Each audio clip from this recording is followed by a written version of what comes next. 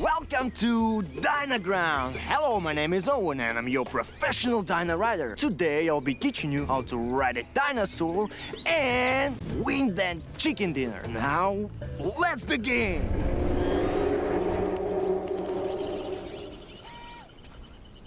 Relax, don't be scared. That's the sound of the mighty T-Rex.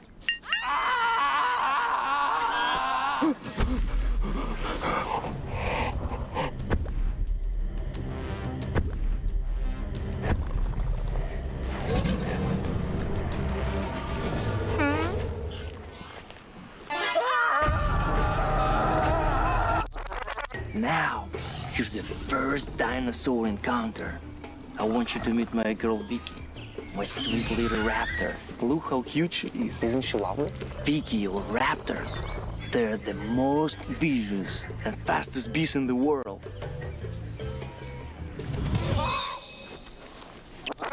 To ride a dinosaur, first you must build trust.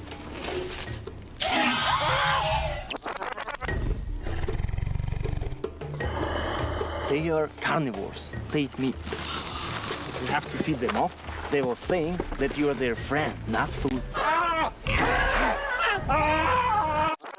Once they trust you, they will be a great companion.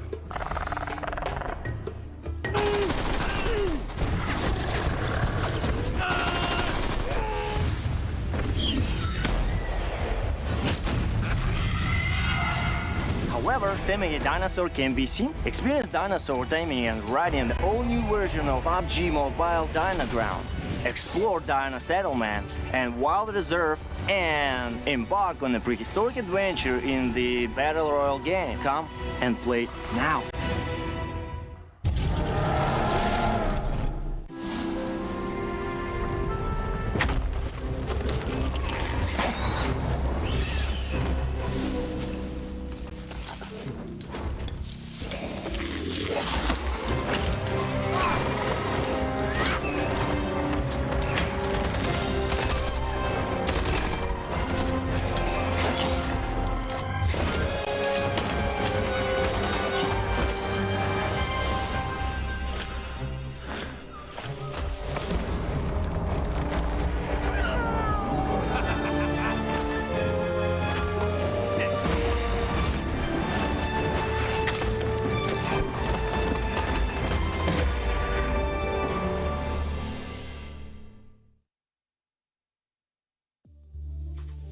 Hello everyone and welcome back. This is the PUBG Mobile Regional Clash Southeast Asia versus South Asia. It's been a massive and intense 3 days and now we're here to the final day today. Which region will be supreme, South Asia or Southeast Asia? With me is Chuchu and I'm Tashbuddy, your host as well as the analyst. And speaking of yesterday's performance, we thought South Asia really had it strong in the first 2 days, but when it comes to the third day, but they are late bloomers coming up from Southeast Asia team. But so far, feels like a 50-50, but leading for the overall accumulated point is still going to its South Asia side. Yeah, it has been a very good 2 days. The first 2 days, rather, for me, has been all about South Asia showing their dominance, their momentum, and how exactly they approach the game. While Southeast Asia was left kind of struggling up until yesterday, where some Southeast Asia teams like YOODO Alliance as well as Boom Esports seem to have woken up, as well as FaZe Clan on top of that. Yeah, but not just that. When it comes to FaZe, on the other hand, they are the only team with the least amount of chicken in that still maintain the top 5. That speaks a lot for all the other teams down there. But there are teams that we did not highlight enough, even though, yes, South Asia is pretty strong, but one of the teams that still struggles is going to be Leo down there. But when it comes to our overview and our schedule, we're heading towards our last day here, which is going to be July the 2nd, and we're going to play the last 6 maps today. The last 6 maps, which is going to be Sanhok, 3 Erangel maps, as well as 2 Miramars. If you guys have not been paying attention in the last few days here, the point system will have 10 points for teams that get the chicken dinner, and elimination gives you 1 point each. Now, for South Asia, I think their idea of play here is from certain time to certain time, we try and find custom rotations, try to figure out a way into the circle and try to stay as safe as possible before finally going ham and going super aggressive and getting as many of these eliminations as they can before the final circle are to come through. And in a lot of situations as well, we saw most of the rotations for Southeast Asia have been meeting up with Southeast Asia, and Chuchu had talked about this yesterday. Yeah, but I think that there might be some changes regarding last few games, especially when it comes to the last Erangel and the remaining of Miramar yesterday. We don't see a lot of skirmish happening early on in the first or second stage between Southeast Asia teams. I think they start to get out of their usual rotation just in case they bump into another Southeast Asia team, because it feels like the end of the day, we don't have enough South Asia teams because they're being deleted way early on. Yeah, we're starting to see a change in that as well. But for now, for those who are not aware, these are your teams that will be competing today from Southeast Asia as well as South Asia. And I think that coming into yesterday, we're starting to see a rise of Southeast Asia. It took a while. A lot of Southeast Asian teams seem to follow this trend of the, I would say, a slow cooker team. Boom Esports, Alter Ego, Box especially had a really good game yesterday. Hale had a first half of the day. FaZe coming up the ranks, as well as I think GEEK SLATE in the last 2 days managed to get a back-to-back chicken dinner over Miramar. Yeah, speaking of Hale, right, I mean, like, this might be their last tournament for the entire year because they don't have anything else after this. So a lot of them wanting to prove something, since they're not going to play any more tournament for the rest of the year, if I'm not mistaken. Correct me if I'm wrong. But so far, come up from 4MV, they are undefeated and unmovable at number 1 for straight 3 days in a row. And now will they be finally shakeable by the teams down there? And I think this is due to the, on top of that, in terms of placements, either top 5 or top 10, their names will be up there. But Boom Esports and FaZe had a huge day yesterday. They climbed up the ranks. They had some pretty impressive rounds that put them all the way here. But again, for Boom Esports and FaZe, it's all about getting that, I would say, good start. But it's a very 50-50 high risk, high reward play, which for me, if you guys are fans of these teams, would give you a heart attack in a bottle. Now, speaking of Boom, they have been quite okay since day 1. They have been up there in the top 3 for the past 3 days. But the one that actually we should watch out more is going to be FaZe here, with one chicken still standing at top 3. It just shows how aggressive and how balanced they are when it comes to their rotation and when it comes to placement points. If you compare Boom with FaZe right now, definitely FaZe have it more, but it's just elimination-wise, they're sometimes a bit unfortunate. But the team's actually on the second page. Surprisingly, we're looking at Vampires, one of the best team and one of the world champions back in the days in PMWI, now standing at 15th spot. I really don't know what happened to this team right now. I think it might be the roster shuffle that is going on with the team. There has been some changes to the team. I'm wondering if that is the cause for this. Regardless, I think that for yesterday as well, a lot of eyes are on Alter Ego as well as YOODO Alliance, because if you saw them toward the end of the day, they were up there, definitely up there. On top of that, I think they managed to get second place for YOODO Alliance, I think twice. So it does show that the potential is there, but the question now is whether or not it's too late for them. But I'm really loving this graphic and this pentagon right now, because back then it shows mostly covered by the side of a green, which is going to be South Asia, but it feels like very balanced between these two regions right now, except for the throw being used, which is going to be the throw will still lean towards side of South Asia. They do love their hand grenades and their smokes, but in the end of the day, whether they can deliver or not, that's a different story. Because South Asia, they're pretty balanced in every aspect, if you ask me. I think it's more of like every single thing they do is with intentions, it's very deliberate compared to Southeast Asia, which is more of like, you know, kind of like thinking like, okay, there might be someone there, let's just clear it with the nade, instead of making sure there is going to be someone there. So it's a very different style of mentality and play, but I think for South Asia, this sort of deliberate plays and this sort of caution and making sure that you can manage your resources well is kind of the reason that puts them ahead in terms of clinching that chicken dinner in the end. Because sometimes I think the difference between life and death is whether or not you still have a smoke, whether or not you still have another nade.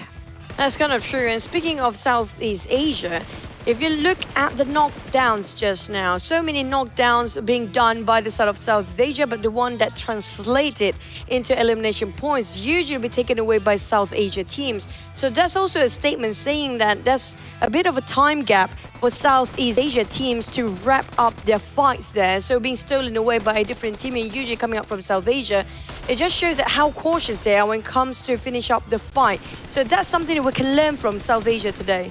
let's talk a little bit about adjustments. I think yesterday you highlighted a lot about teams like Boom Esports and FaZe, how they're able to really adjust themselves from day 1 and 2 all the way to day 3. Can you share with us a little bit about that, Chuchu?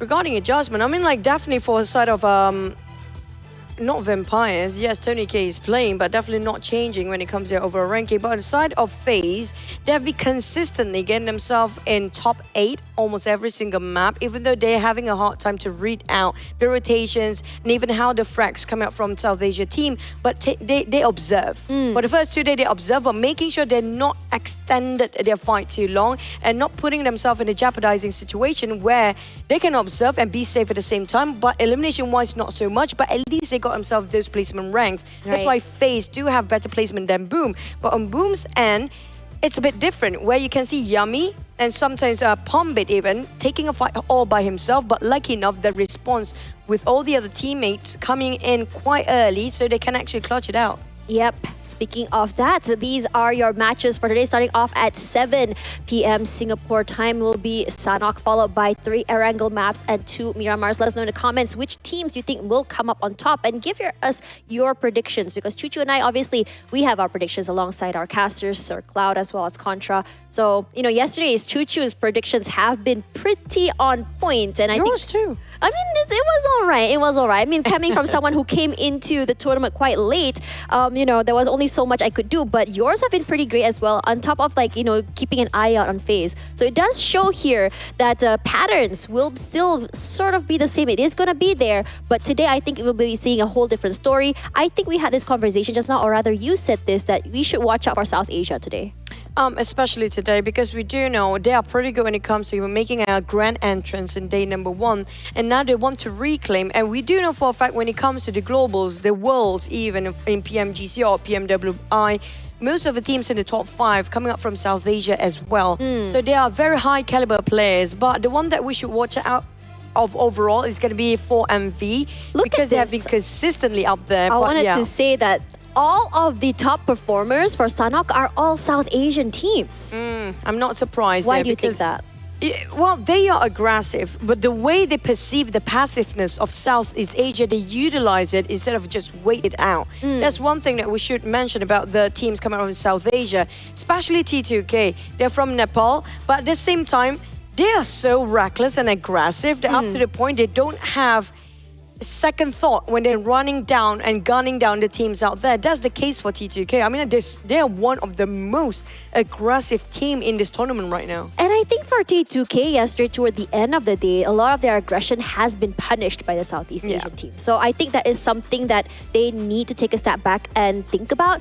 But let's talk a little bit about the interview we had yesterday with STALWART Esports. Yeah, I know. You talked a lot about that. So what do you think? What do you think of what the coach said yesterday, and what are you expecting today? I mean, like, based on the previous interview and yesterday's as well, he definitely was looking forward for Southeast Asia team to push up to their next level gear when it comes to day 3 and 4, because most of the teams out there do anticipate that Southeast Asia team play a bit later, because maybe they want to revise first their rotation to avoid those clashes, and how to overcome instead of thinking on the spot and put yourself in a critical situation where you have to think and you have to justify what to do next. But in their case, it's best to, you know, we may play slow for a bit. We play low profile. We might lose some in the first 2 days, but for South Asia, they playing the patience game. Right. On their side. I think it's always good to really take a step back and really understand. And I think it's always important to really, you know, those VOD reviews that we want to talk about in terms of like how these players do it,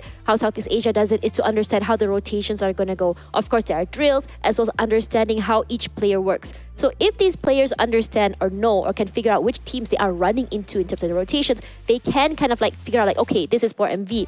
How does 4MV play, and how do we counter that if they can know which team is in that area? Now, the problem is, fine, if you can adapt to it, you can adjust, you review the VODs, great for the team, but the problem will be if South Asia happen to be bringing a different set of gameplay today, knowing for the fact, you know what, they start to adapt to our play now, we have to give them a different side of play that we have not deliver yet. We haven't showed them yet. So they definitely have different cards on standby for South Asia teams here. Yeah, I think it's very interesting to see because I mean, again, it's sometimes it's not about like playing aggressive and changing your gears, playing not aggressive. Sometimes the aggression can be perceived in a different way, whether or not you want to play more CQC, whether or not you want to play more long range. I mean, I think NBeSports did a lot of long range pickoffs yesterday, and it has been like this mostly kill steals actually for the third party. So I'm really wondering if third party might be a different way they want to approach this, because yesterday again I want to highlight that toward the end of the day we saw a lot of, I would say, 3-way 4-way fights coming through because a lot of teams are surviving toward the last few circles, which means it's going to be very packed in terms of rotations,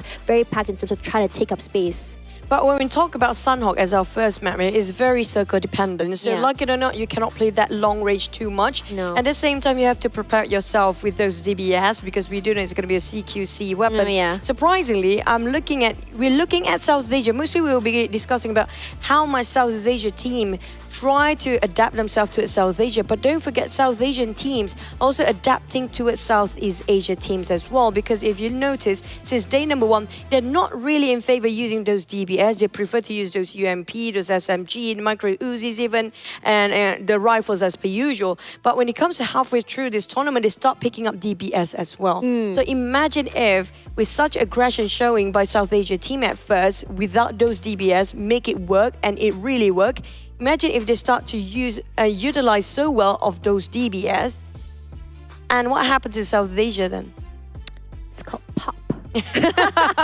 Just immediately popped and turned into a box. That's going to be very unfortunate. And I think that for DBS, I think the best way to counter this is to not give them the space. The problem is you get surprised. I know, that's the problem, right? If you're able to quickly mark them, that will be great. So, let's see what exactly these teams can bring to the table and what exactly their answers are. Because again, I think from the past, 2-3 days, it's always been South Asia that really thrives on Sanhok. And even though, this conversation I had with Sir Cloud and Contra before about how this map can be, I would say, a lot more RNG compared to the rest because it's a smaller map and it's very circle dependent.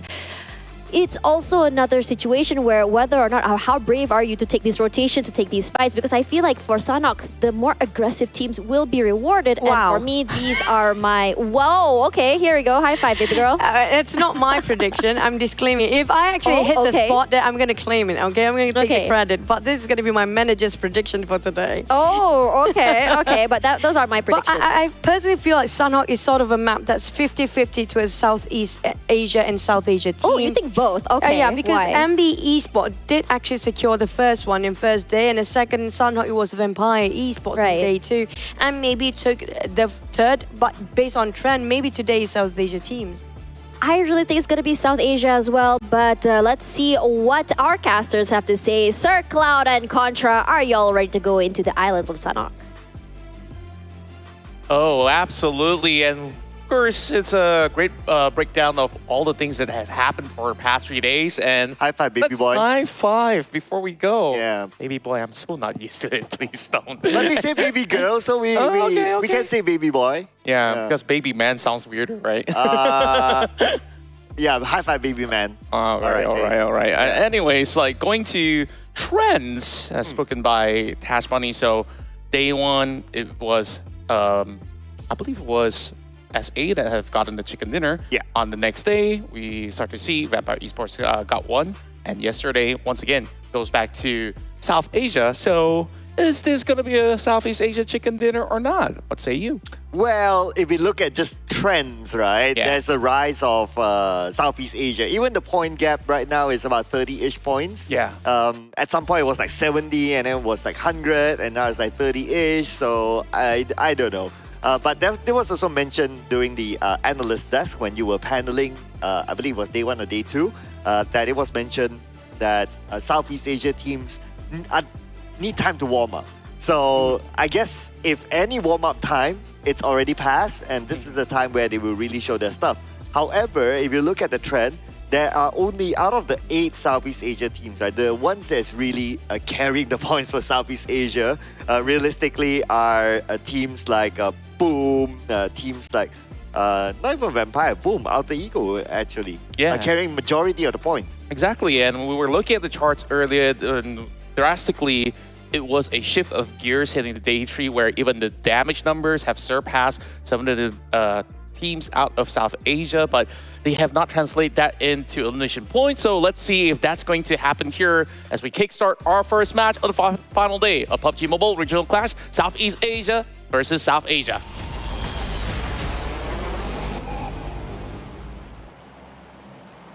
Oh, the last Sanhok. Wow, this is the fastest map, the last game for Sanhok today, day number 4. So this is the map that I'm pretty sure all the teams can't wait to get over. Yeah, I'm glad that you brought up that fact because it really felt like, hey, there's a lot more to be played out, but this, in fact, is going to be the very final matchup in this tiny island. So perhaps certain teams may just actually go all out. We're already seeing Vampire Esports taking the areas of Ruins as they will eventually be met by DRS coming in from Nakam as well as Sami over the south side. Apparently there's not going to be many more teams around that vicinity, but as for MV, a team that has been revered to score plenty amount of chicken dinners throughout the past couple rounds, will kick things off inside of Painan. Something interesting is going to happen over on the north corner, it seems, because T2K as well as another squad, which is Boom, is going to be in close proximity with one another. I think the closer one will be in Hatin, FaZe Clan and GEEK SLATE, again, round number 3. I have this theory of why they are still challenging each other for Hatin. That's because of the preparation for PMSL. So that could be the case. Yeah. But looks like we have another one as well. AGI8 have company in the compound. And that's going to be Box Gaming that will be playing on the outskirts. Hopefully they do have a couple of loots to begin with. T2K chasing up against one of the sharpest shooters, hailing from Indonesia. Razy, I believe he does have a weapon, but he's running out in the open. And that is going to be first blood secured by T2K. T2K taking out Razy. Razy, well, they are top performers, in fact. Yesterday, he had a really good show inside of Miramar, but we'll hang that thought for a second. Now, Hail Esports onto AGI8, but Tiger is down. It's definitely going to be a tough challenge. And that DPS shot is so nasty. Falak, he didn't even have to even bat an eye. Immediately taking down Flash, but he has to actually clear the compound. There is going to be Get Slow. Suppressed by the corner wall with the Thompson. He does nail one down. Falak is going to be pretty low. Tag team on both ends to go in for equal trading. Tiger initiates, brings out the UMP. They're taking position right now. Falak could basically go for the jump shots. Tiger's got to be absolutely careful. Oh, but the DBS is in the hands of AGI8. If only they can find the right angle. They're trying to land the shot, but Tiger, really, really smooth, but finally coming in from behind, sandwiching Tiger, Hail Esports out. AGI8 with their aggressive plays. You see how tactically executed that was as they took their sweet time with Fallout really clearing up so much room for the entirety of the team to be able to do more. And it was unfortunate for Hill that they were kind of segregated and they definitely took a while before they can trade back. Meanwhile, YOODO Alliance heard all those form of noise and they won in. Tried to pick on a slightly weakened Aegon I8, but I think they still stand a chance on this fight. Olio took down by Box Gaming. The rest of YOODO Alliance, I guess they're still looting because it's still early stage. But with Olio currently down and the rest of YOODO Alliance only appearing now, I don't know if they'll be able to make it in time. Yeah, it definitely will be pretty difficult, but Shamil's already on the way. Black's going to be up by the corner of the hill, so they will be able to take multiple angles to hold out against the rest of Box Gaming if they want to.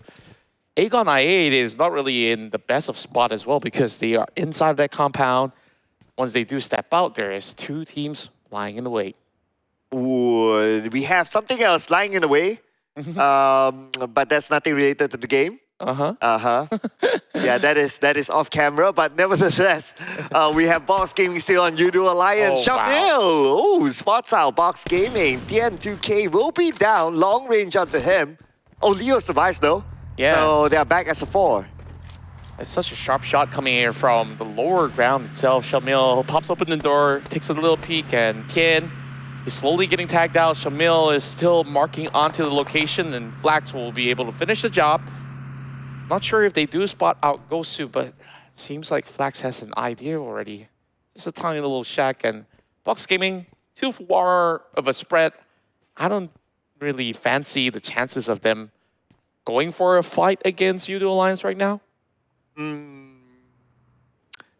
But they seem to be locking each other in, right? You can't think about it. So it's not only YOODO Alliance, it's also AGIA down there. So 3 teams next to each other, locked up, and outside the zone. So if we look at the trends of locking out teams outside the zone, normally it's the South Asia teams. But now, speaking about unlocking, YOODO Alliance wants to unlock the box that is Fox Gaming.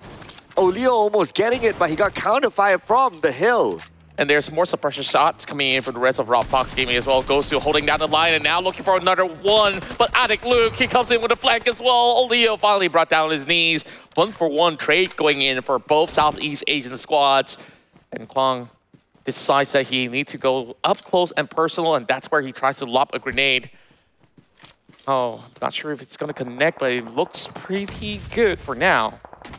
Looks like the answer is no. Now he's out of nades. He just expanded the second one. The second one does connect on the flags, and he will finish off with a shot from his M4. Kwang still supported by his teammate from the other side, though. Olio is alive. Adi looks way on the other side. Yeah, it's so he will almost, not intervene for now. It's almost an impossible angle for him. Kwang, 1 versus 1 right now. And final tap coming in from Olio. That gives him a little more time. He needs to save Shamil right now. And Addict Luke, he's only being picked up by AGI8. UZM. I've heard those shots, and he will find it. Yeah, 3-way relationship here. Oh, Drongzin comes in at the right timing to finish off Shamil. Kwang still has the opportunity to be revived by Drongzin. But Drongzin, he cannot make a mistake because it's only him now. This early engagement is just so interesting between these 3 teams on how they interact with each other. Especially for YOODO Alliance right now. They were the first movers to get a lot of all these takedowns, of course, taking out the equation of what happened against Hill, where AGI8 successfully claimed 5 points right now.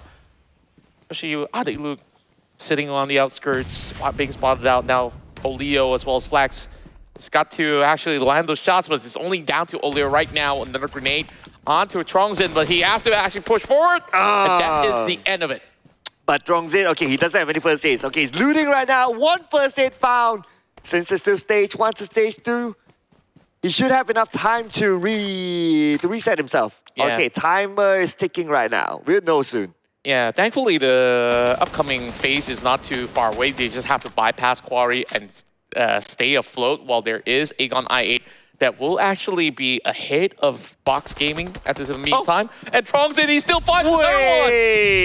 Oh wait, that's actually Aegon I8. UZM, he's looking so sharp today.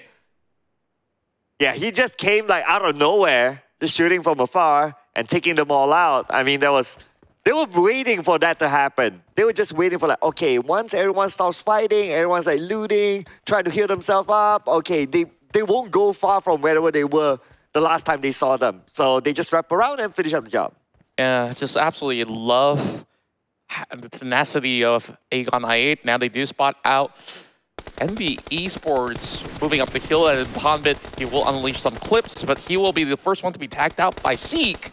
Sek has been able to do massive amount of damage throughout the course of the run, and Yummy stood no chance. Sek is just so sharp. Well, that is Sack and Destroy, ladies and gentlemen. Boom, Esports destroyed. Just like that. And they were at second place before this. Although the gap, but you have 6 more games in total. But with this early elimination, this allows for MV to pull further away. Much further away. And looking at Boom Esports, there seems to be some inconsistency heading into day 3 as well as day 4. Well, of course, you posted up the clip of what really went on yesterday with, you know, even some of all these casualties of, you know, accidentally nading your own teammate or just nading yourself. It just feels like perhaps some form of confidence has been taken away from this Indonesian squad. But hey, there's still more games to go. But early round for them inside of Sanhok. We'll see them lose out a little bit more points. That also means that FaZe Clan gets to catch up. Only 2 points difference between FaZe Clan and Boom, so yeah, not too far away. NBE as well, at this point, they are 4 points difference than Boom. And then you have a little bit more gap with STE. For now, it's 12 points. So I would say yes, but to catch up to 4 MV itself, it's going to take a few more rounds. Yeah, they definitely do need very massive wins in order to catch up to 4MV, and also at the same time, they need to also hope that 4MV gets taken out early, which is very rare of an occasion because 4MV, they play a very stable game in the early rounds. Meanwhile, Okta, out of Alter Ego Esports, spots some of all these players out of NBeSports over on the opposite side of the hill. They'll be playing across the ruin sector, where there's still many of all these teams for them to deal with from the back as well. Speaking about teams coming in for the back, right? So T2K, one of them, since they're tanking the blue, 3 first days onto rig, shouldn't be a problem. But I wonder which team will they bump into. We'll have some sort of an idea in about 20 more seconds when the circle starts to close, and that's where we'll be shown the map. It'll be interesting to see like how many teams do choose to be on the main peninsula or on the Ruins Island, because the last we saw the circle, it was still 50-50 between the two. Yeah, and I want to quickly point out that T2K, we started with the team arriving at Cow, and imagine how far of a rotation they've actually made by journeying their way in towards the southern side and now still tanking on the blue zone. But we could absolutely understand that it's hard to actually predict where this one goes, but it will be in between the Charlie side of the island as well as some parts of Painan. So still plenty of grounds to play out. DRS will have an absolute control towards the south side. They will remain uncontested, but we assume that there's going to be a lot of fights happening across ruins. Yeah, T2K. So they're coming in from the south. Quite a good spread actually between like the two areas and the teams as well. So I don't expect to see another fight happening really soon, unless a team chooses to crash into. But considering like the elimination feed is now stable, I mean that's also because like stage 3 we got like a lot of fights happening. 4 teams already eliminated. I guess this middle stage will be more of a chill stage until maybe stage 4 onwards. Yeah, probably 4 onwards. Meanwhile, Ghost is not gonna wait until stage 4 to do some initiatives. Meanwhile, the trades goes right back. Fallout gets knocked. He should be safe for now. Quick pickups coming in from Ghost, as we did see that AGIA, they do have, you know, swaps between some of all these rounds where they do bring Blade into the later stages of the round from time to time. But this seems to be their staple for at the moment. So Apex, they tried to trade right back from quite a long range. For MV is definitely not giving way from these cities of Painan. Ooh, T2K choosing the other side, the Ruins Island instead, which is okay. I mean, 60% of the circle is on the Ruins Island. So if we talk about probability, Ruins Island has a higher probability of getting the next phase of the circle, although it can still scam and pull on to the main peninsula. So, but that will be a different discussion the moment it happens. Yeah. But on the current probability, I can see why they do so. Yeah, and the early birds definitely do get the worm, and speaking of which, it's going to be UZM again. This time finding Suyuk, crossing the river, and there's still one more stuck in the waters. Rakes, he's got a lot to do right there. Sanhok getting caught out by rules as well. DRS, a steady start overall. T2K, perhaps they had too many ideas of going for these rotations, and now they're also being clipped up by Aegon I8, and this blue zone just sets in. Damage being done. So Riggs doesn't really have much time to work with. Yeah, not much time, not much space, and headshot onto Riggs. Fallout will finish off with a nade. T2K is out, and we will now have 11 more teams to go. But T2K not empty-handed, still managed to get 2 elimination points in the process. Yeah, not too shabby after all, especially from all these problematic run-ins that they did have. So right now, I guess like they do actually get the predictions right. It's just that they needed to cross the river, but Aegon I8 was holding them back for way too long. So currently, we see a lot of all the SA squads already being in the upcoming circle. So DRS, Aegon I8, as well as 4MV. These are the tough squads to beat in order to get in. Yeah, and we had a quick visual on Vampire Esports' lineup because they are one of the teams who like to swap around their lineup.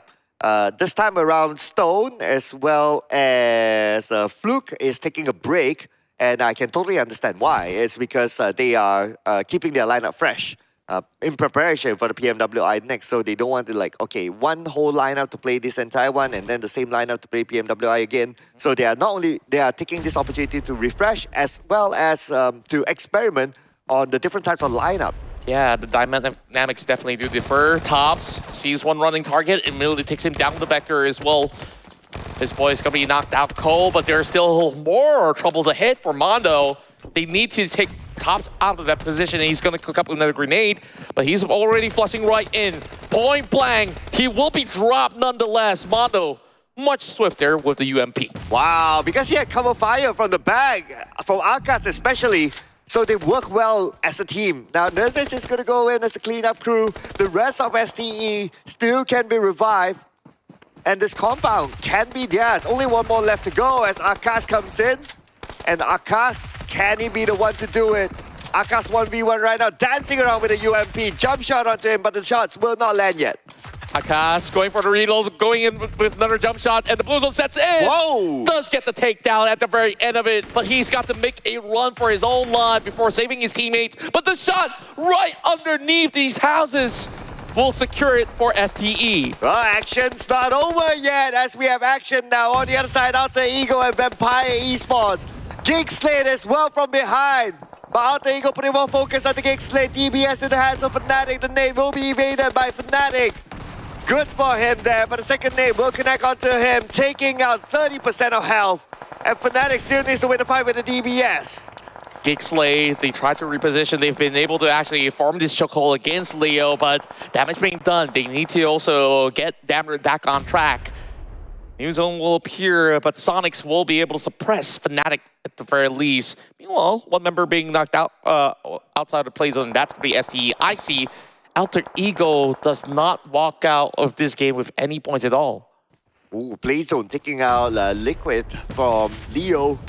So someone still caught on the outside of blue. But speaking of being caught, Hyde Dami caught as well. Needs to take the fight before moving in, but their fight's not going to be easy as they will be facing the full squad of Vampire Esports. And this is definitely going to be a tough battle for GEEK SLATE. They have to bypass multiple squads. Sonic's trying to clear a little bit more room. There's also a member of 4MV and East is just lying by the corners of the water, cutting across from Pine Nan. So that's an ample amount of time for Leo to go in for the reset, so I'm just going to go for the save. Yante tagging onto Baron. Oh, this pickup will be pretty much effective, but Damrud's not giving his position away. Damrud not giving his position away, but he'll be forced to move anyway right now. Okay, he has only 2 first aids, but now he's forced to take the shot as well. The shots do connect onto the vehicle, but he failed to get a knockdown. But Damrud's position compromised as well. He's on the lower ground. Damrud immediately knocked down by the one and only Hyde Dami. Hyde Dami, he continues to do it over and over again. And the day that he actually aced out the entirety of Hill Esports was also with a DBS, so he definitely is one of the best out there in South Asia. Meanwhile, going back into Mabetex, they're dealing with the rest of DRS that's invaded the compound. And Delta, he's going to have a little bit more of a safety net, but there is going to be a Molotov being tossed right on the outskirts. Not going to be able to clip.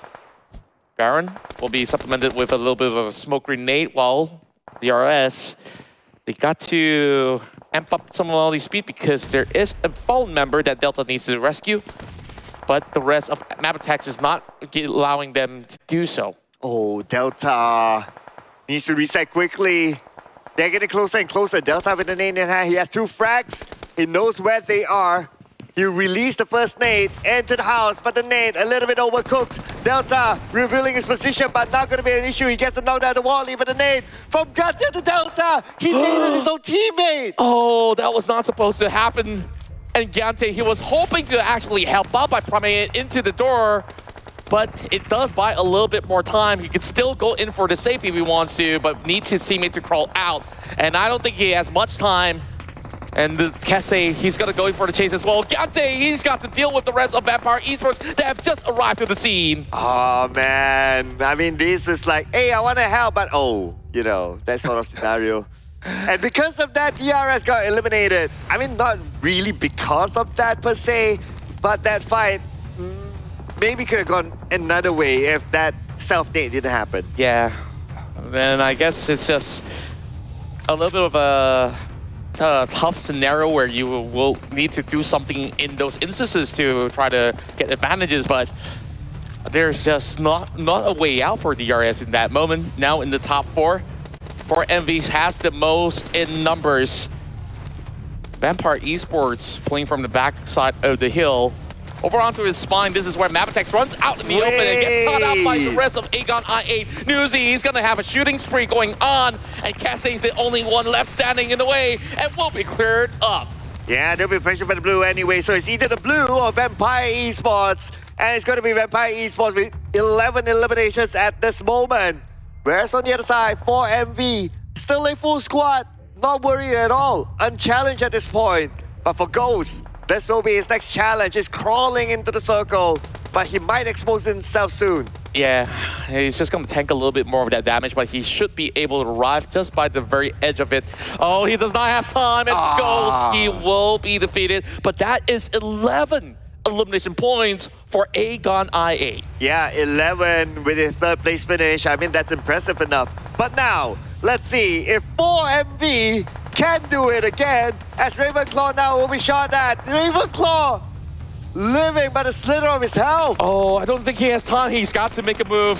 He could not even heal up. And Apex, he take that golden opportunity, and just like that, 4MV will continue to get themselves another chicken dinner for South Asia. They got the last chicken dinner yesterday, and now they're starting off the day with a chicken dinner. And not only that, if you remember, 3 or 4 of their members are in the running to be the FMVP. Yeah, it's just one of the names out there. Take your pick. Is it East? Is it Doc? Like, there's so many incredible talents that have emerged out of South Asia, but For America Vibes is a class above the rest. Absolutely. In one generation, it was STALWART Esports. Another generation, it was Zeus. Another generation, it was IAC. And now the new generation from the Mongolian region, For America Vibes, unchallenged.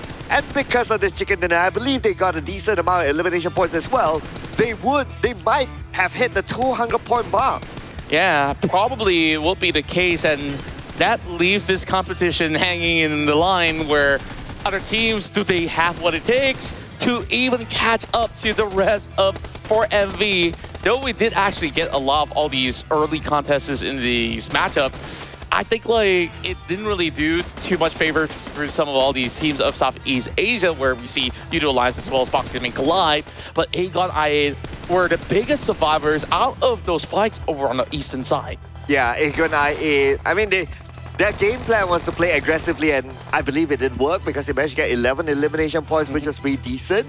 It's just that they haven't got the chicken dinner yet, just to like, yoo-hoo, chicken dinner, right? But anyway, how can you complain with that amount of elimination points? Yeah, we always see Aegon I8 clinch so many of all these elimination points as if it's that they've already got that reward of a chicken dinner just by earning takedowns. So that's definitely something great to watch. But I think that there's a lot of things that we have to discuss, but we'll leave it to the analyst desk. So of course, we will get back to where Tash Bunny as well as Chuchu's at.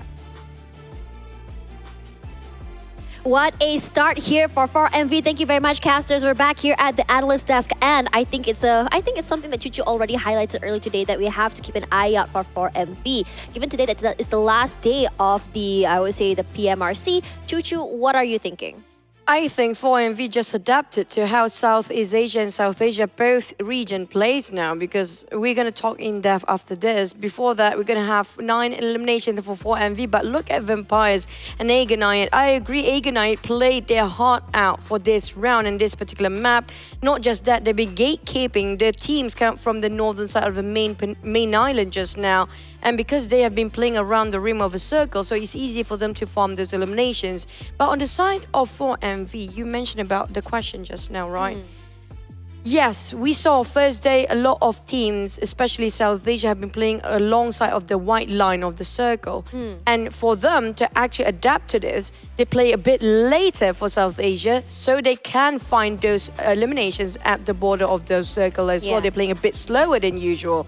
But yeah, this is going to play of the match. East, we do know East, the only one actually not on the top play or the MVP The top lane, performers, it's yes. gonna be just refused for now. Yeah. Yeah, still East Apex, and Doc is always up there.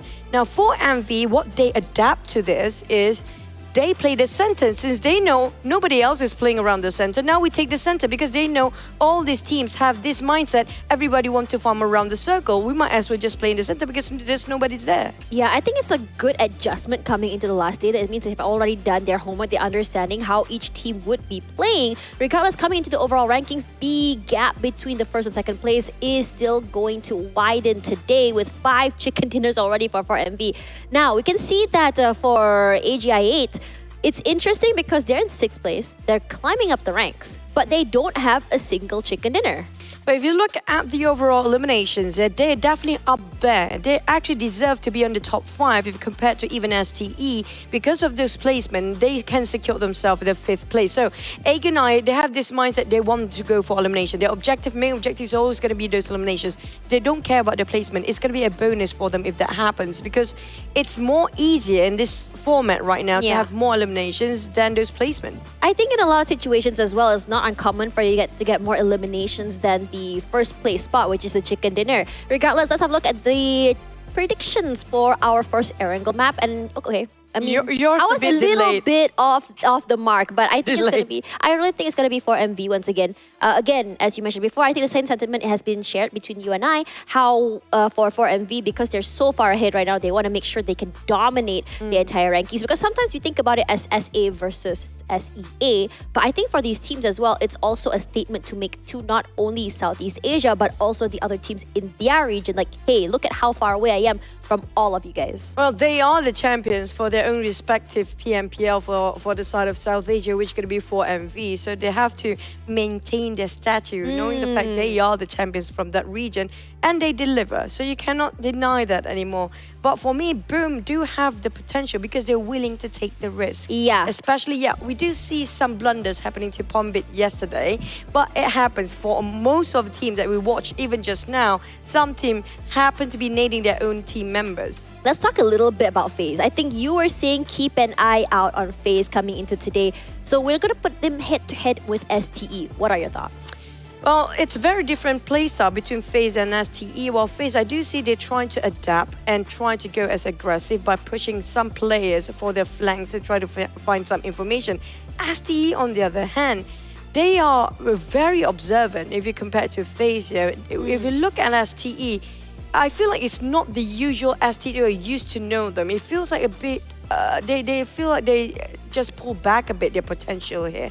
I'm not sure what's the game plan coming from STE, but it's more about them not being as aggressive or being more adventurous for their territory, but instead they're playing as safe as possible. I mean, the coach did say to us that they're trying out new things here at PMRC. They said they're trying to change up the way they play. They're trying to test out new things, and they weren't happy with a lot of the outcome, according to the coach. I mean, we did ask them what was their goal here, and they said until their strats have been perfected, that will be the outcome they want to see. But so far, they haven't seen that quite yet. But for those who are at home, match 2 about to happen in a few minutes here. You're going to see 3 maps of Erangel. So Chuchu and I will have a very, very differing team predictions here, where Chuchu is going to go for Southeast Asia. I'm going to go for South Asia. I feel like, again, Southeast Asia, my predictions are going to be a little bit later because I always feel like Southeast Asia tends to warm up a little bit toward the late side of the day. And coming into the top map performers, we're going to be seeing the same suspects again, with the only Southeast Asian team being FaZe today. I think Chuchu has pretty much shared her sentiment about FaZe, but what about NBE? I don't think we talked about them yet. NBE, as long as you don't actually try to fight them in CQC, I think that's going to be fine. But NBE or NBeSports in this case, they are sort of a team that very opportunist. You know, when they see a situation that they will favor towards their victory, then they only partake towards that sort of fight. But if something is too risky for them, sometimes they just take a step back and see what's more benefit. Is it going to be going against the blue zone beneficial for them just to fight those teams? They know when to just walk away from this fight sometimes. You know, they are more tactical in that sense. I mean, when we talk about tactical, I mean, we talked about how STE can be tactical. We talk about how, DRS or even for MV can be that same. But the thing is, like, whether or not these teams will still be maintaining that momentum. I think for STE, the coach said that, you know, times have changed. Southeast Asia hasn't adapted to the new South Asia quite yet. It's been very different since, you know, the last clash.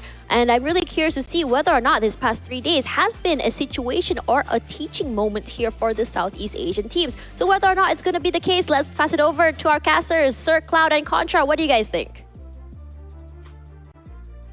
I think... Welcome back, baby boy. Okay. I'm still thinking about, Yeah. you know, like how dominant this 4MV team is. I know Tash had her one prediction to be a little bit late to celebrate with that. But right now, 197 points is just so hard to beat with only 5 more maps to go. Perhaps this might just be that perfect moment. If 4MV can actually get one more again, it pretty much seals it for them. Yeah, even if I want to say like, someone would catch up to them, it has to be a disaster for 4MV at this point. And looking at how consistent they are, and obviously they have the most chicken dinners as well, the trend-wise, it seems unlikely that they will go all the way down, right? So I do expect 4MV to continue on being very strong, but whether they will continue on to be as strong or not, I think the answer will be yes. Because you might as well, right? If you're already up there and you have like a few more games. Yeah, why drop the ball, right? You want to end on a high anyway because you want to carry that sort of name, that sort of momentum into the next tournament. Yeah, and you definitely want to send some shockwaves to the rest of the world currently watching the C versus Southeast Asia. I'm sorry, Southeast Asia versus SA kind of battle. So now we also do have interesting stats, which we saw early on from FaZe Clan. They have pop-up performances from day 2 to day 3 onwards. They won, you know, things were really shaky, but now going back to Erangel, this map so far dominated by a majority of the teams of Mongolia. We'll see if that happens again. Yeah, but I have another thought that it is, again, the theme of this tournament is Southeast Asia versus South Asia, right? So assuming that, okay, I'll hang that thought for a second because we only got 3 more seconds to go. Let's jump into the play.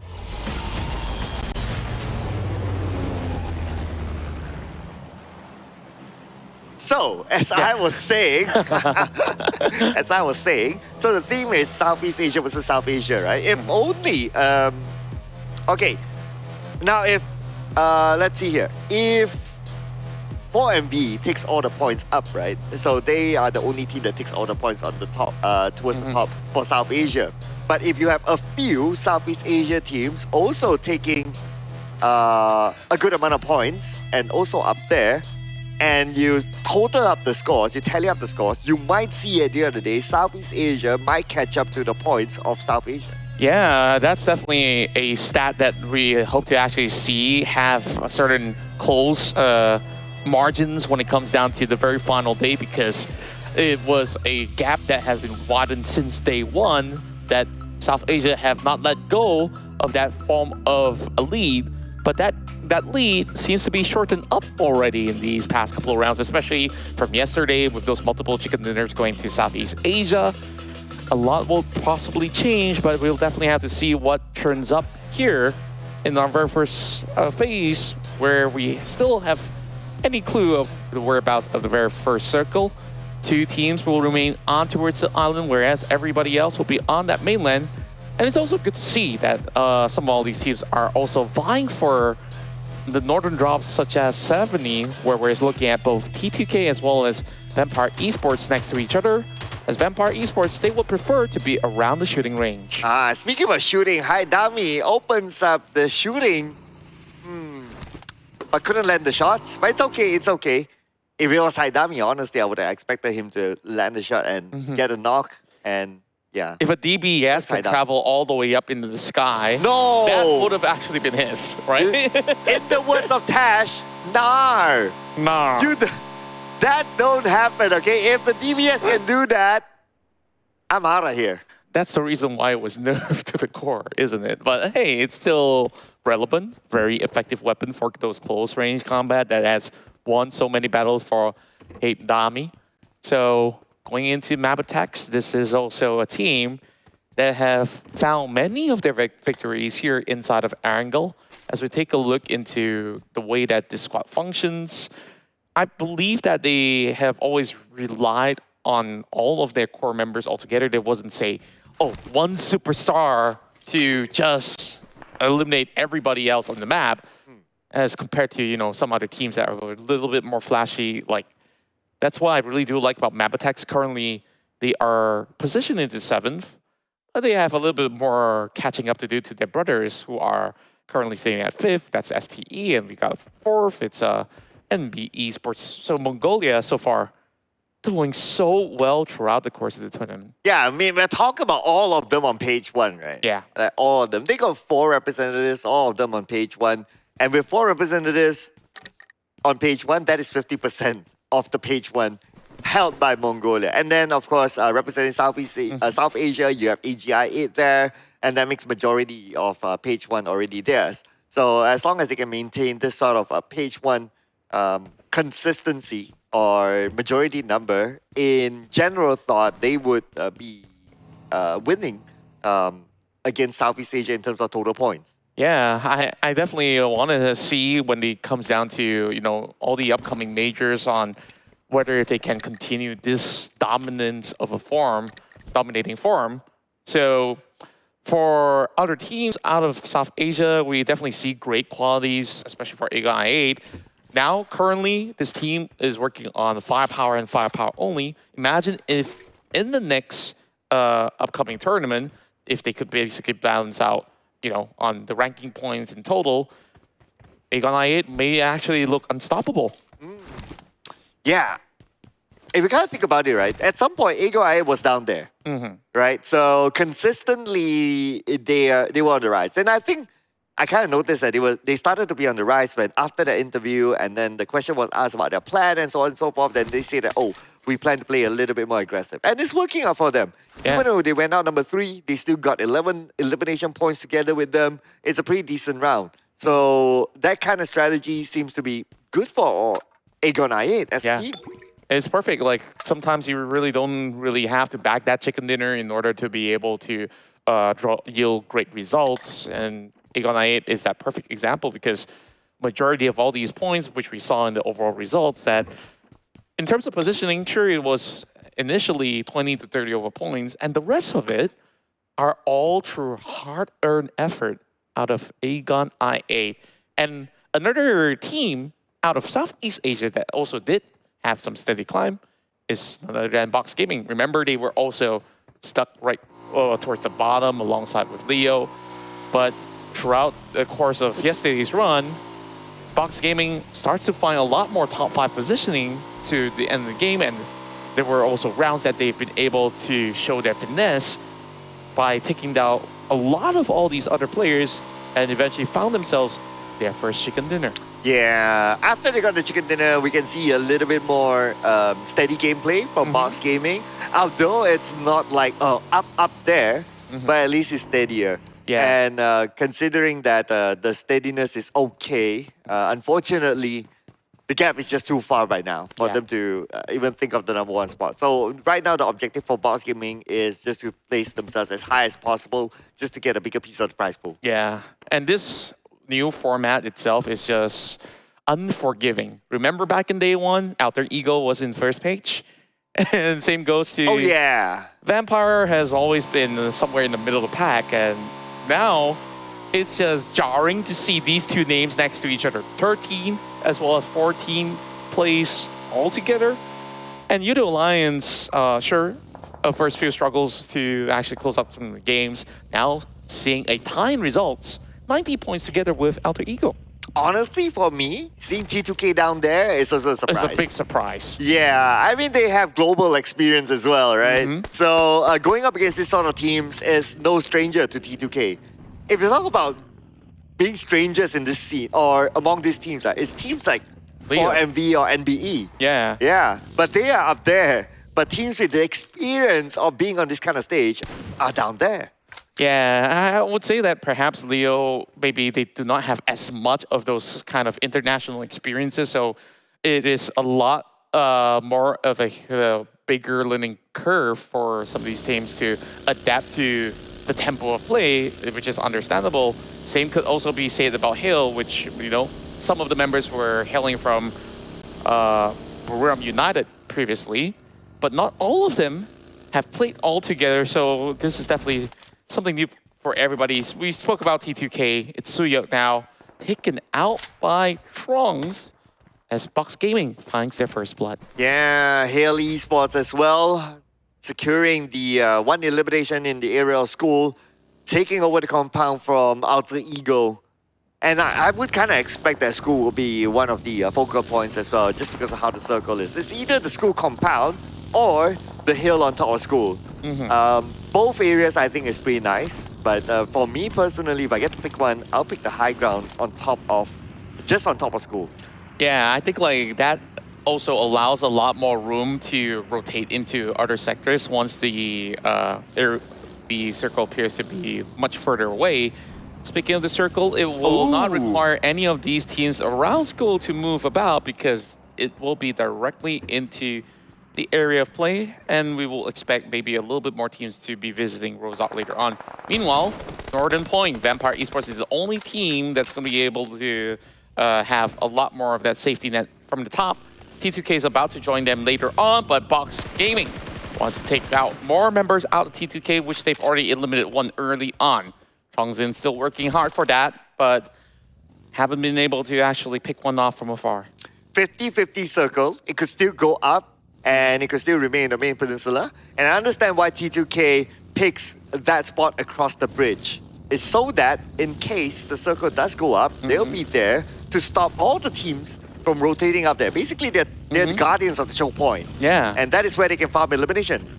And same goes to which the teams over the south. And speaking of Leo, they will be able to find Tony K, superstar out of the members of Vampire Esports. And this is definitely going to be a pretty tough fight for some of the Mabetex members as STE is about to crash down the compound. They will move off with the Dacia, so steady as it goes. They try to get along the way, but Leo gets clipped out by Icy. I mean, I like the move from MAB. It's like, okay, someone's coming to the compound, they don't have the numbers, just bail it. But unfortunately, STE got into a good position, especially where Icy is at, open enough for him to take that final shot onto that one member from MAB and still secures that 1 point. Yeah, and as much as Mabetex have found themselves a great area of play in between the forests of Yasnaya, they will also be met with a little bit more of that pressure later on with another team being pretty close by. STE now dealing with some long-range shots back from MAB. They're not going to let them slide with that takedown early on. A little bit of pressure onto the vehicles is just about good enough for the team. But at this current position, it definitely is, like what you say, 50-50, right? But there's so many teams over the south side. There's going to be a tight area of play for those hugging by the corners of the circle. I'll be interested to see, like, for those teams, like, really at the corner of the circle or at the sides, like, are they going to go for the locking gameplay of teams outside of the circle? Like, we saw a couple of that kind of move done in the past few days, especially from the South Asia team. They really like to do that. If they know that, okay, the circle is just right behind them, but they are not in the circle, but there's someone on the outside, they will lock them out to the maximum. Even though they don't get the eliminations, they will make that other team suffer before they go. Yeah, that's what we call mental warfare, right? Like, you need to destroy them in any way possible, and that is possibly one that is just the most amount of damage, psychologically at the very least. So, currently as it goes, circle pulls towards the eastern part of Rozak. So, majority of the teams are already there, but GEEK fam, they got a little bit of journeying to do. They have to bypass Vampire Esports as well as Leo. Or MV, this time moving a little rather late, and they are hoping to actually cut across from the south side, which gives them a little bit more of a breathing room as compared to in the direct center, which they will assume plenty of teams to be there. Leo bypasses the rest of Boom Esports, opting for the waters instead. That will keep themselves alive for now. Oh, but not alive long enough as Yummy will take down Slipknot. Leo, only 2 players left as the rest of the other 2 players arrive at the same compound as NBE. The unwanted neighbors for them. Yeah, they just have to deal with it. I mean, like, if you already got this real estate, you really don't want to let it go for now. So Yam, though, dealing with a lot of pressure coming in from Boom Esports. A prediction coming from Choo that Boom will be able to recover in this game. They definitely are in a great position inside of the city. Yummy is just going to wait for somebody to appear, but there is already shots being fired from the north, seemingly coming in from a Thai squad or perhaps even GEEK SLATE. But yeah, there's no good spot for him to hide. He's going to have to pop a couple of smokes with 1 HP left. Oh, okay, this nade from Yummy. It looks juicy. Yummy should be able to land it, but Soyam managed to evade that. Waiting for a swam. Yeah, he's definitely got a lot of swamming to do. Yeah, that is a lot of swam. Yeah, I don't know how to continue that. You better go on. All right, I'll take it over from here. Yes. Mondo now had a nade lop over on his side. Oh boy. Oh! Did you just see that? Okay, at least this nade came in from NBE, but it almost looked as if that Heidami might have actually naded himself. But the rest of Leo, one trouble after another now, needing to deal with the entire squad of NBeSports. Oh, to the left. Liquid. Oh, that was scary. Mondo, he notices it. And now Liquid is going in. Liquid gets the knockdown. He will finish up Mondo, but the rest of NB is coming in to clean it up. And he still managed to get one before he gets eliminated. Yeah. It's swift thinking coming in from the final member of Leo that was in the compound. Meanwhile, Soyam is the ultimate survivor. He's underneath the bridge. And all those swimming definitely has paid off. Meanwhile, Anson's burning up. Closing into the compound where Boom is at. Yummy tries to deal with all of them. Mormon gets naded up. Anson's holding down the walls. Close quarter combat, and Mela gets fragged instead. Yummy sees this as a perfect opportunity, but the push is set in. Anson's bring them one after another, but that is not enough for FaZe Clan. 0 points, taken out early. Oh, they were not done with the action yet. Now it's going to be Hell Esports and Vampire Esports, the two Thai teams. Going against each other. We got Newsy together with Shot still alive. Shots with a nade in hand. He will toss it onto the lower ground. It does land on Get Slow, but Get Slow managed to reset himself. Newsy will reposition himself. But the nade came from nowhere onto him. Oh, that was a perfect nade, and all hell breaks loose by these corners of the compound. A Thai civil war about to happen right across these corners. Treps tries to cook it up and will be able to land that nade, but he's not ready for Get Slow. Marching up with the DBS. Yeah, surely ain't slow there. Took it at the right timing to secure that win in the compound. But STALWART Esports eliminated number 13. 3 elimination points. Not too sure what happened. Oh, no idea at all. Meanwhile, after this fight have settled against Vampire Esports, a new challenger have arrived to the scene in the form of NBE. Akas opens up with the first nade. They do not have any form of vision, and C-Sky only is basically seeing clouds right in front of him as their health bars are slowly being chipped away. NBE fancies their chances right now to push on together. Akas, he's gonna find Tiger X. Oh, with that opening, that could be the opportunity to go in. But NBE still holding their ground. Maybe because they are playing as a trio, that's why the confidence level is not really there just yet. So they need more than just one knockdown. At the same time, 4MV might lose Doc to the zone. Yeah, 4MV definitely had their own struggles from the southern side. But, of course, most of the battles are happening around the center zone. It's a smart play coming from NBE as well. They understand that over in the back, it's a lot safer, so they don't really have to fully commit. They pull all the way back, gives a little bit more of that spacing over to the hands of Hill.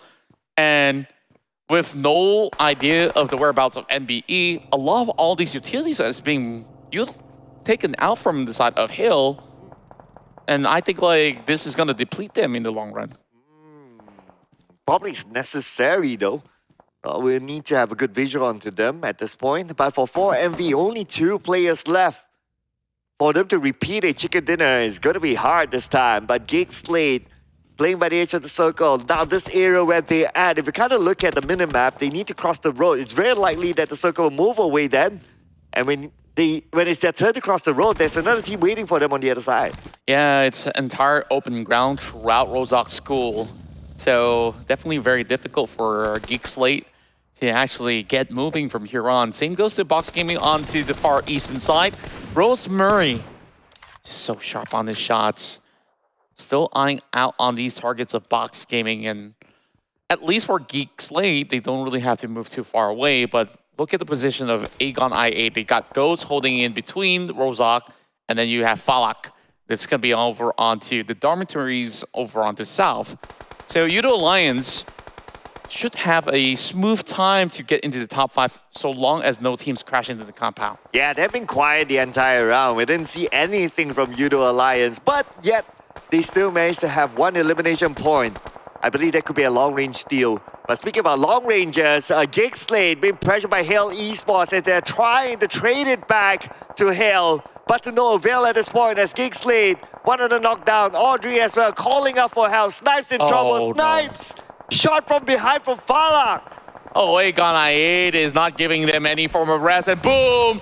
They're here to claim all the points from Aegon I8 as well. Aku, double points with 1 grenade. Beautifully executed by Boom, and they didn't overexpose themselves. So right now, Boom playing by the edge of the circle, they have somewhat information of where the other teams are at.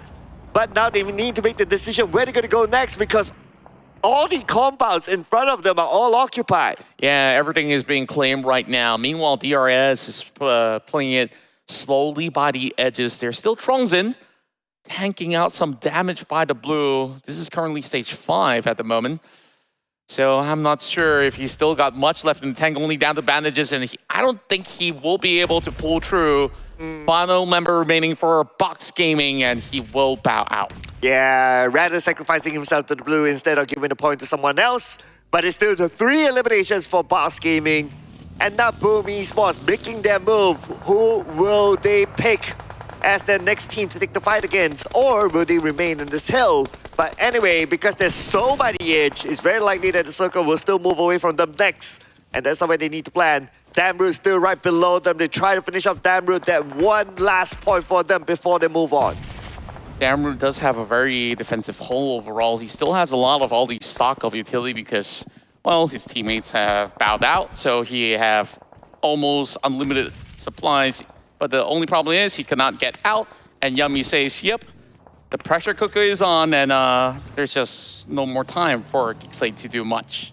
Boom Esports now, after they're done with that, I still wonder where they will go, but we'll hang that thought for a second. As Alter Ego has eyes on the 4MV. 4MV, only 2 players left. Rosemary with the elevation against them. Apex knows where the shot came from. And they're playing by the edge of the circle still. 25 more seconds before we reveal with the next phase of the circle. Both of these teams may need to move. Yeah, and it seems like they really want to settle scores with one another. Alter Ego does not really have that much of a vision, and Apex is about to prime one towards Rosemary. A little bit too far of a toss. We would reach those corners. DRS being forced to enter into the center of the zone. But some of all these areas are exposed, especially their backs against T2K. These nades are flying in, coming from Octa. If he does connect one, this will be huge trouble lying in wait for DRS. Oh, Octas, he has a nade on his own though. So I believe he tosses it on to DRS, but maybe it's too far away. Okay, it landed on the killer, but no knocks. Alter Ego still with the compound, but they need to clear off one side. So I guess they're deciding whether they want to clear off a DRS or they want to clear off a Boom. Yeah, either one of these fights is still going to be rather difficult. If you tunnel into DRS, you're also exposing yourself into another angle as well. Meanwhile, Hill have stabilized around that compound. That is a space that will be eventually occupied as the rest of the teams are looking to crash into this same area of play. And how many teams have suffered casualties from here, listing from some of all the Thai squads that have bowed out. But Pump has found a little bit of a room to break into. Oh, here we go. Boom Esports must take this fight, and they're taking against Hail Esports, but there's another team on the other side as well. Basically, 3 teams in the same area. NBE is the one. NBE could be the third party. They're waiting for the elimination feed to roll before they come in, because NBE needs to win the fight as well to come into the circle. This is definitely going to be a tough fight for some of all these squads, but NBE, they were around before. It's just that they have given this space over onto Hill. So perhaps they might be looking for opportunities to third-party boom when Hill actually goes on that full engagement against this Indonesian squad. Meanwhile, YOODO Alliance sees a visitor by the outskirts. UZM, Aegon I8. They're about to arrive to the scene, but the moment that goes, landed on the corner of the wall, he will receive a couple of nades coming in from Adik Luke. Oh, Adik Luke knocking Ghost. But they have the rest of AGIA to deal with still. UZM as well as Falak. UZM with the nade. By toss out to the second floor. Adik Luke is currently down on his knees. That nade will not finish off Adik Luke just yet. And now UZM is going to go on the other side. His teammate is currently down. He is the last man for AGIA. We have so much more going on as the rest of NBE decides to challenge DRS up close and personal, but the DPS is ready for DRS. Oh, that's why they are Darnell soldiers defending their ground against any incoming team, including NBE. It's not going to be a problem for them, but somehow DRS, what happened from winning the defense to being eliminated at number 7? A huge nade coming in from Fnatic, wipes them off clean. And now, speaking of nade, here comes Yummy, dropping another blow, flashes down. But he's holding over on the top side of the rooftops. So he's got to maneuver his way. You have already jumped into the next compound. Now looking for Get Slow. He might have actually hurt him. And Crazy, he's got to supplement from the bottom, but Yummy, he's got to find a way to break in. Too many of all these smokes holding them back. C-Sky only having Tiger dropping right in front of his eyes, but C-Sky only goes in for trades once again from the back. Boom Esports slowly calling their way out. Slow final shot takes out the rest of Boom. Oh, Get Slow has definitely been on point today. But now we move back onto UZM, the last man for AGIA, going up against the entire YOODO Alliance. Oh, flags, flags, flags. I mean, he just casually came out, see him proning down and just shoot. Yeah, it seemed like UZM wasn't ready at all. He was already proning on his belly. Even if he does stand up, it does take a couple of seconds for him to be able to point that direction. Alter Ego now going for the restock after taking down DRS. Looking for members of Hill. And that is definitely a key position that Hill is holding on to alongside with YOODO Alliance having possibly the best angles. And Rick out of nowhere takes out Flash, the final member of T2K, having his last stand. And he's got to buy more space and time to get even further, but that's all that T2K has. But you know what? This is a rare occasion. In our top 5, no Mongolian teams. This is really rare. I can't remember the last time we had this kind of stat. But now, Hail Esports onto the compound where YOODO Alliance is at. Fnatic's waiting on the other side. YOODO Alliance trying to defend their ground. Right now, YOODO Alliance has the power and numbers. But can they defend the ground? Looks like they got a little bit of help from Oktas. Fnatic at it again, getting another knock. A three-way warfare between the Southeast Asian teams. Very little room left for Tiger X as well as Get Slow. And Adik Luke, he's prepared with the DBS. Tiger will be eliminated right now. A whole squad sent towards the way of Get Slow. And it's just hiding by the containers. And eventually will be found out. Only 2 teams remain, and that is Alter Ego to deal with the rest of YOODO Alliance. This may very well be the best chance that YOODO Alliance has for a chicken dinner to claim for their own. Yeah, we still have another stage of the circle though, so let's see which team will get the circle. Right now, Alter Ego spreading out, getting control of majority of the circle. But in 5 more seconds, we'll know for sure if YOODO Alliance has the circle. If YOODO Alliance doesn't have the circle, getting across is going to be hard. They need to fend off Fnatic, who is at the forefront right now, and looks like the circle. Still a little bit of space for YOODO Alliance, but that also means they need to come out of the house. Yeah, this is a difficult position for them. Look at the wide spread coming out of Alter Ego. They're taking 3 corners of the map and just suppressing YOODO Alliance that's currently inside the compound. They already know that they will have to run out, so all Alter Ego has to do is just to wait for them to appear, and the first casualty will be Oleo, but traded with a nade. Look lands one. Oh, make that 2 as Rosemary is down. Only Octa left. And Octa is on the outside of the circle. He'll be forced to move as well. Now it's chance for YOODO Alliance to take over the circle. And now that he's landed some shots over onto Luke, they all know that he's going to be very far towards the edge of it. Octa just spying more of these areas of play, and perhaps if he can go for individual pickups, there is still a slight chance that Alter Ego can change the course of the battle, but it's a full squad that he has to deal with. Flax taking his sweet time. You know that Octa is going to be somewhere out there, but the smoke's negating any form of vision, and Fnatic's still alive, so they could basically play the long game. YOODO Alliance should have this one going for them. Yeah, it should be sealing the deal for YOODO Alliance. Everyone pointing out to Octa. They know exactly where he is. And finally, YOODO Alliance land their first chicken dinner in the last day. And with so many challenges along the way, there's so many times that YOODO Alliance sees himself ending up on second. This time, make no mistake, the Malaysian squad have been able to find their glory of their own in the final day of the PMRC.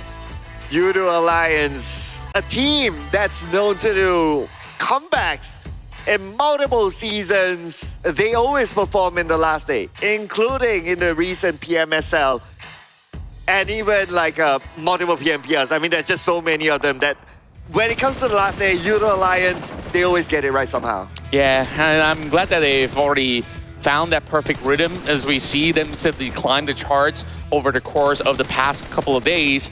And throughout the battles of Erangel, they've been able to also book the best spot possible. In most instances, they were left uncontested as compared to all of the other teams, where you saw how much pressure was actually being set upon a team like Hill Esports over in the north.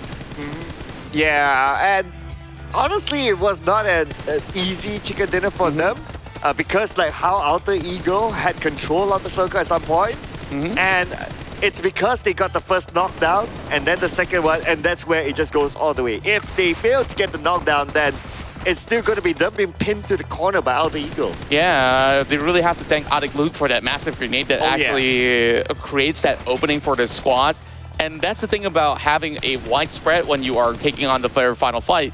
You have no teammates to back each other up, and I think that is definitely a lot more problematic from that point onwards for Alter Ego to salvage their chance at that chicken dinner. Yes, so finally, YOODO Alliance, chicken dinner, and the last day. So at least they have that one winner chicken dinner poster, and of course their social media can do all the postings that they want from this. But you know what? Next, we're going to get on to our analyst desk, whereby they'll break down how did YOODO Alliance finally land their chicken dinner. What took them so long? We'll pass it on to Choo Choo as well as Tash. If there was a definition for comeback, YOODO Alliance would definitely be there in the dictionary. Tash, alongside Choo on the analyst desk. Thank you very much, Sir Cloud and Contra, for the amazing commentary. Now, coming into today, I think both of our predictions were wrong, but yours was almost there, honestly. For Boom Alliance, came pretty close at 5th place and with a whopping 10 eliminations. But for now, let's talk a little bit about YOODO Alliance. Again, Sir Cloud's question is, what exactly did YOODO Alliance do right today? Well, they know the spot that they need to take away, which is going to be the rock in the center. If they manage to secure that rock as a structure to barricade themselves, they can actually get any sort of information from that standpoint. With 9 eliminations, I feel like they have been bringing the momentum since yesterday. They have been quite consistent with the numbers of elimination, and they're dragging out their momentum until today. Oh, well, that was fast. But also coming up from Monday, look, this is well-deserving MVP because of that nade coming up from him to just paralyze the movement coming up from the side of Alter Ego. If they didn't get that rock, it looks like a simple rock, but it plays such a pivotal point that it is the winning cause for the side of YOODO Alliance. I'm gonna have to agree with you because when you look at that rock, it's not just because it's a rock, but honestly, I would say that for Adit Look, what's really important about him is that his teammates were inside and he was the only player left outside, and it was because of his opening and his proactive play that gave them a little bit more control of that circle. Given the fact that Alter Ego only had 3 players, they were very, very separated, and how they played that was being able to take away that middle side, and the rest was history, despite the fact that Alter Ego had the high ground. But for now, let's have a look at the overall rankings here. If you look at the overall rankings, it's going to be a big jump here for YOODO Lions from the 2nd page all the way up to 8th place. And not just that, for MV already cracked over to 201 points, still standing strong at number 1. It's going to be around 50-ish gap between them and the 2nd place. Now, we do have, like, how many games remain? 4. 4, yes. Will be enough. Even if that is provided that 4MV is not gaining any sort of a point. Yeah, Feel and like the thing is, difficult. I mean, even just now, even though they were knocked out very early, you notice that they had 4 eliminations, and in terms of placement, it was in the mid-game. So they definitely did get some placement points, regardless of whether or not they get knocked out early. So again, that consistency, that idea that you don't have to get a chicken dinner every game, we don't have to get top 5 every game, so long as we end the game without going 0, it's going to be great for us. Now, coming into the next match, we're going to go to Erangel once again. I think that this particular Erangel map really caught me off guard even because it feels like a lot of the higher teams that have been doing well these past 2 days are suddenly struggling. DRS just now, I felt like for DRS, the last, I think since yesterday I came into the show, it didn't feel like they had that huge impact in the game, but today they were able to take fights. They force themselves to take fights, but the one that I spotted out a bit peculiar when it comes to the rotation is actually Vampires. They even forced to switch their initial drop spot because of how close they were against 4MV and STE, because they always drop around Ferry Pier, around that southern side of the main island, and recently they dropped themselves up top to shooting range just to avoid the clash between 4MV and ST, who try to bulldoze all the way up. Now, on the side of DRS, they tried to force compound hopping and try to take all those flushes out early on. But the problem with this, depending on the circle itself, if it's in the center, they will be too crowded, so you might caught yourself in a sandwich. Yeah, speaking of sandwiches, I think it's time for us to take a break because I would really like to have a sandwich. And after this, more PUBG Mobile Regional Clash, Southeast Asia versus South Asia, coming right at you. Be right back.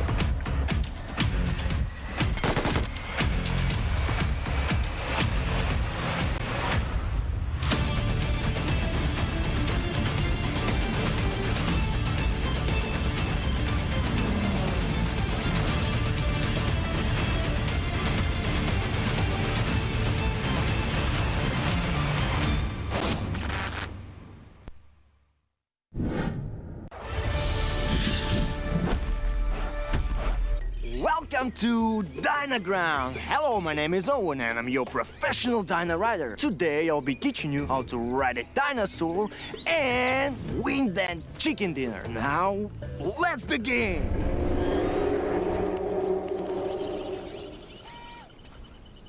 Relax, don't be scared. That's the sound of the mighty T-Rex.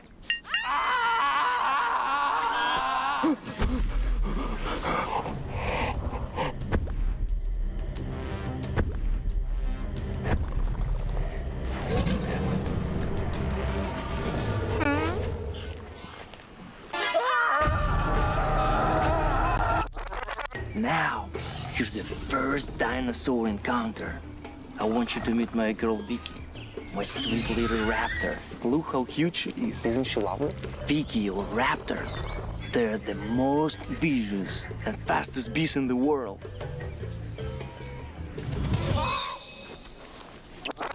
To ride a dinosaur, first you must build trust.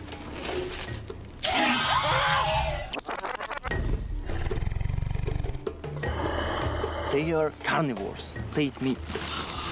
You have to feed them off. They will think that you are their friend, not food.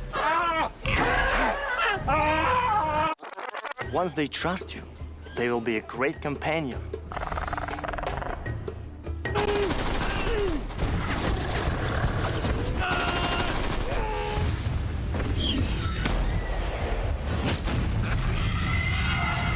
However, taming a dinosaur can be seen. Experience dinosaur taming and riding the all-new version of PUBG Mobile Dynaground. Explore Dino Settlement and Wild Reserve and embark on a prehistoric adventure in the Battle Royale game. Come and play now.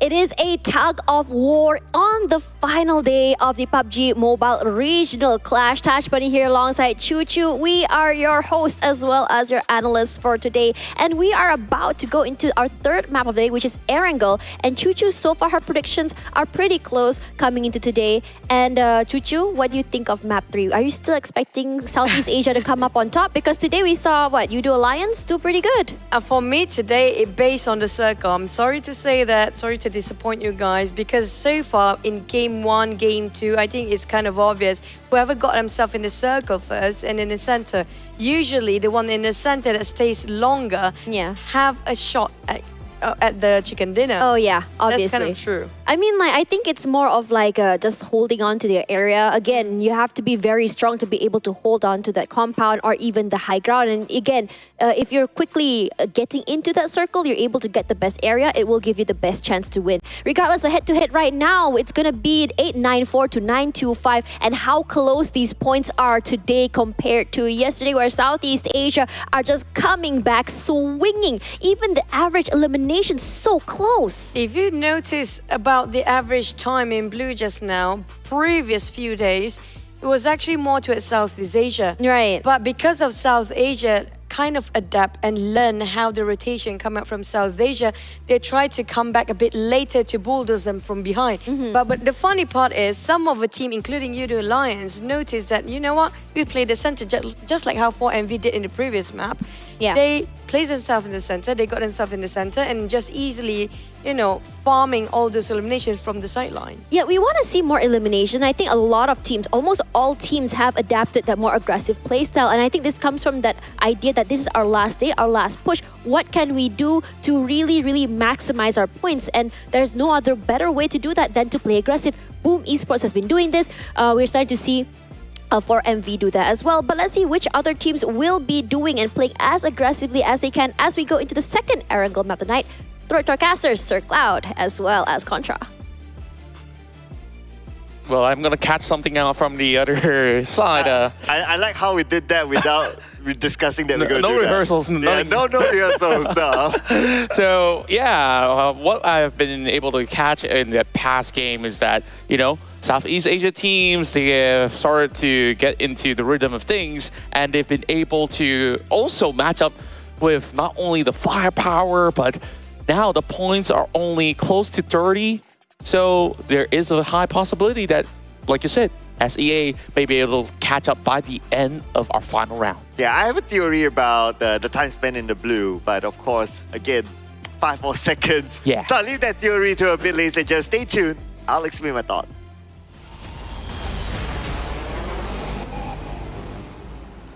So about the blue zone, right? Yeah.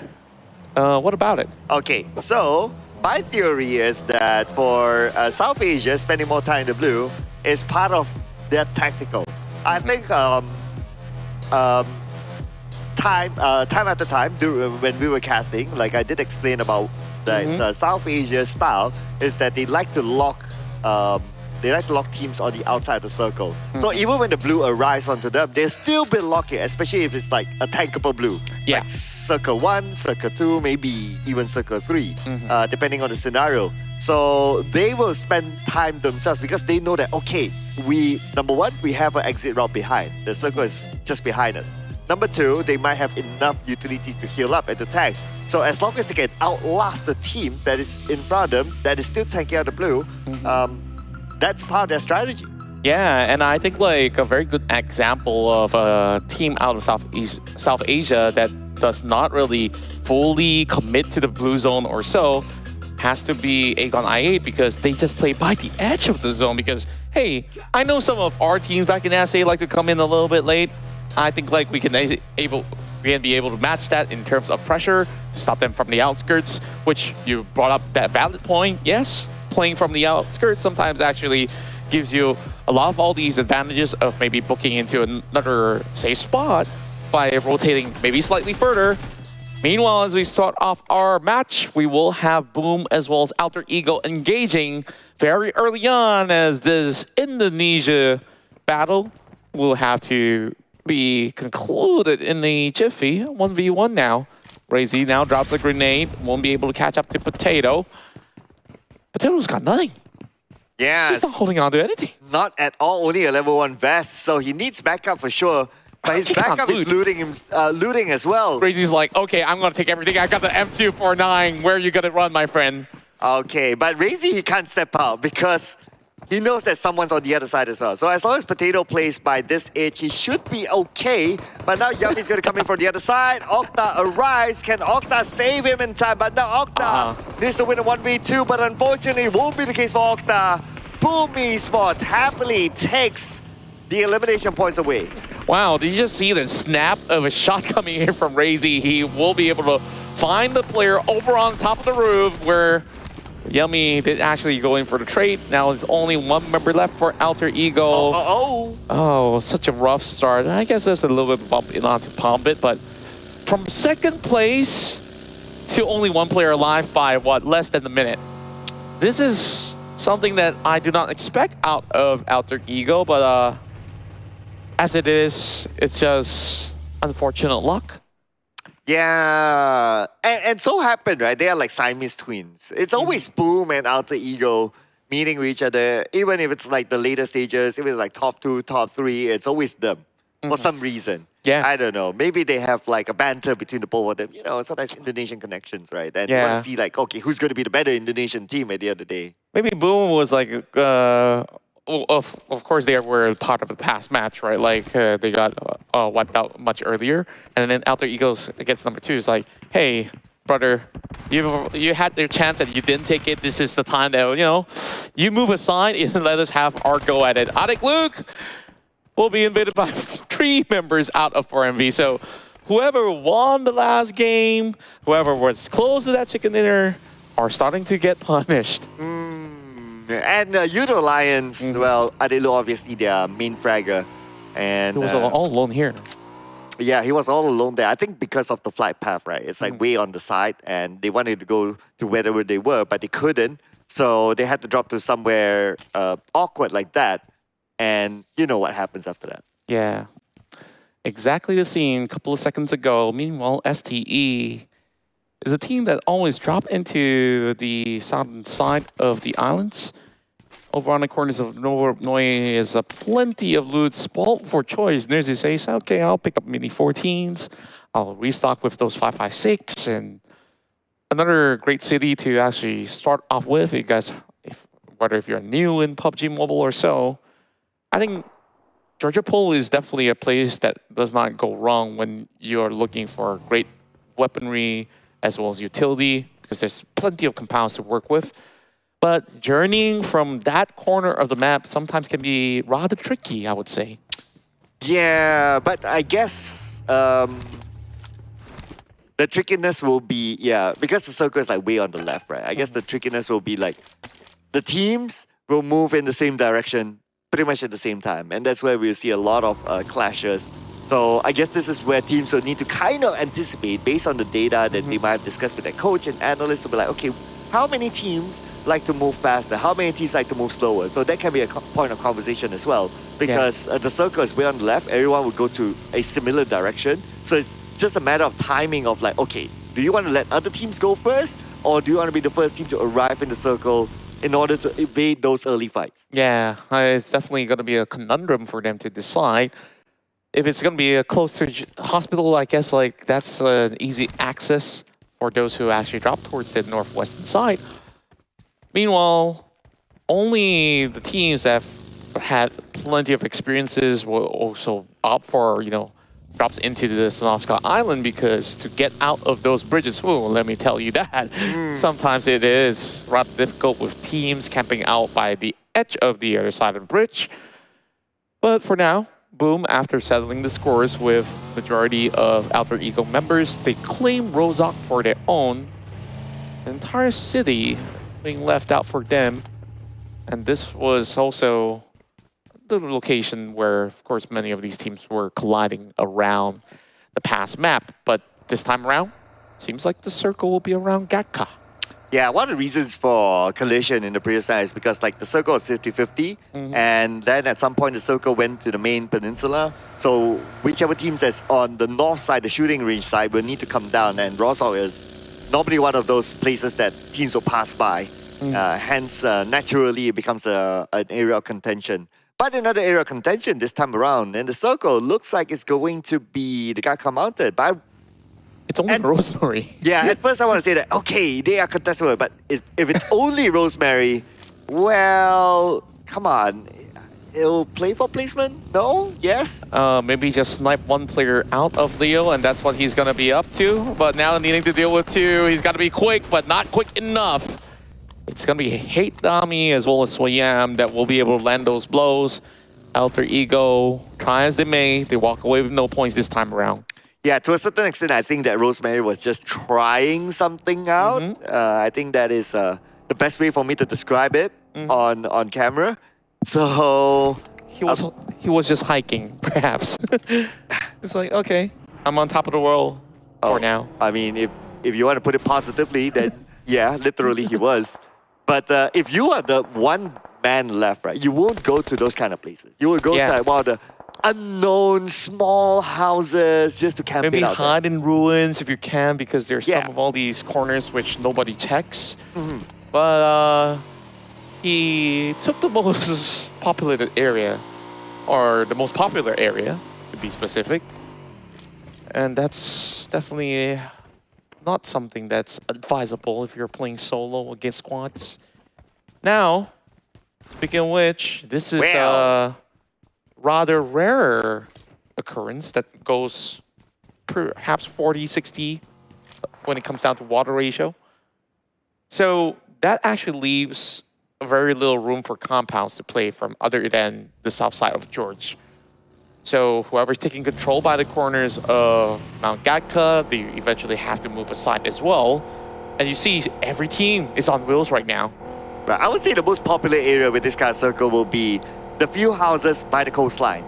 But they are very limited houses. It could probably fit like another 2 teams, and that's about it. And the rest of them who wants to come in, well, obviously they need to take the fight. And taking the fight at a compound is not going to be easy because it's a lot of open space, and that is how coastlines work in PUBG Mobile. Yeah, great tags coming in onto the vehicles of Box Gaming. Kwang loses a tire in a sec.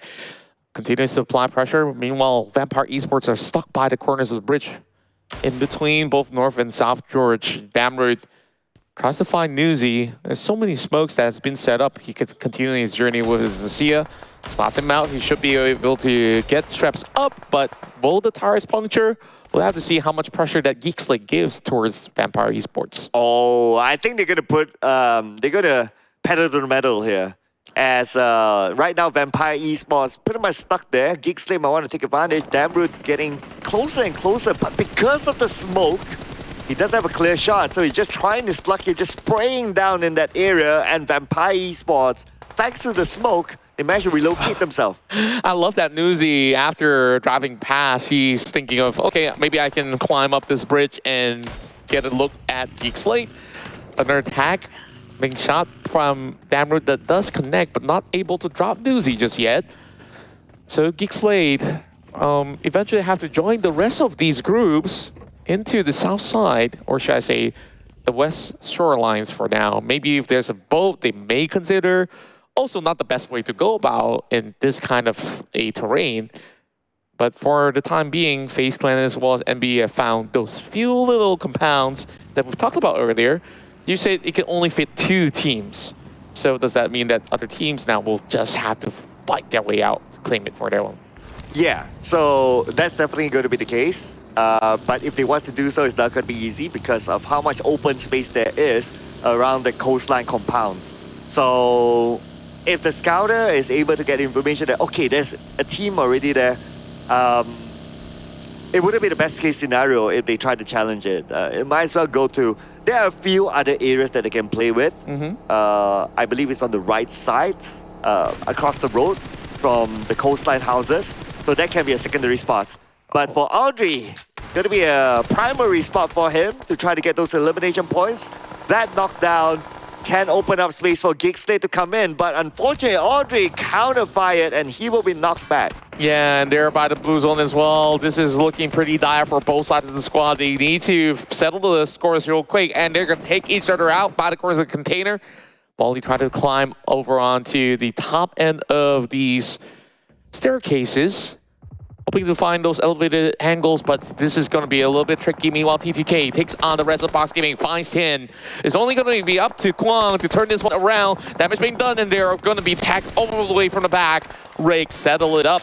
Meanwhile, Boom, they're overlooking to the hospital grounds as well. So T2K, they're happy enough with the results. Okay, T2K, they'll be happy if they can pick up their teammates, because right now it's a little bit of a risk. Box Gaming is still there, Boom is still there as well. So if Boom and Boss Gaming, they could take advantage of it. But first, it's going to be Yummy securing that elimination point onto Gosu. So that's another point in the back for Boom. 4 right now. 4 points so early on. Majority of it, of course, you can say it's freebies coming in from Alter Ego to start off with no weapons at all. But this is an area where Boom have always mastered around Gatka. Though this is skewed towards the further east-western side. Still going to be rather difficult for the team. Snipes, as well as Damroot, the only 2 remaining members of GEEK, but we see a lot of all these aggressive attempts favoring GEEK, and Damroot's going to take Leo out of that vehicle. Akul, Yummy, they're about to surround the rest of nice. Not that it's needed with a beautiful nade tossed to the top. Arguably, that's one of the best nades we've seen in the PMRC. I mean, considering the angle, considering that he doesn't have full vision of where the opponent was at, that nade was just pinch perfect. Sublime. Perfectly timed. And now Snipes continues on with this battle, still by the blue. 2 first aid kits left for Snipes. Damroot holding into the middle ground, but Baron is about to go in for a challenge as well. Leo's got to heal up. Same goes to Snipes. It's about who actually initiates quicker. So let's see if Leo can actually do this with that grenade. Gonna force him to push out. UMP in the hand of Leo. He gets the initiation. Takes down Snipes. Damroot eliminated. GEEK off the game. Well, they spent a little bit too much time in the blue as well. Because for the longest time, they didn't want to let go of MAB. Yeah. Yeah, MAB was like, okay, we're prepared. Okay, we tuck ourselves in the corner. But then it was GEEK wanting to chase them down to get the point. I kind of like the stubbornness that they are here to fight it all out. Or by hook or by crook, like they just want to settle it. But sometimes when all the odds are against you, you might as well just let go. Plenty of teams by the corners of Hospital, though. They have to cut across against T2K holding in the mover north. Hill taking the direct center again. Oh! Beautiful nade. This one tops the other one that we just saw against Box. And boom! They're about to send more frags into the windows, into the doors, into the walls. And there's all Razy's got to do is to hide out over in the other corner. Meanwhile, FaZe Clan has got no chance against them. Oh, it's now down to Onzes. You know what? Forget about Yummy being the DBS king. He's not the nade king in this round. Let's see if Onzens can come up as the king of clutch here against Boom Esports 1v3, but T2K has arrived. Wait, T2K, the fight is not over yet, but they are in. But Jane, He's being knocked down. The moment that he arrives to the scene, it's only down to Rig.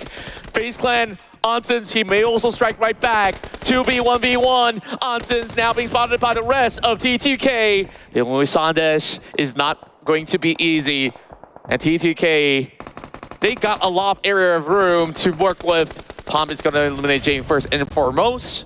Still has Onsen up there, but T2K does not know that this is part of two different squads, perhaps, or they may have actually known.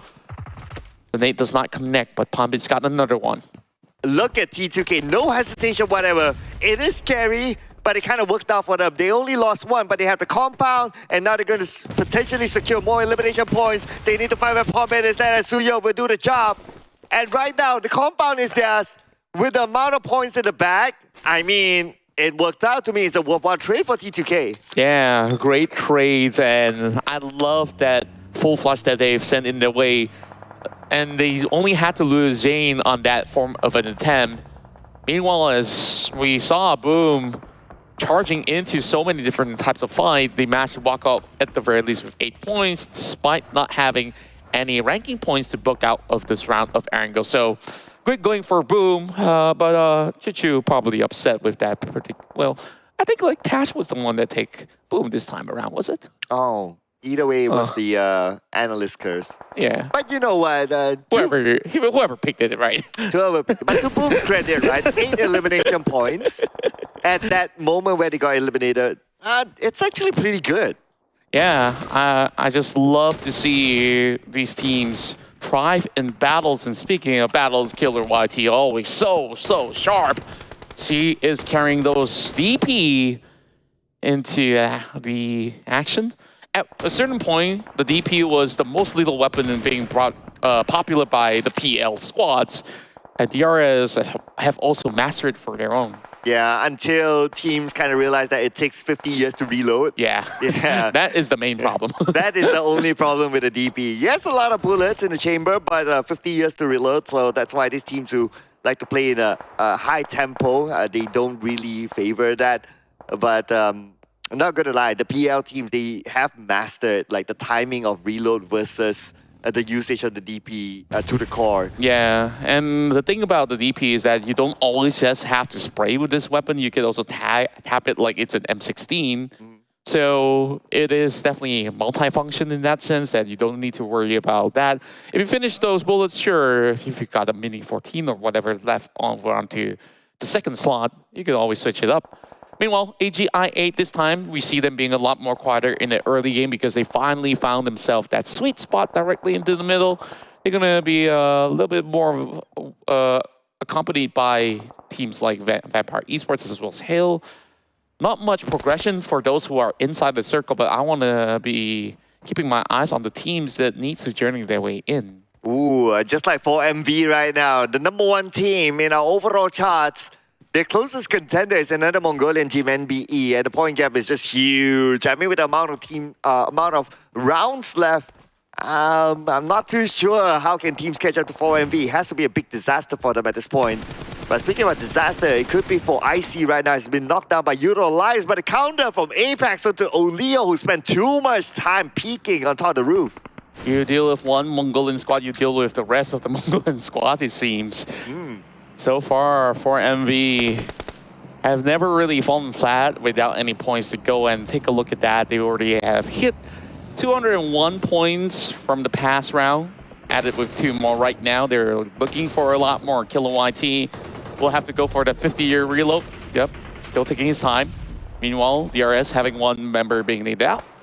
So exiting that swamp area, rather difficult as well, with a little bit of water terrains. Meanwhile, NBE is not letting go of their grasp around the southern side. Wow, NBE in the middle of the circle right now. But we move back onto STE. They not only have YOODO Lines to deal with, but NBE as well seems to take a shot down to them. And now right then the nade being tossed out by Shoyum on the other side. DRS in the crosshairs of Shoyum. Wow. And he managed to get a knockdown to Killer. And that's a spray through the smoke as well. Another great nade coming in from Ease is going to find 2 members of NBE. Down towards Fistboy. But what can Fistboy do? As much as they've been holding on to this part of the circle, 4MV is infiltrated. this area and will be able to strike one member out. I see getting knocked out again, and STA is a squad out of Mongolia that did not receive any points this round. But you wanted to keep an eye on teams on the outside of the circle, right? For MV, they were the outside circle at some point. But now, the moment they go in, they clear up teams. But speaking of clearing up teams, Leo will need to clear up one DRS member inside. It's going to be Gante, but Gante surprises them. Can he get the second one? Yes, he will. 2 knockdowns back-to-back for Gante. Sick decision making in such a small window of a frame. And he does the trick, taking 2 members out, Cole. NBE did survive with only Sec remaining inside of this shack, but the rest of the squads are keeping their eyes very closely onto this Soul Ranger that's holding out. YOODO Lions now crawling their way in. They will have to pass 2 squads for MV as well as these players out of DRS as well as NBE. But it's definitely going to take a while before they get there. Circle shrank. That means all the other teams are on the outside. YOODO Alliance, they need to somewhat cross the road, or maybe not. But anyhow, the moment they come out their dish, they will be exposed. But now we have a vision on the circle. We got T2K on the outside circle still. But T2K must fight against Vampire Esports to come in. Yeah, T2K playing on those open grounds as well. They definitely won that fight up north earlier. Now needing to invade Vampire Esports, but they are absolutely ready. Nuzi has already dished out damage. Slips, knocks down Suyuk. Now looking for his target onto Rake. Tony K has another nade being prime as well. Perfect timing coming from Sweps. Wow, beautifully done. I mean, this round is just full of Nate Olympics, if you ask me. Everyone's just being stylish. Like, style points for all of you guys out there with the Nate eliminations on Nox. And now T2K only left with Sandesh left. This Nate has to land onto Schweppes. Will it do so? Yes, it will, but not enough damage to knock him out. Yeah, speaking of Olympics, right? Like maybe they could participate into another different form of event, like throwing putt, if that's the name of it. What's throwing putt? Lonta peluru. Do you call throwing putt? I'm not too sure. Okay, we honestly. gotta check the dictionary then. Yeah, but I think they might actually excel at it, like throwing a cannonball at each other. And speaking of which, another one bites the dust, going out with a bang. T2K at least has 6 points to end the round. Yeah, 6 elimination points for T2K this time, but it won't be enough for them to catch up to DRS, as DRS is still alive with 5 elimination points to their name at this moment. 4MV onto YOODO Alliance, knockdown for Shamil onto the East, and now the rest of 4MV will need to back him up, but YOODO Alliance will not leave East from their sight. Apex? He's crawling his way in. I don't think they know. They don't.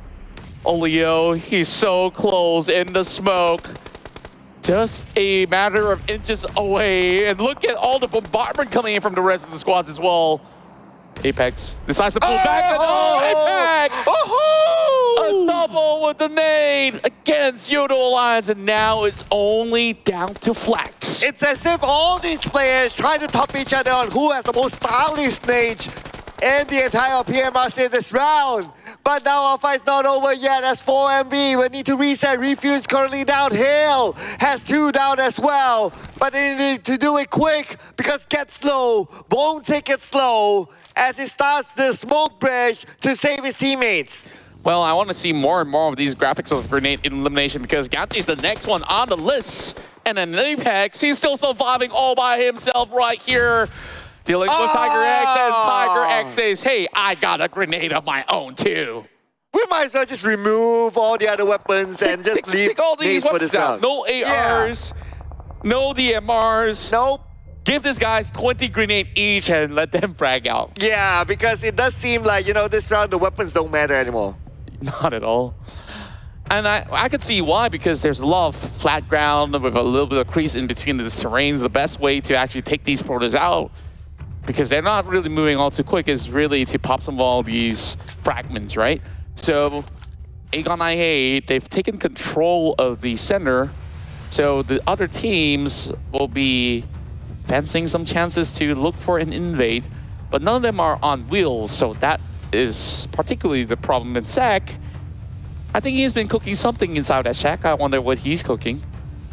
It's been so long that he's moving over on the corner, and Slipknot's about to change that scenario, dropping a nade over onto Sack. Slipknot will be smelling what he's cooking, and he smelled it. It's just that he cannot find out, he cannot tell what the recipe is, and he decides to get away because the circle is just right behind me anyway. We're talking about stage 7 of the circle. Sack spots him out. Slipknot gets into the circle. I wouldn't say it's safe as Tiger is there to take him out. Tiger striking back, and IQ is already receiving a little bit more of those shells of bullet over on his back. Gets himself into safety. Vampire Esports decides to cut across from the eastern side, and Sack, he has to challenge, and he finds Schweppes, but can he do more? No, it's not going to be the case. Tony K on the watch. Yeah, I mean, he was the only one there. The rest of Empire, he did his best. If he didn't take the shot, he would give himself to the blue anyway, so he might as well take it. But speaking of taking shots, Tiger not done yet as Newsy knocked down by him. Hill Esports have the most manpower.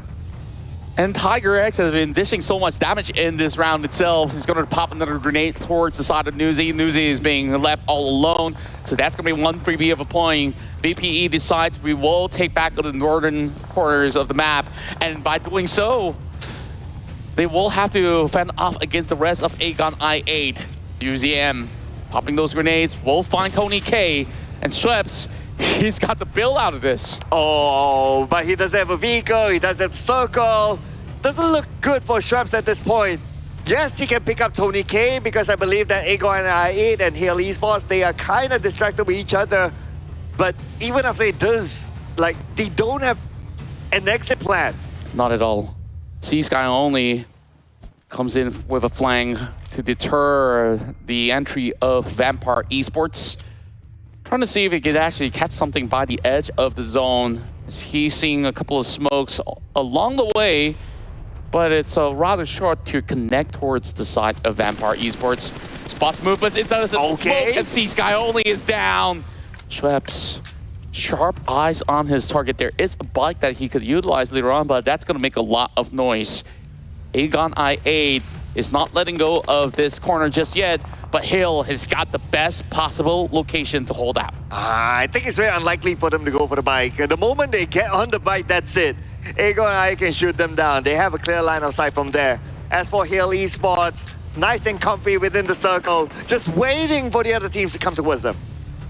Flash definitely can just hug over on these corners of the wall.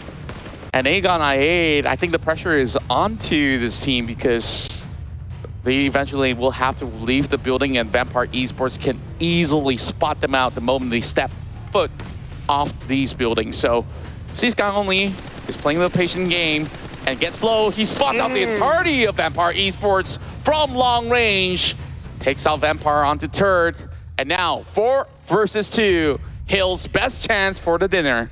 Or maybe Aegon I can surprise us for their first chicken dinner.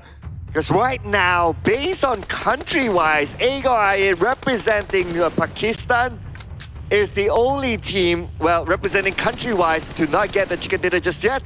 Maybe they could surprise us, but right now, the numbers don't favor them as Hill Esports with a full squad. Aegon I don't have enough space.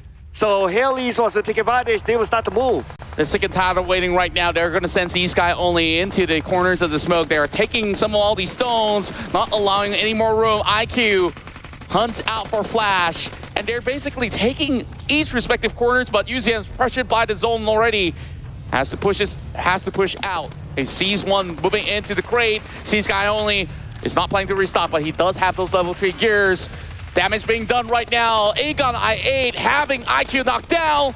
Huge nade coming from UZM. He's inside of the smoke, but it won't be for long as the smoke subsides and C-Sky only lands the final blow. Hill Esports with a winner chicken dinner. And Hill Esports here getting the chicken dinner for Southeast Asia. Ooh, and this round, among the members of Hill Esports, I would say GetSlow was a standout. Yeah, absolutely. And not only GetSlow did so much within this game itself, you saw how Tiger X actually takes controls over the hill, and there's just so much damage being done by this particular player here inside of the angle. although it was mainly Nate Olympics throughout the course of this whole battle inside Erangel.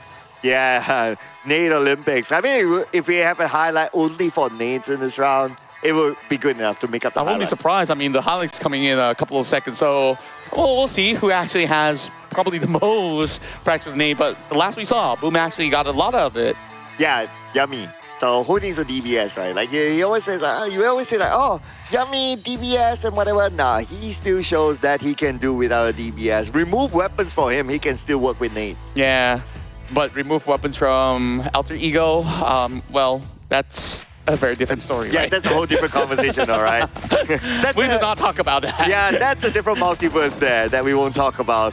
But anyway, so I also want to point out that because of the kind of circle, the houses on the left that I mentioned, and that is actually one of them, that if the teams are able to get that, and of course you got to have a little bit of circle luck towards the end, you are in a good spot to get a chicken dinner. And that is exactly where Hale Esports plays himself. Yeah, and this being a familiar ground for some of these teams, because one of the maps being played throughout the course of the past couple of days had a very similar circle as well. So Hale definitely has a hunch of it, which sees them being placed into that area of play. And because of that as well, you also see teams like Aegon I8 prioritize position in this round rather than take those endless fights as compared to the traditional way that Aegon I8 does things. Yeah, if you notice that there's also a reason why the teams don't really challenge the compound where either Ego I8 or Hale Esports was at, because it's very difficult. There's too much open space. The space is just too open.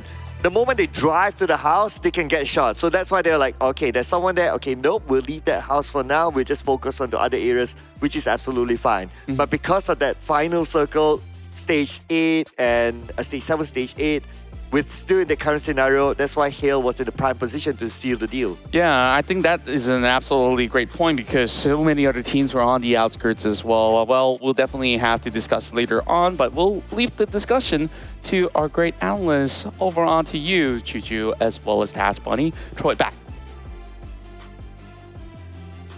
Oh, did you get it? Did you get it? I missed it. You It's missed on it. the floor now. Oh no. Sorry, guys. Welcome back, everyone. This is the Endless Desk for the PMRC, Southeast Asia versus South Asia. We saw a massive game just now, which is game 3 of Erangel today. And I think that's a very interesting map because if you think of that game just now, it looked very, very strong for most of the teams, but Hale coming up on top, and I'm really liking their rotations, honestly. But what do you think, Choo-Choo? They definitely know what's at stake here. Like how Cloud mentioned early on, it's going to be scarce for the compound on the left side of the map itself. Now, Hale dropping himself as the initial drop spot on top of school, realize this kind of circle have no way to go back on the right side. It will favor to its left, and there's a really little or scarce compound to work with. They go straight into the compound in the center of a circle. Even in the stage 2, they already waited there inside. So we saw how Tiger X is one of the best players back in the days. Yeah. Now here it's so hard to see them these days because of the firepower coming from South Asia. I don't blame them. But how they place themselves early on, like I mentioned in the previous few match, it's all about who gets the center of the circle Right. first. If you're late, you might miss all the opportunity to get those good compounds. Leo actually do get a great compound at first on top of Gakka Mountain, but they give it away to Alter Ego. Oftentimes in the side of Leo, they have a good compound, but they're just having some difficulty to defend themselves. Yeah, now coming back to our conversation about Tiger, I mean, I'm going to have to agree with you that he is very good. I think Contra did highlight him as well about how much space he was able to get for his teammates. His ability to push out with his buggy and not only get those opening picks have been phenomenal. Him, as well as get slow, I think is actually very, I think I would say the power spike that the team needs. Now coming into this overall rankings here for MV, while they didn't get a lot of points that particular round, but it's still, they solidified themselves. They gave themselves another 4 points moving forward. They So got it does top show. 5. Yeah, sorry? They still got top 5. Exactly, now. which just really shows that they know what exactly they're doing. They have a lot of, I would say, pages in their playbook on how exactly they want to approach each match and what happens and what page to turn to if, say, they were to lose members or they were about to maybe get knocked out early. Now we're going to talk about our predictions here. This is pretty random for me, but yeah, we're both going for a South Asia team. But back to our analysis just now, based on how Hill place themselves in the center, right? 4MV always get themselves in a place where nobody actually going through that. Because if you want to go through Gatka, there's going to be a lot of swamp area and then there's a lot of steep cliff. That's where most of the team, I think half of the population of the game itself kind of deleted in that certain area because it's difficult for you to get into late. Right. That's why because of the ping pong rotation all the way to the left, it's so hard because the great migration's happening. Yeah, because the center, if you cut across Gatka, there's going to be a swamp, you have to climb up, and there's already some teams waiting on the other side, so there's no chance for them to climb up. So the only way for them is going to be coming up from the north or the south side. So for MV, they don't have a lot of contenders from the southern side, so they're pretty smart about their rotations when it comes to the IGL calls. But coming up from Hill, that was a difficult chicken still. They're not actually putting Nuttins to play, which Nuttins is actually better in CQC in my opinion. And they actually swap into with Flash, who's actually a better sniper in that case. So there's like everything is perfect for the side of field because they have Flash, who's pretty much good in long range. Yeah, I think it gives a lot of support as well for his teammates who want to play aggressive. But coming back to the head-to-head here, where Boom Esports and 4MV is currently on the screen. I think that Boom Esports, the reason why they're behind is because they weren't really around in the first 2 days, and by the time they want to pop off is already day 3 and day 4.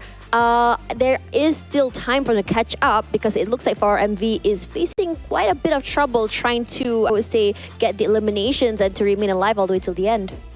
I think it's because a lot of teams are mirroring their rotation right now, including YOODO Alliance. If you saw how they were fighting each other at the around the top 5, top 6 down there, almost in the very similar compound as well. They switch their rotation, try to bulldoze people from behind and try to be around the circle almost all the time. What I love about 4MV on the other hand, they have this buddy system that's so hard for them to leave from each other too far apart because they know if anything happens, they can toss the smoke, they can help to revive, they can do something out of it. Yeah, and coming into the buddy system, we also saw a buddy system coming in from Hale, which is very interesting because they had 2 players inside the compound and 2 players outside, which shows like a more, I would say, trade potential is there as well as a very aggressive firepower. Regardless, let's see if this momentum will be continuing to our last Erangel map of the day. Going to toss it over to our casters, Sir Cloud and Contra.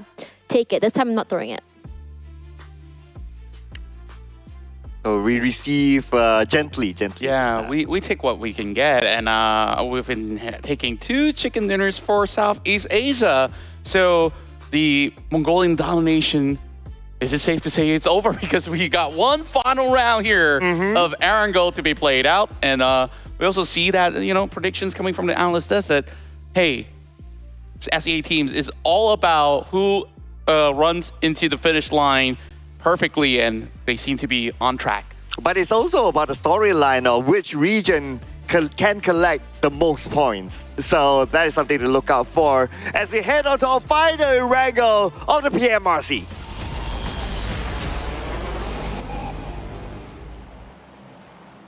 All the 16 teams will take one last look into their favorite map of it all. Most players really do love these greeneries that they do get from the plane, but of course, later on, moving into Miramar, that's where all the heat will turn up to claim glory for their respective region. And from the last we checked, it was about 30 over points that SA is ahead of Southeast Asia, but with many of all these takedowns coming in from the previous round coming from SEA, perhaps that margin may be close to 20 or maybe even in the 15, 18s or so. We'll take a quick look later on, but this flight path may not give that firm access into Sonoska military base, meaning to say, teams like STE needs to go for plan B. Meaning to say it's a good time for us to get a mid to the base circle. Oh, yeah. Yeah, I mean, there's a lot of reasons why, right? Flight path, you got the final Erangel in PMRC. I mean, all the stars align. It just needs to happen now. Yeah, and I would say it's a fair shot. It's about who gets the first dips into the island. But the last time that happened, with a team like Vampire Esports that usually drops around very pure pre-moss, we expect this team to thrive when it comes to the island. It didn't seem like that was a perfect scenario for them, but it's a very similar look that we do have with the first phase going back into the Gatka region.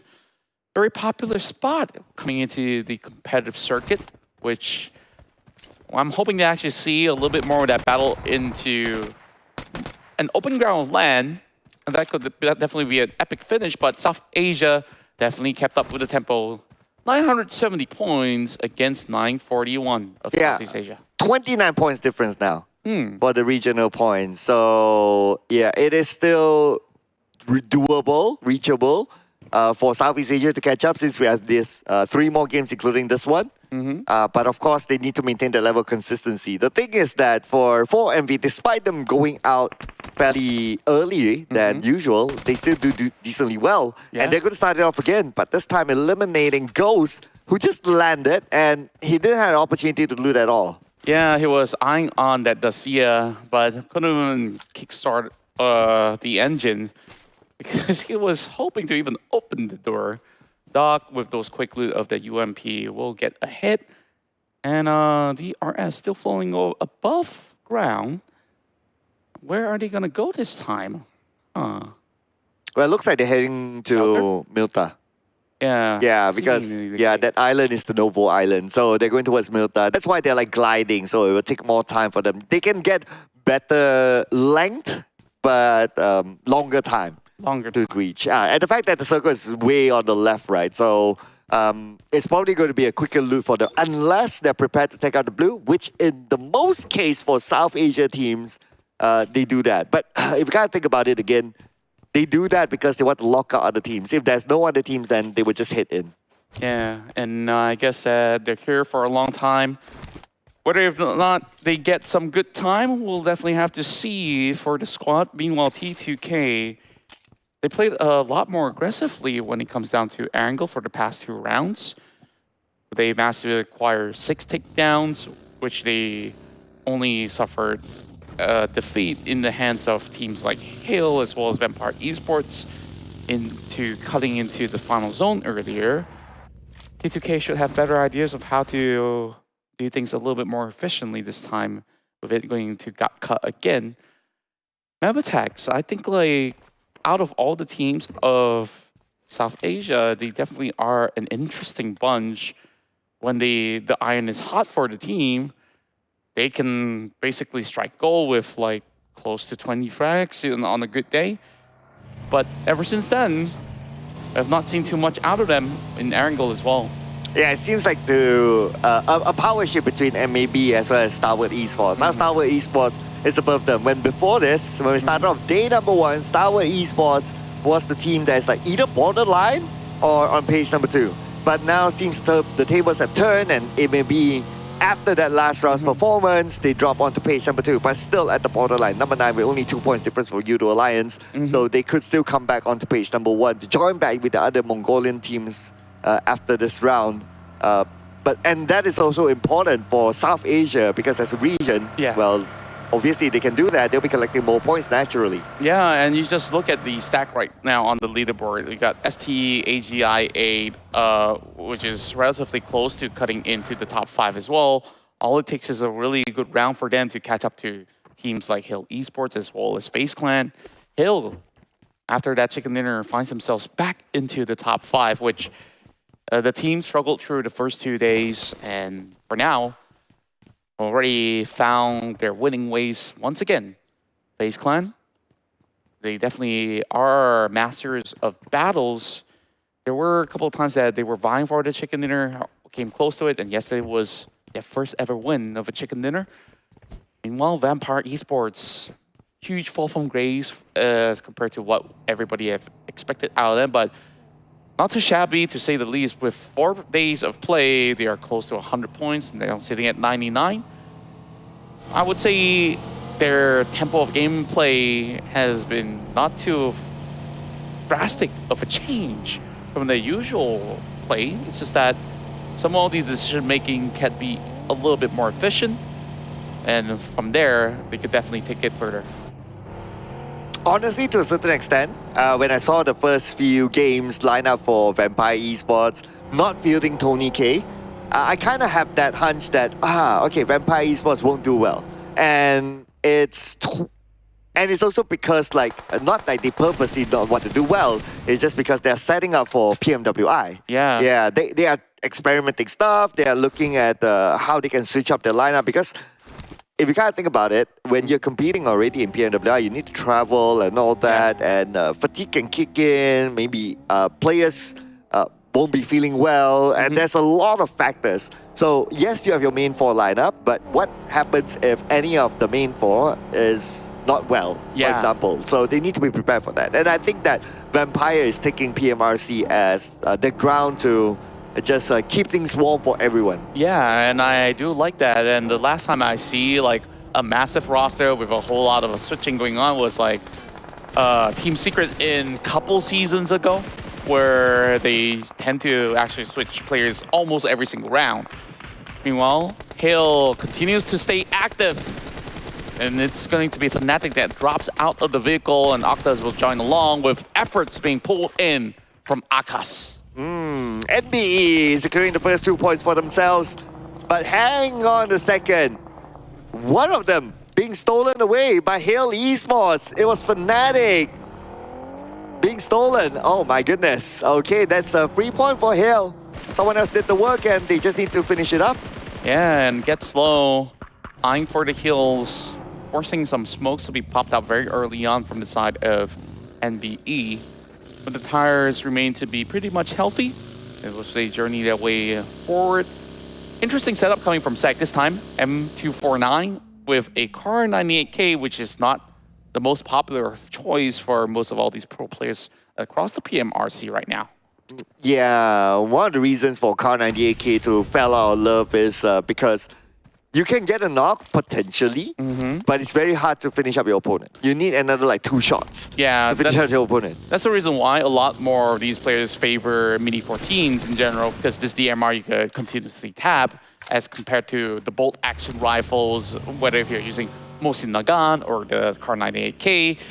The Carbiner definitely has got less opportunities for you to secure the number, unless if you're playing for a third party, then that is going to be one weapon of choice that could easily secure it with one tap. Yeah, even so, right? Like third party stealing away, you know, how often do you get that opportunity like long range? So to kind of trade the opportunity versus having that weapon all the time, that is where teams are like, okay, it's not going to be worth it. We might as well take something else. So if we got a Mini 14, yeah, absolutely. We got a DMR, absolutely. If you don't have either one of those, then, well, an M4 can tap as well. Yeah. Players are spoiled for choice. Meanwhile, Rosemarine going for the traditional M4 AK setup. I'm going to be spotting a team on the opposite corner, but not having any angles to work with. Hill. Now, already booked the spot around Gatka. They don't really have much to worry about, but they feel like there might just be a shift going on. So they send Tiger to check around these compounds, which is still unoccupied right now in stage 2, which is a great thing for the team to do right now in order to at least assess the situation. As the rest of AGI8 comes in from the southern side. They will have a lot more room, as they're a lot more familiar playing across the swamp, which we saw Aegon 98 securing a number of frags in a couple of days ago. Past round, Aegon 98 didn't really have any form of elimination points, something that is not usually the case for the team. But they spot out Liquid, damage, just chipping on towards Liquid, but Leo should be able to reposition. So that's just a little bit more of a zone control established by Aegon 98. You know, the one team that I really want to see get the chicken dinner is Leo. Yeah. Yeah, because considering that how they've been performing, unfortunately they're now at number 16 with quite a gap even with number 15. And you know, you always don't want to be the teammate to be at number 16. It's the dreaded number 16. Yeah. So if they can get the chicken dinner at least, but they still end their campaign at number 16, at least there's something to celebrate.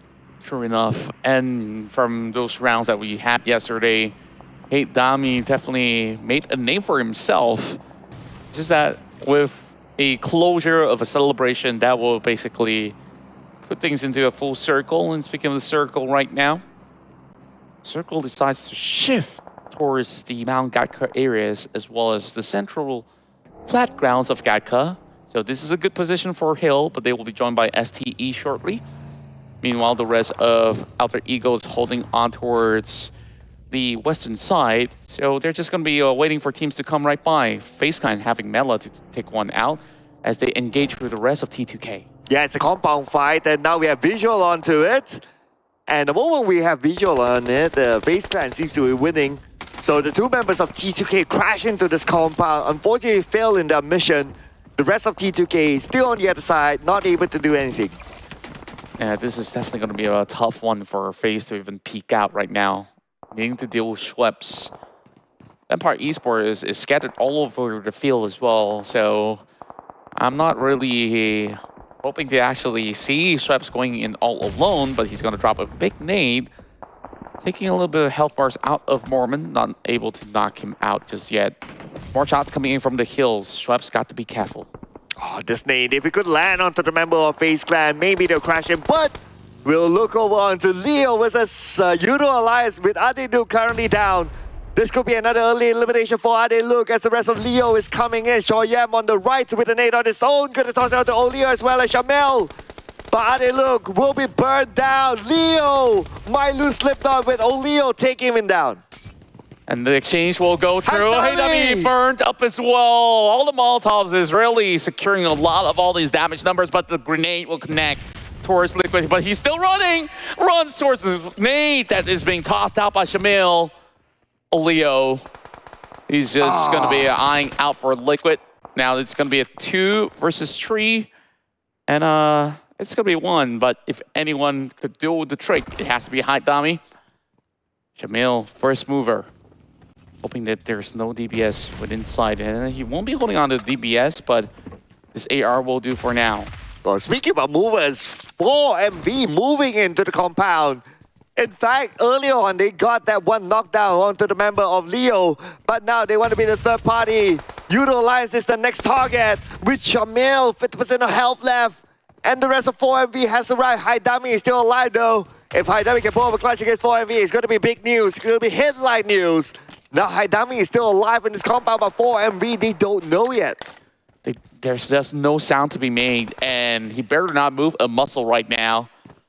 Apex, he's about to infiltrate the building, and now he sees him running across. Okay. And Haidami, he dishes some damage, but eventually, all these furious members of 4MV will try to find a knock. Damage being done with ease as well. Haidami, That is the DBS. Well, no miracle run again for Haidami this time around, and unfortunately with that, Leo will be eliminated. And next, the circle shifted away from this compound. AGI will be in front of 4MV at this point, but AGI making the move as well. Now we're putting focus on the two Thai teams. It's going to be FaZe Clan and Vampire Esports, as FaZe Clan now only down to Mela, gets a knockdown, but Mela is too low to stand the wrath of Vampire Esports. FaZe Clan, they try to actually hold on to this ground. Vampire Esports have eyes on them for the longest of time, but when they push, they made sure that the fight is going to be moving their way in a swift manner. Meanwhile, Box Gaming had to climb down the hill. That might be another problem to deal with for some of all these Thai squads over on the bottom. Aegon I8 hiding by the ditch. As 4MV is about to move into this territory, and they might have actually spotted one out. Ref is driving in, and this is where he brings one shot to the table. He's got to spot out Falak, and the IQ is going to bring him down. Okay, a little bit of a trade there, but 4MV is not done. Dog is still alive, but Dog will be finished off by Falak with the none other than the DBS. Aegon IA with a great display of defense, despite them not really having the first advancement. 4MV, by too much more than they can chew, but T2K, they come in third partying. Grenade bounced off a little too far. T2K, they don't really have to commit or even take a little bit of a peek as UZM. He's going to go in for a little bit of an exchange, and by the tractor, this may not be all too perfect of a cover for the both of them. But thankfully enough, Aegon I8 can't afford to push just yet. Meanwhile, there is actually another squad over onto their right corner. Okay, now the fact that 4MV is out. 5 elimination points, number 2, meaning that they only get 5 points this round. This is opportunity for Boom to close the gap with 4MV. And with the final 2 rounds, who knows? It could be a surprise finish. It might actually be, but it's still too early to tell with 12 more teams still remaining in the match, and Boom has yet to even score a single elimination point thus far. Perhaps they're looking for a top 5 finish. Vampire Esports having Tony K knock down Rosemary. Initiates, and that opens a little bit more room for Potato to come in for a flank. Spots out Tony crawling. Uzi as well as Ravenclaw in within the building. He's got the micro Uzi at the ready. 7 smokes in hand. Oh, he's got the DBS now prepared. Rosemary charges in. He still survives, and he is the Lone Ranger to clear up the entire squad. 4 elimination points for Alter Ego as they clear off their opponent. And now with this compound in their hand, they can last until the next circle at least.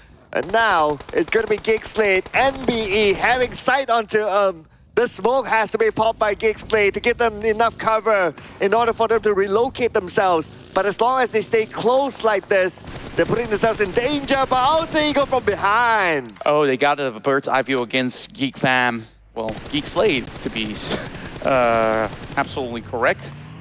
Big damage being done. Rosemary just kept on with the pressure. They even spotted out some members over the top side with NBE needing to also move into the circle.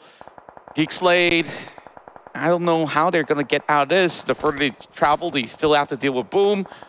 And NBE just tossing nades after nades. This one connects for Sanhok. That will secure them 1 more point. Final member remaining. Snipes won't be able to stay out for long.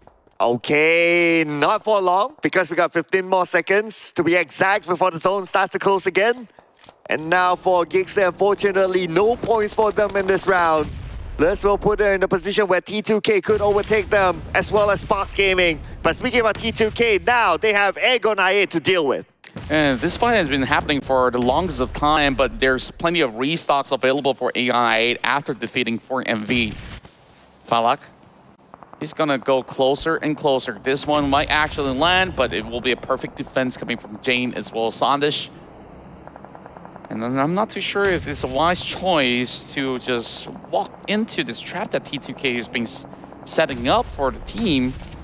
Aegon IA, they're not backing down from any given fight, so with a little bit of a drive, UZM should have actually had enough intel for Falak to work this one out. Okay, T2K right now, still on the lower ground. Falak taking down Jane. It's only Sandish left, and Falak knows exactly where Sandish is at. The name will not connect, but it doesn't matter at this point as AGI will move in. DBS in hand of Falak. Falak will without that UZM. Can he pull it off? Yes, he will. It will be a straightforward elimination for him, and AGI clears it out. Hill now invading the territories of STE. Shots after shots. Get slow, got nowhere to run. All this Molotov is not giving him ground for cover. Given a wall, he has to reload the S12K. The grenade bounces off the window. And Tiger, he spots one from the outskirts. Tiger still prevails. And STE, one after another, crumbles down, only down to action. Tiger X, he's about to approach. And this is where Flash swiftly lands one more blow and takes out STE. Oh, I really love the swap in, swap out. But now NBE against Boom Esports, who has high ground against them. And Boom Esports is winning this fight. Right now, 6 elimination points in their hand. STE, unfortunately, number 8 without any elimination points this round. But for NBE as well, number 7. At least he got 3. Yeah, and you see so many points stacked up for the team of Pakistan. Aegon IA now leads the board, but Boom is catching up with 6 as well. A lot of all these fights have settled down. Hale claims the entire territory for themselves, but Aegon IA, after some of all these challenges against T2K, they leave themselves in the open. I don't think that there's a vehicle for IQ to work with, so he's stuck right there. And the next zone approaches relatively soon. A couple of nades now being tossed out from Boom towards Box Gaming. And Box, they got a lot of running to get close to Boom Esports. So they have to exchange well with these nades. Has a hunch, but not really connecting anything so far. To a certain extent, that compound is a half bait for Boom. Because if Box Gaming gets into the compound, then Boom, abandoned, they would know that, okay, in that house, you just need to toss all the utilities and Box Gaming will be put in a tough position. So that's why we can see that Box Gaming, even though maybe they have the information that, okay, the house is vacant, they don't go straight into there. Yeah, it's definitely a huge risk to take. Meanwhile, we have 10 now spotted out by Rules. Quick exchanges in order to also suppress the retaliation effort coming in from DRS. They're by the corner of the zone, and now Hill is being forced to move aside to claim a spot of their own in stage 6. Uzium has got a lot of crawling as he has been able to move into the circle. Whereas Hill, what's the next plan here? They have plenty of vehicles, but they're soaking a lot of damage. They still have first aid, so it's all calculated. It's all part of the plan. And plus, right in front of them, it's going to be open. But that means that they need to be prepared with the vehicles. Probably towards that late stage, it's all about the vehicles being used as barricades. That's why they're prepared for that. But now we're moving back onto the northern side. Again, it's going to be Boom and Box Gaming. But DRS wants to have a piece of the pie. Yeah, I love the setups coming in from each respective team. DRS created a smoke trail, and Box Gaming is now also protecting himself with all the smokes that they do have for defense. Boom. They know that the pressure is not coming from the top side, which is why they hunt out for Aegon I8, spots Uziem in within the grasses. And just like that, now you have your top 4 with Aegon I8 taken out. But Hill, they are having the whole entire control coming in into the south. But still another top 5 finish for Aegon I8 at least. And now, again another top 5 finish. I gotta point this out. And again another top 5 finish without a Mongolian team. So a very rare sight here again. As Hill Esports on the other side will be unchallenged unless the circle shifts away from them next, which might be the case. But on the northern side, 4 teams, all the other 3 teams in fact, just next to each other. Yeah, I really got to commend on how good Hill is in the past couple of rounds of Erangel. Now moving in the top 4 again. Looking for another chicken dinner as they spot out a moving buggy. Hard to trail the shots here. Tiger X on a 4-time scope. Circling around, and I think it has caught enough attention. Perhaps this buys a little bit more space for DRS, for Gante to trade right back. Another supply crate dropping in between, but that's definitely not the focus of all our 4 teams left remaining.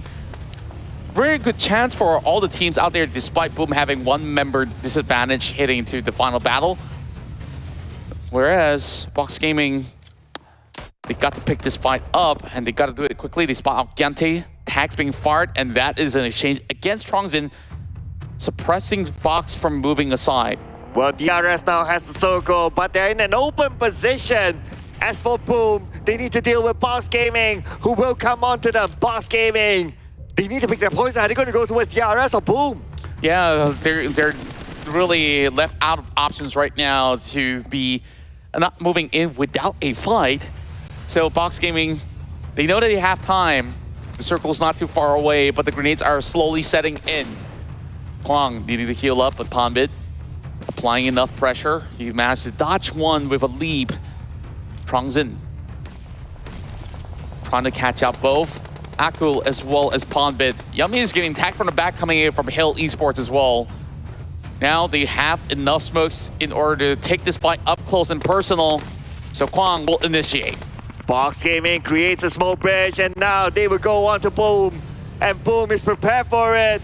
Boom, they must win this fight. This is going to be crucial for them. At the same time, the zone is going to put pressure on the Box Gaming if they don't win it. Boom, Yummy with the DBS in hand, and we know Yummy with the DBS. How can he perform? But this time, the numbers are on their side. 3v4. 3 versus 4, but it has been a very solid position that they've been holding on to. I was just surprised that Hill Esports were unable to punish. There is a certain distance that does not allow them enough vacancy to breathe. And Yummy! He takes out the DBS. Yummy! He gets the first knock. Can he get another one? 1-for-1 trade. Trongzin does it all. But the nade comes in, denying opportunities off of Box Gaming. Still 2 versus 2. But now Gosu on the other side, tossing his own nades.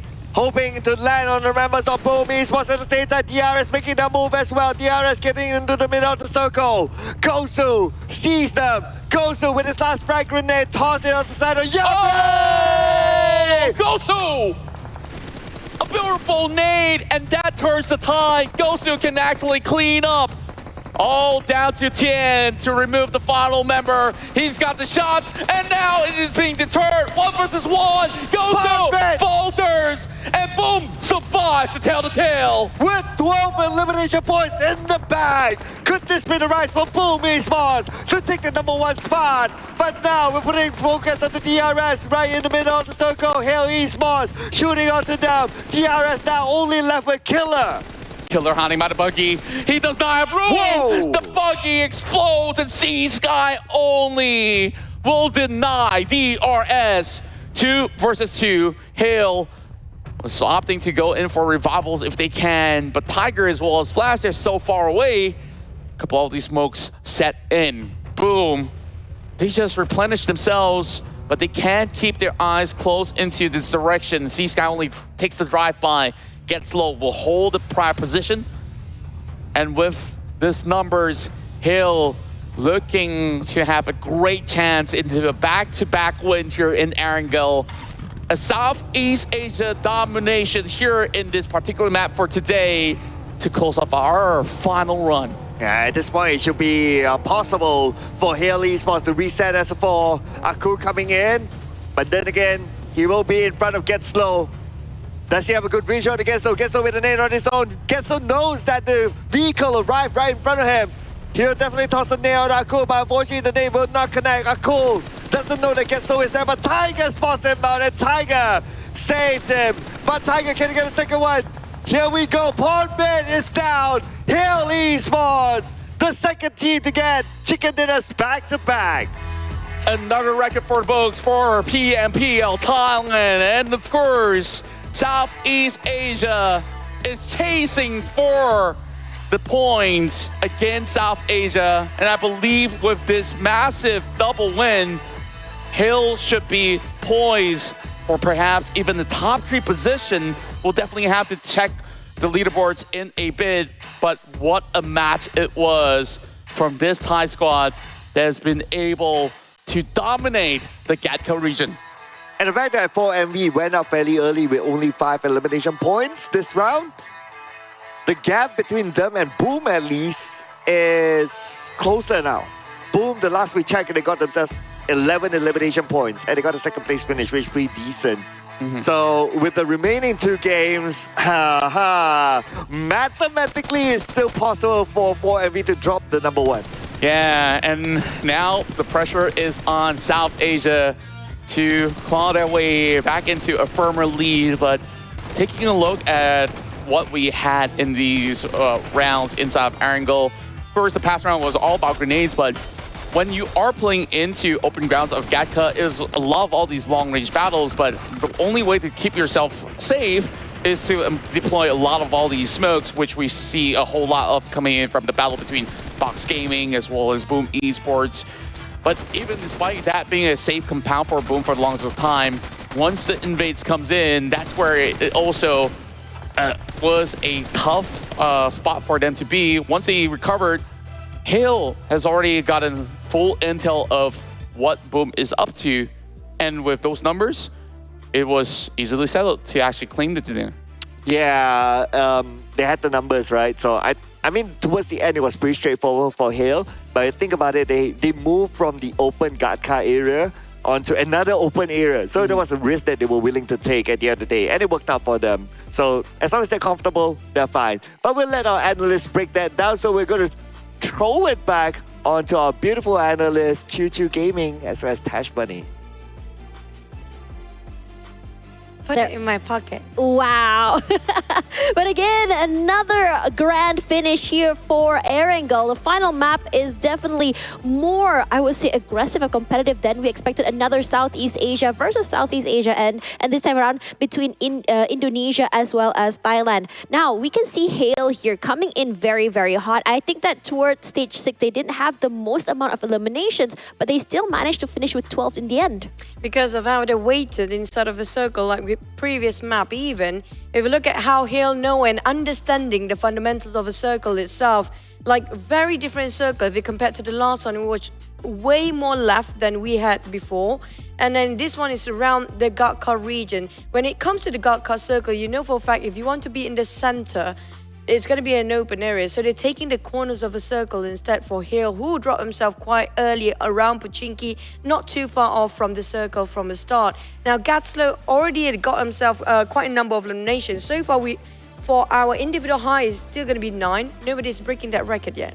I mean, when you look at Gatslow, I think overall today he's been a big, I would say a big impact for his team alongside his teammate, I think it was Tiger. And I think these two players have been really proactive in terms of not only taking up space, but that putting in that firepower, these aggressive plays so that his teammates are able to do those long-range pickoffs or even just trade. Now coming into the overall rankings here, Boom still manages to hold on to the second place, but NBES will be the one to be knocked down here by Hale. And I think the back-to-back chicken dinner definitely helped them today, coming in toward the bottom side of the charts, I think at the bottom of the page number 1, coming into 3rd place, which is honestly insane. And I think like most Southeast Asia or even more specific Thailand sort of plays, toward the last days is when we see them really get super explosive. And that's kind of true, especially with the back-to-back chicken dinner with double-digit 2 times in a row now. Definitely will push themselves up there in the top 3 in a single day. Not just that, the only team that without any chicken in the first page is going to be Aegon I8. I'm still waiting for that chicken right now. Me too. I'm hoping for them to actually score at least once in that first page. Yeah, I think for Aegon I8, it's really interesting because when you see them play and rotate, they're very quick and very on the ball to get into that best positioning for the circle. We saw them get compounds, set high grounds. The matter of the fact is they're not able to hold on. Like I think you mentioned this in the previous round, or they're not able to hold on to their compounds, not able to hold on to their areas. And I'm honestly wondering why. Are they being third-partied, or are they just not able to take these fights? No, they are a bit reckless, if you ask me. Aegon I8, TCK, these are the two teams that love the fight too much, but sometimes they get out of their way, maybe a bit too far from the teams, and maybe have some communication issue between them, that somebody else happen to be stepped out of their position. That's usually the case when they get caught off guard. They taking the bait easily in the case of some of the teams. That makes sense, and I think a lot of teams are starting to read how exactly they take these fights. And speaking of that, I think that Hale has really cemented how they play. And again, I think in the last 2 chickens, the previous one and this one, they like to do this 2-2 formation going on. They're very good at making sure they're able to trade and still have each other's backs regardless. And in their situations when they're able to fight, it's actually sort of like a pizza formation when you think about it for them as well. So it's really good coming from them. They're not allowing other teams to take extra points even to make sure that they get the chicken dinners very cleanly. And speaking of that though, we're going to be taking a quick break. After this, more PMRC, Southeast Asia versus South Asia coming right at you.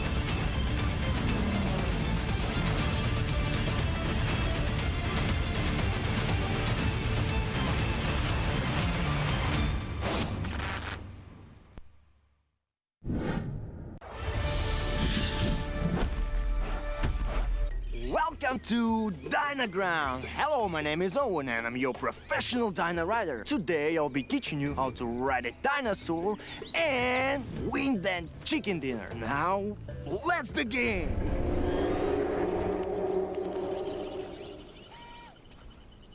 Relax, don't be scared. That's the sound of the mighty T-Rex.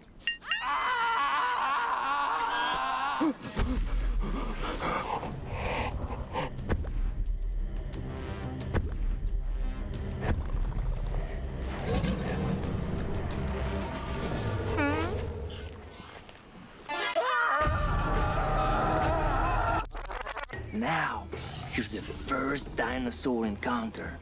I want you to meet my girl Vicky, my sweet little raptor. Look how cute she is. Isn't she lovely? Vicky or raptors, They're the most vicious and fastest beasts in the world.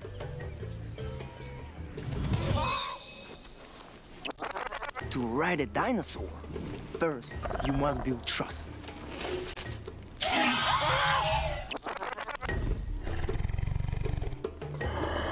They are carnivores. They eat meat.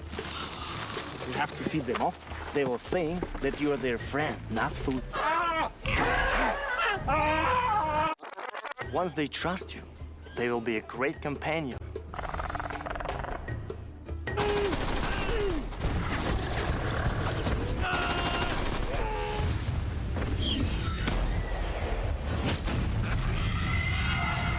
However, taming a dinosaur can be seen. Experience dinosaur taming and riding the all-new version of PUBG Mobile Dynaground.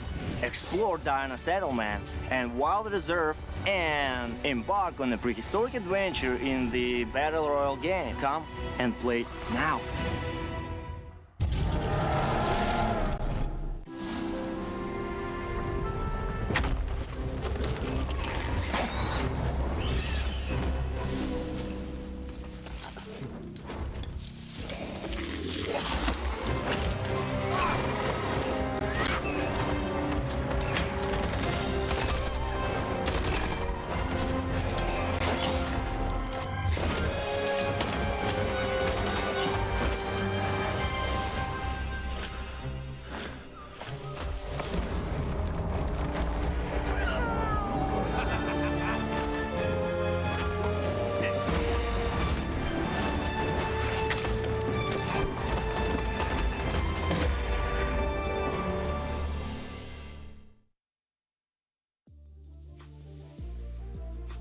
Hello everyone and welcome back to the PMRC Southeast Asia versus South Asia, where we are now down to our last few maps. Choo Choo here alongside me, Tash Bunny, and we are your hosts and analysts for today. Choo Choo, what do you think of the Southeast Asia phenomenon, Southeast Asia rising coming through here to the end of the day? I think more specific is going to be Hale Esports. They have nothing else to lose here for Hale. Definitely they were starting off at second page and they don't have that much tournament after this. This is going to be one of the last few tournaments they have, so they have a lot to prove to us today. But when it comes to regional points, no way, 1 point. Oh my god, how the catch-ups, how the turntables here, where we're seeing Southeast Asia finally not only catch up in terms of points, but also we have taken over in terms of average eliminations, average damage, but average time in blue still skewed towards South Asia because of their rotations.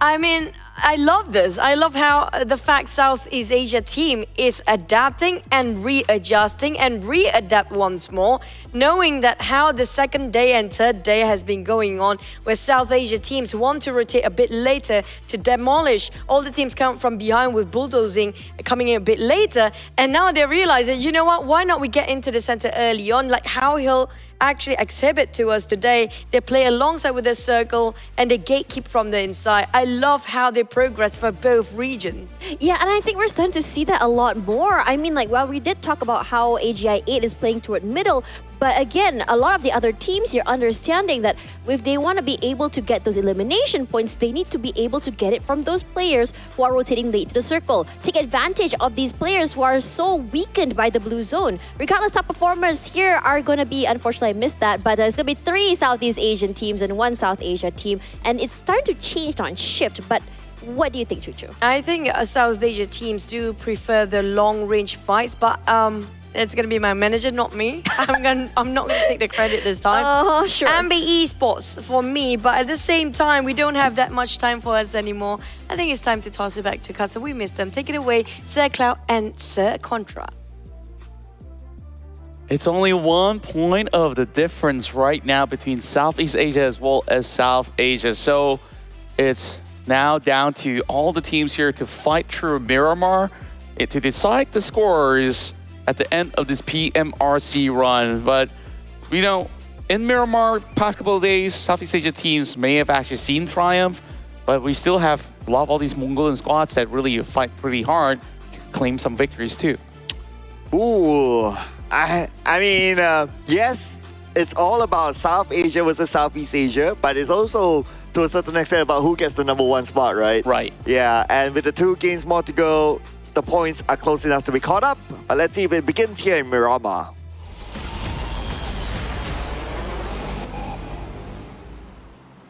It's 4 Miracle Vibes that's still holding on to that #1 spot, but we saw, boom, they've been able to get plenty amount of elimination points in order to make the gap as close as it can get. That also means that there's a lot more pressure onto Boom to perform for the final 2 games. Well, no pressure, no pressure, no pressure. I mean, 2 more games to go. And for the most part, like teams, they would... Okay, this is general understanding, right? Like as long as you can control the pressure that's onto you, you can do well. So even though if you're at the #1 spot, doesn't mean that you are not under pressure. You're also under pressure to perform because knowing that someone else could potentially catch up onto you. It's also a form of pressure. And speaking of catching up to everybody on the leaderboard, Hill, 2 chicken dinners back-to-back, sees them now at #3.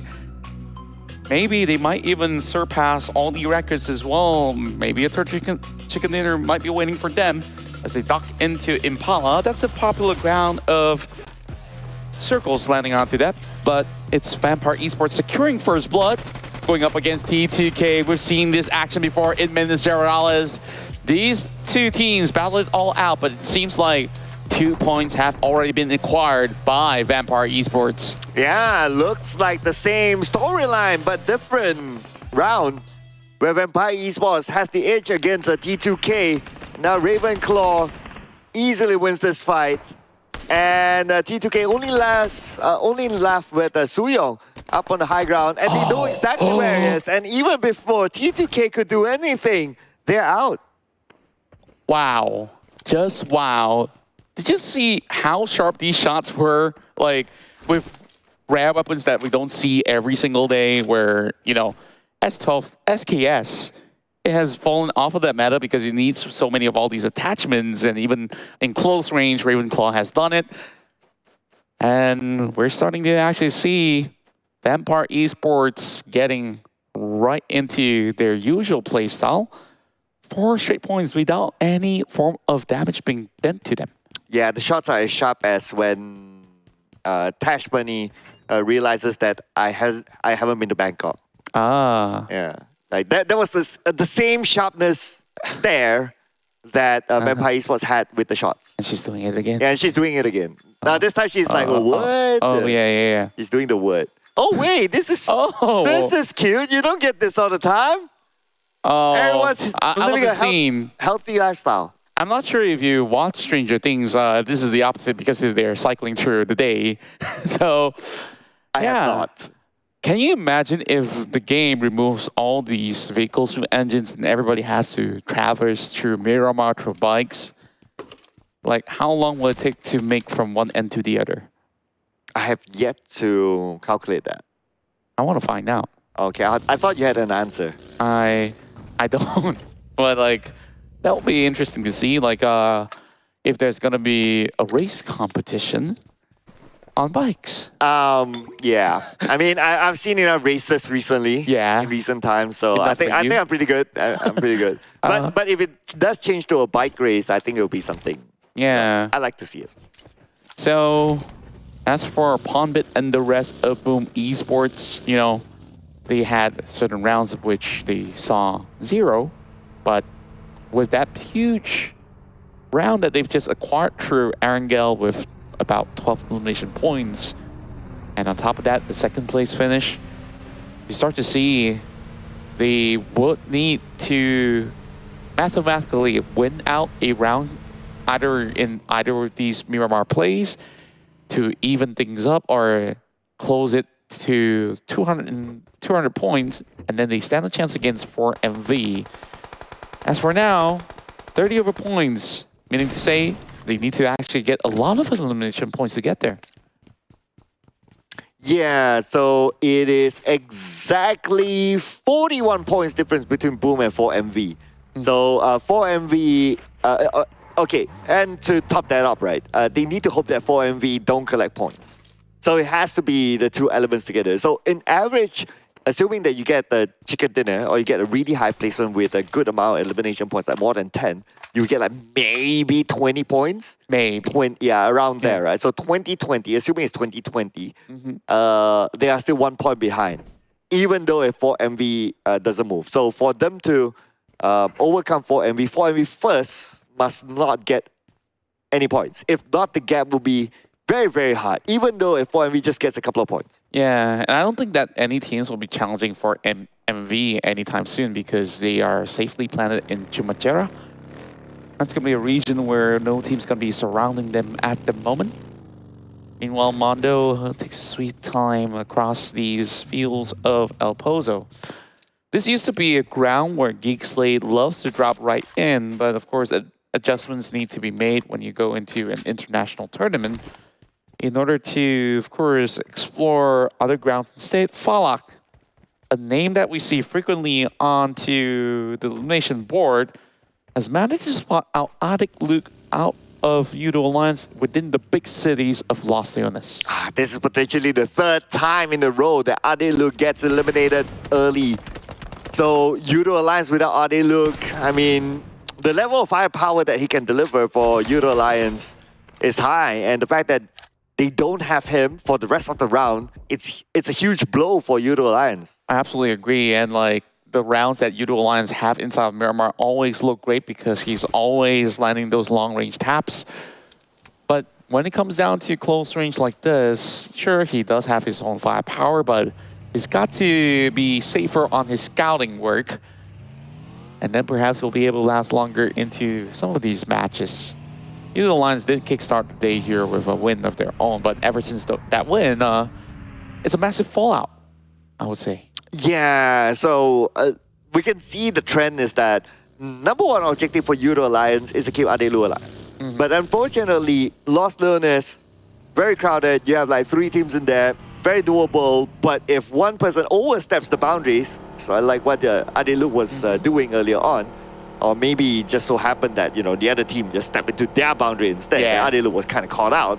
And by losing Adelu, yeah, it's hard for YOODO Alliance, even for this round. I mean, yeah, to be fair, the other members of YOODO Alliance, they're amazing, they're awesome, they can still do great work. But Ade Luke, stats-wise, everything, he's just exceptional for the team. Yeah, that's why awareness is key when it comes down to playing in such a huge map. I mean, even back in Erangel, it has very similar elements, which we saw him getting caught out from. Sure, sometimes an exceptional player knows no boundaries, but there's always a little bit of a limitation. Mela now, understanding his own limitation, will just hold back here within his own compound.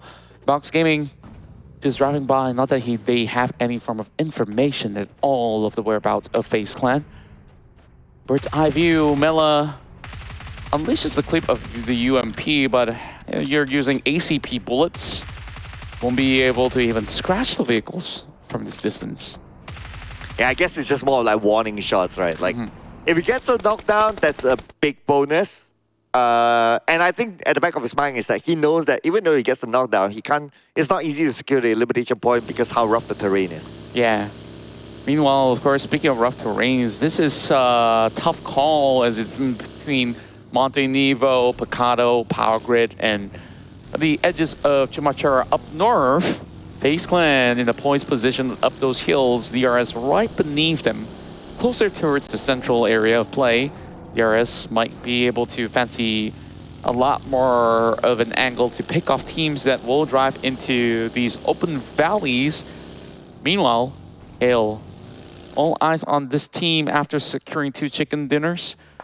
Shamil now sees a little bit of challenge coming in from IQ as he tries to stop by, but Olio is ready to suppress him with some shots as well. Should be picked up by Shamil. No issues at all, but as for Aegon I8, they have a few members coming from back. Fallock again! This man is unstoppable, and he's gonna look for more, tagging onto Shamil's vehicle as well. And now with Olio, our YOODO Alliance down to the last 2, Shamil as well as Flax. And for AGIA, because they have the information, okay, they know from the earlier elimination feed that Adeluk is out, and they now know that Oleo, obviously representing YOODO Alliance, is out as well. That means there's only 2 left. That's why we can see AGI, they're really confident to going for the chase. Yeah, and they're definitely not going to hold back this matcha mill out, but this is a tough angle for IQ to take those shots. As we closely follow the SA versus SEA program, Vampire Esports make it very possible to actually take the lead at the moment with only 2 points ahead. FaZe having MR5, previously known as Maroon 5, by the way. He's no Adam Levine, but he can definitely drop some tunes onto NBE. I can definitely move like Jagger. Oh, yeah. Oh, yeah. But hopefully his jaggy moves will save him this time as we're back onto YOODO Alliance. Oh, man. From the pan to the fire to the floor, that is YOODO Alliance. 3 different teams. Everywhere they rotate, they seem to bump into them. And unfortunately, out. Yeah, they chase them out like a pack of wolves, and Aegon I8 have gotten all 4 points back into their hands.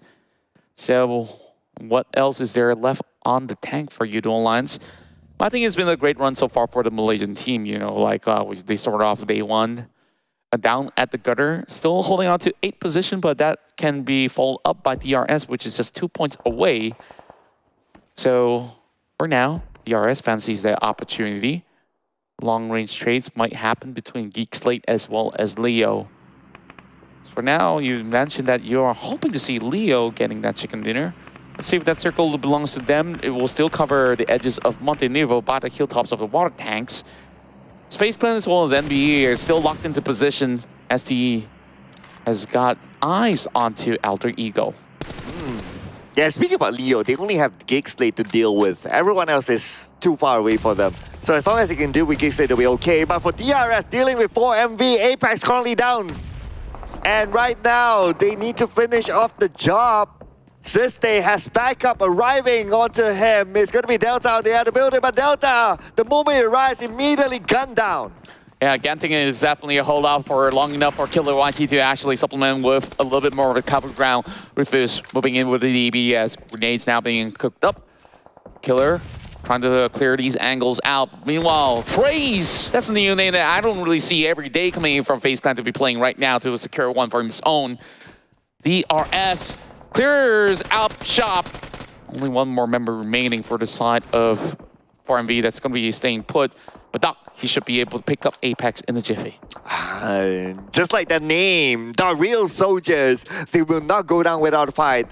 Right now, Killer just need to pick up his teammate. They will reset at the same time. 4MV will be doing exactly the same. Apex is now up on his 2 feet after that reset. So it looks like it's going to be a Mexican standoff for now. Yeah, and majority of all these teams currently battling is going to be from South Asia. So great chances to actually collect some points, even if it's against their own fellow SA representatives. Leo now knocks one down from the side of STALWART Esports, and Apex made it down. Doc definitely has a lot of medical skills to be able to actually resuscitate his teammate, but IT is already charging right in. He's got a grenade being prepared from the side of Doc. Molly! Got to actually find this one out, and Doc, he does find a nade, gets one. Up to Gante right now. Gante held back. Doc wastes no time, but the charges come in. Gante, can he find it though? Few more steps on the block. But here we have it. Gante brings it back for DRS. And 4 Miracle Vibes. They are out. No points this time. Boom. This is the best chance possible here in Miramar.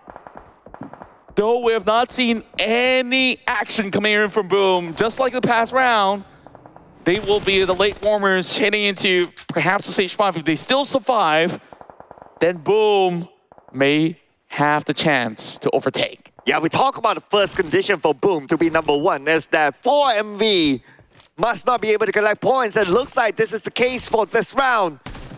But now Boom needs to do their job, needs to do their business of collecting as many points as possible, at least 20 points, get a chicken dinner together with it. If Boom gets a chicken dinner here, with a decent amount of elimination points, the final will be really interesting. Indeed it will be, and I hope that there's no hot drops into each respective teams. Meanwhile, Boom, they have troubles of their own. Longer on top of the hill, spotted out by Hill. A fellow SEA representative taking down Akul. And there's no way that they're going to climb out to save him, are they? Crazy, instead of going for the save, he's going to look for the challenge against Hill. Spots out C-Sky only. Crazy. Now dishes out the damage, takes out, gets slow, and that's going to be flashed down as well. Looking for all four. Oh, C-Sky only has not got any form of room, and they're just going to bail out of that situation. Tiger X looking to survive. All right, so now Boom collecting the points. 2 points in the back for Boom. They're looking for more at this moment. As Razy gets another knockdown, Tiger is still alive at the high ground. They know exactly where Tiger is. At Tiger with a nade on his own. Pombe is getting closer and closer with an AK. Razy is going to provide support onto him. Tiger stuck in the shack. And now the molly will be tossed out. Tiger forced to move out of the shack. Pombe will finish him off. 4 points for Boom. The cleanest execution I've seen coming from long range battle, brought up close, and here's another one going in against DRS. Outnumbered, Rules has to do it all. Rules? Okay, where's the other one? Oh, the other side. Okay, here we go. AGI8, everyone on the rules. Gonna be a straightforward cleanup for them. AGI8 collecting the points in the bag. As right now, AGI8 stands at number 5, just below NBE. 2 members knocked out from the side of Vampire Esports, and KSA has found the final blow against Ravenclaw. So many of these fights actually close up rather quickly. So many decisive strikes, and I can see that SA teams are really picking up the pace right now. And the one being the most ferocious has been Aegon I8, now with 4 points. DRS has at least gotten 3 out of the equation. Meanwhile, NBES, they have not moved away from FaZe Clan, as they are somewhere around the corners of the zone. But that will change in the matter of a minute once all of this strings up. Ventoris is just going to be hugging by the corner wall, and now it's up to Alter Ego to nade up STE. They've been weakened much early on by other teams, and now it's only down to action, it seems.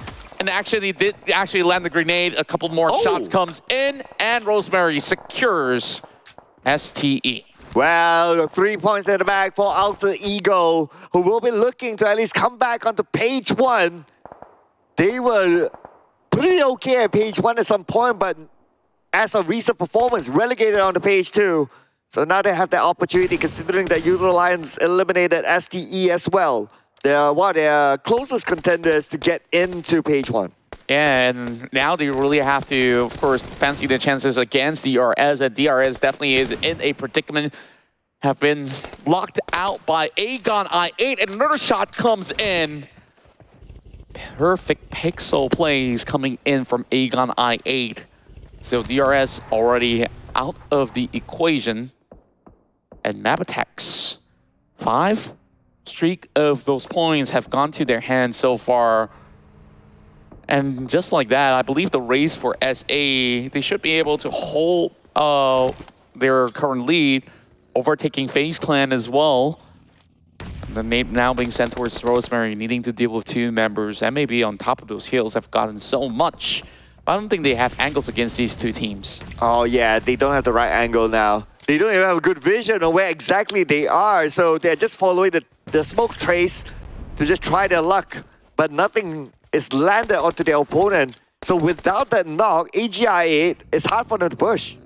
Yeah, rather difficult. Rosemary respects the amount of area of play that Aegon can basically acquire as they take the buggy, and Rosemary hops back onto his, allowing a little bit more of that space. Quick thinking coming from Rosemary to steer away from danger at the very least. 3 points in for the side of Alter Ego so far. As the battle continues, FaZe Clan has been playing this tug of war for the longest of time and finally decides it's time to go in for the invade. Well, they're going to invade onto NBE with Fizz. Currently knocked. Mondo will trade it back. Ventoris taken out. Beautiful off angle here by Mondo to protect their compound from any incoming attack.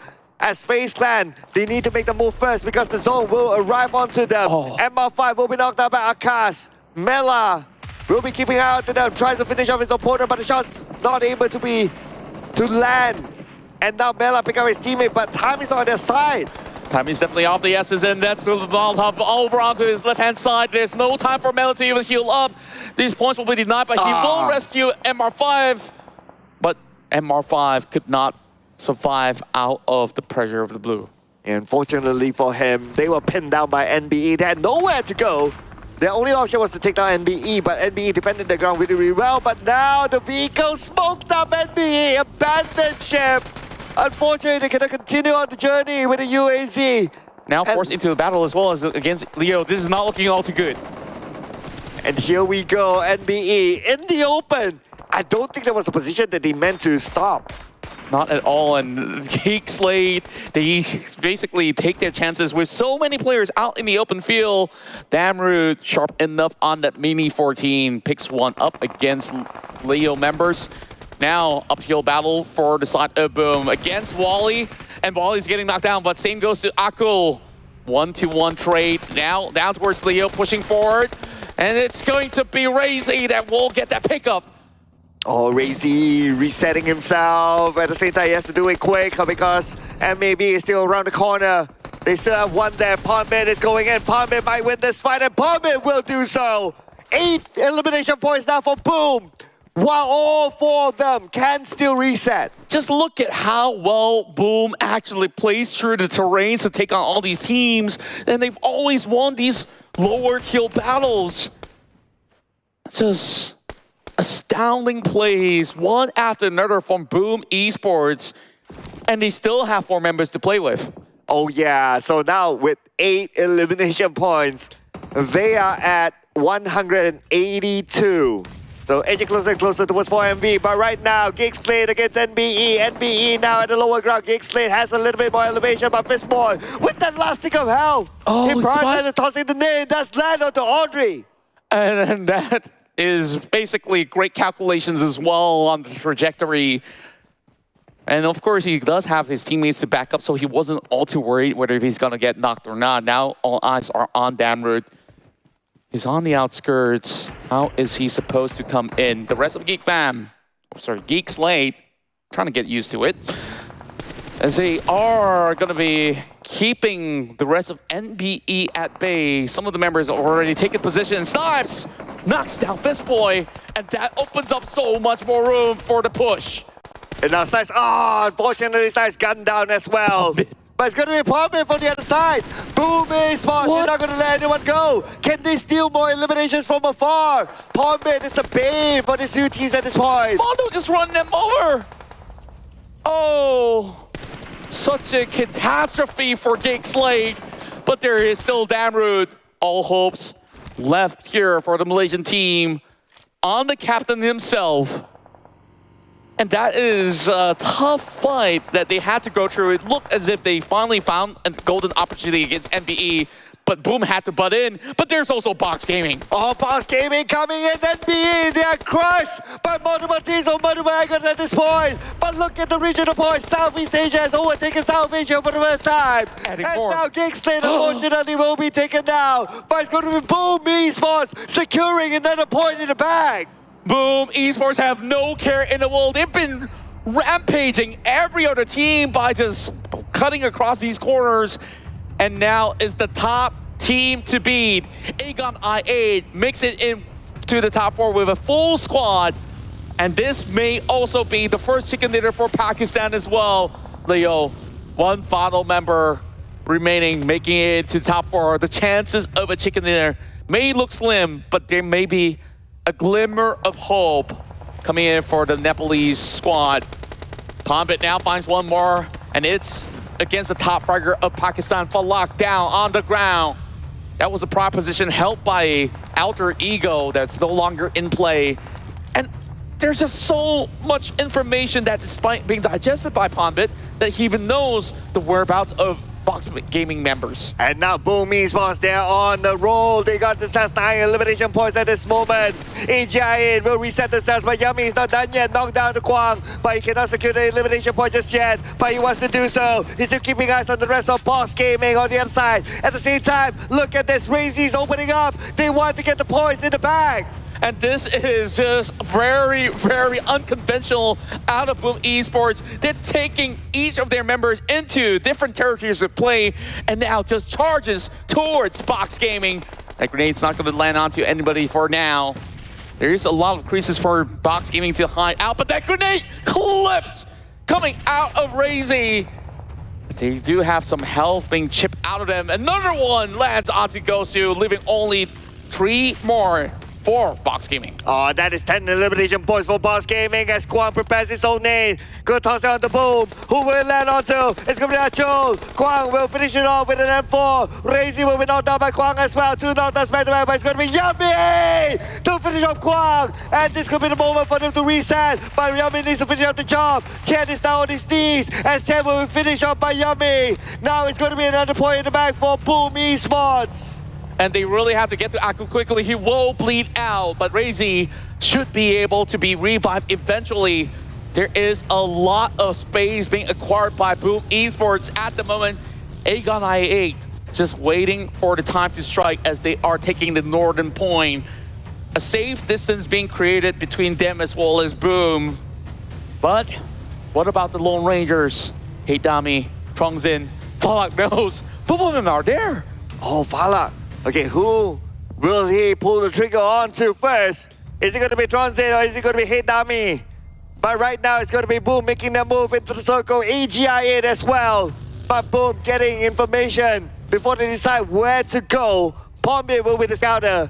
Tronzin playing by the edge of the circle. He should have enough space to still stay where he is. 12 points for Boom Esports. Potentially, if they do take out everybody else in the lobby, 26 points could be perhaps the perfect way to actually go about. But at the moment, they will need to look for a better positioning as they acquire about 30% of the map at the moment. Pombit now locks onto the target, sees Heidami. He's prone on his belly and it's going to be hard to clip. And I think they already have a hunch on where Aegon I8 is hiding out. Oh yeah, they do have an idea right now as Aegon I8 made that move. But Aegon I8, all of them on the outside of the circle, they'll be sharing the same area as Boom Esports. Boom Esports, at least they have one representative in the circle, but now the neighbor tossed out by Tronzin, he knows exactly where his opponent is at just across him. Tronzin will need to win the fight against Heidami because he needs to get into the circle. Whereas for Heidami, his position is in the circle. If somehow Tronzin can get into that position, that will be great for him. Trongzin did manage to stay afloat, but they have to actually cut across even further than that. They could not afford to challenge the rest of Box Gaming with the numbers favoring Boom at the moment. Aegon I8, they have to move through the corners, and now on those vehicles, that's where Boom hopes to punish them. Breaks over the vehicle, but Fox stays alive. Bonbin, can he finish on the job? But it looks like he got some help from Trongzin for the other side. Yummy as well will finish off IQ. And it's going to be another point for Boom. Falak knocked down by Razy. Razy can he get another one? Yes, he will. It's going to be Ghost next. But can he finish off everything? Yes, 16 elimination points for Boom Esports. Now they can acquire up to 18, and yes, they will. Boom Esports. Eyes on the prize with a winner chicken dinner with one more game to go to chase up against 4MV. And this is the start of something new for SEA. Oh, the final game will be huge now. The final game will be really interesting. Ladies and gentlemen, you don't want to miss the final game. Could it be Boom? Could it be 4MV to be the PMRC champion? And keeping tabs onto the score lines as well. We see so many SA teams play so aggressively in order to maintain their lead of the regional points, but SEA have been able to take so much more and have already overcome those numbers. We'll definitely have to track that once again. And Vampire Esports start things off with style. All these form of tricky terrains did not deter Boom Esports from basically acquiring targets. They know what the goals are. Take fights, and every single team that they fought, they've managed to just demolish their way like a bulldozer. And on top of that, every single member from Boom Esports function to the max. Like even though one person is down, another one can come in, and so on and so forth. Like the swap in, swap out, it's just flawless for Boom. And how they execute fights, it's just great because of that. Their team coordination is masterpiece. And it's beautifully pieced just like that. A work of art by Boom Esports. With one more game remaining, it will still need to see whether or not can 4MV make an advancement, but that is all that we do have here on the cast's desk. One more game to go, and I believe the other table will be ecstatic to break this one down. So back to you, Choo Choo, as well as Dash Money. Take it away. Thank you very much, casters. And now, what a statement play by Boom, as though a mind shift happened as soon as they saw 4MV going down. Again, Choo Choo, would you mind breaking down what exactly Boom Esports did right? Definitely, they're taking the routes not taken on the northern side at first. With 18 eliminations, Boom has been bulldozing teams from the north side down towards the side of Monte Nuevo and for the final circle as well. The only difference, the biggest difference, might be a small one, but a big impact coming from Boom this time. They do not hesitate. There'll be some times where Razy kind of, you know, want to go for CQC against MAB, but think twice about their positions again. But lucky enough, Yummy, this duo, Razy and Yummy, has been working so well to cover each other out when it comes to certain off angle. If Yummy can't see it, Razy can cover it, and vice versa. I think that was really incredible based on the team coordination, like how Cloud just mentioned. It's between Yummy and Razy. Really, both of them deserve to be up here. Really, and I think that for them, even though they lost one player coming forward, they were able to still coordinate with one another, having one person play separately and the other two making sure that they're able to trade and also provide support. Now, coming into that game just now, I think I really like the fact that Boom Esports was the team to play on the side of the terrain. They made sure they had a lot of control on that terrain toward Monte Nuevo, made sure to hold on to the area, did not allow box to come into the circle, and on top of that, made sure they can take these long-range fights because they seem to understand and know that CQC is I would say, the power spike that you can expect from South Asian teams. Regardless, 4MV still maintaining the first place spot, but the gap has significantly gone down here as they are only separated by 13 points. But 4MV looks very, very scary up there with 5 chicken dinners. The only reason why 4MV can be catch up by Boom because they went down out of the equation without any elimination points, without any point at all. And 4MV always a bit slow when it comes to rotation from the southern side. But this time they want to take the numbers up high. But due to how aggressive they want to get themselves, they're just being punished instead of getting more. So this kind of a bit greedy, kind of a bit reckless for 4MV. Yeah. But at the same time, it's like high risk, high reward thing going on. I mean, if you want to talk about high risk, high reward, Boom Esports has definitely been doing that. I think they've been really, I wouldn't say reckless, but they've been really taking up these fights. And it just shows that in their idea of how exactly they want to play, they want to make sure it's going to be eliminations first. And that really translated that game just now. But for my prediction right now, I'm going to bring it into 4MV. Yesterday, they made a statement play, ending the day with a chicken dinner. I wouldn't be surprised if they were able to do it again. And so far, 4MV scored the last game usually a bit more than usual. Yeah. And I don't know what will happen in the last map here because Boom right now is on fire.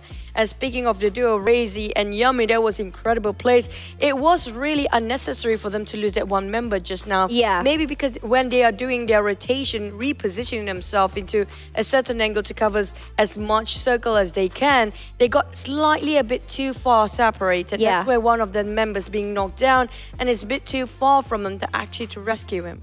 I think it's also one thing that's really interesting is the fact that because they had so much space to work with the northern side, I think it was also a confidence play. And I think it might also have been an overheat. Because when I saw them kind of moving around the area, they were sort of separated there. And it was to the situation where I felt like it was going to be really hard to pick up. Because again, even though they had full control of the high ground, it was still a very open area with box so very close by. But I am very, I would say, impressed with the fact that even though they were one-man disadvantage, they were still able to take the 3 versus 4 against DRS. And I think because they understood that we focus on DRS first before we focus on the final two, and just like that, they cleaned it up, cleaned house very, very well. But yeah, I agree with you. They shouldn't have lost that player. Regardless, coming into this next match, let's have a look at the head-to-head here between South Asia and Southeast Asia, where South Asia has been taken down by Southeast Asia. 691 total eliminations to 672 here by South Asia, with a total of 17,000 total damage put in against 16,000 by South Asia. And you know, we can tell which teams are the ones really putting in the numbers today. Well, at the same time, it's not impossible for South Asia to catch up. It's down to the finishing line. Who gets the final talk? Who get the final numbers up there? Because by the end of the day, it's too close for us to justify who is actually stronger than the other. Both region, I have to say, maybe an early start, South Asia is super strong, but that's the question. When they have such a grand start, right? Yeah. Are they out of stamina right now? I would say it's not really them being out of stamina, it's them being microscoped. Like you said, the adaptation of the Southeast Asian teams. Again, we go back to the interview with STALWART, where he said that, you know, Southeast Asia is not adapting, so they were expecting more. But again, if you remember from past trends, Southeast Asia has always been that team that is a very slow cooker sort of play. They take time to really understand and then adjust maybe day 2, day 3. Yeah, it's not ideal in shorter leagues, but in this situation, it looks so good coming into the last 2 days. Actually, in the last day, what is, I would say, a statement it is for them to have a majority of the chicken dinners compared to day 1 or day 2, where it felt like South Asia was just on the upper hand. At the same time, I wish Egonaya do score that chicken dinner, because they are one of a few teams that don't have that chicken dinner yet. They have a very clear path from the southern side, and the only one that actually will stop them was usually it's going to be 4MV, but in the case 4MV being eliminated early out of the equation, but they do have a shot at that. But it's just when it comes to tactical wise, when it comes to how the rest of Boom actually fan out, one of them, they know for a fact there's nobody else behind them. So they got across the line in a parallel move towards the side of Boom Esports. So they place one player to get over each of the angle that covers the entirety of the last circle. So there's no way in without being noticed on the side of Boom players. And that was really smart regarding of how they are at disadvantage, but make good use of it. Yeah, and I think also when you look at AGI8, I think the idea for them was to get that chicken dinner because they weren't over-aggressing, they weren't taking up too much space or trying to take these fights. They're just waiting. The only player that are marking the other two members of the team, which is Leo as well as Box, I believe, was Falak. And the other members were inside the compound holding on. And I think this is a problem with AGI8. I think like for them, they do get a compound. They're so great at taking up this space, taking up the best areas in the circle. But because they're not too proactive in taking away these fights, in engaging, it kind of like in a way maybe perhaps playing too safe is their downfall. I do want to see their wolf. I mean, like, it's not really usual for Agana 8 to be cowering inside of a compound. Usually they love to be They're very just waiting, proactive honestly, yeah. on the outside. But when it comes to the last few circles, that's where we can see the pressure getting into their head. Yeah. Because it happens always in the last few circles for Agana 8. They have been consistently getting themselves for the entire day at around top 5, top 6, or even top 8. But when it comes to finishing, that's where they start to worry too much. They overthink themselves about where are the other teams, where are they coming from, who's actually behind us, instead of going out and try to make it as much as possible. So the case of Agana 8, they are very close of getting that chicken, but it's just they're stopping themselves in the very last minute. This is actually really interesting when you think about it, because well, how the turntables were in day number 1 and 2. We were talking about how Southeast Asia had a lot of problems closing games. There's a lot of hesitation. They're overthinking these fights, and now suddenly we can see this aggression coming out. How they're just like, you know, at certain times maybe it's best for us to turn off our brains, and we're seeing that coming up from FaZe, YOODO Alliance, even Hale. And even at some moments, even VPE and FaZe Clan. So it's a very interesting situation coming through here, where it just shows that, okay, we're understanding that South Asia loves to play aggressive. Let's bring the aggression to them and see what we can do with our firepower. Because again, I think we've talked about this since yesterday and today. In terms of firepower, Southeast Asia and South Asia has been very, very good. They're very on par. It's just a matter of when exactly to use it, how exactly you want to take it. And I think it's been looking so very well. And I think that these two regions, even though it seemed like South Asia was just so high up on day one, number two, it looks like Southeast Asia is able to catch up. They're able to adapt. It just takes some time compared to South Asia, which really sets the tone and the pace on day number one. And I think that's the problem, right? When you're being microscoped here, when you're doing the same thing over and over, you're not able to adjust. And because you have been setting the tone for way too many days, for way too many games, people start to understand and want to take back the momentum in their hands. That's kind of true. Lucky this is not a league. If it's a league, we're gonna have a yo-yo numbers Oh, yeah. all week long. But speaking of yo-yo or not, between South Asia and Southeast Asia, is too close right now to call it who's the champion and the best region. We're gonna toss it back to SirCloud and Contra for our final game in PMRC. You know what? You know what Contra said? He said that if Boom Esports becomes the champion of PMRC, he's going to go bald. I've never said anything. I know you. Of course, you're going to deny it the whole time, of course, you're going to deny it. all Of right, course, sure, of sure. course. I'll of cut my hair course. regardless. Yeah, but of course. Hey, no holds barred. There's nothing to hold back right now. One final game for their respective region. SEA has taken over. And a wild storm sweeping into our final day. 4 chicken dinners so far out of 5 here in the final day. And if Boom actually does it, this will be the craziest bout we've ever seen from both respective regions. And we're about to kick off our final match real soon. I'm going to give a plot twist, right? So, for MV, on purpose, let Boom sort of catch up. Worked hard for, right? Yeah, so that the last game is interesting. Oh, yeah. Yeah, put a little bit of spice there. And of course, ladies and gentlemen, the moment that you have been waiting for will begin in about 10 seconds time. Who will take it all?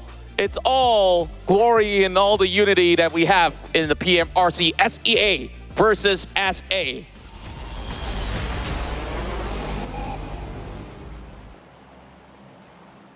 Final game, ladies and gentlemen, full of drama. Who would have thought the PMRC would go down to the final game to really decide who will be the champions of PMRC? Will it be 4 Miracle Vibes or will it be Boom Esports? We're also looking at unity in victory as well, where both regions are hoping to reclaim their pride to see which one is the stronger region of all. But at this moment, it's really fair to say that both regions are on equal grounds from the first 2 days, as AF definitely shown that they've been the better side. And then on this final 2 days, Southeast Asia has played the long game to run the full mile of the marathon.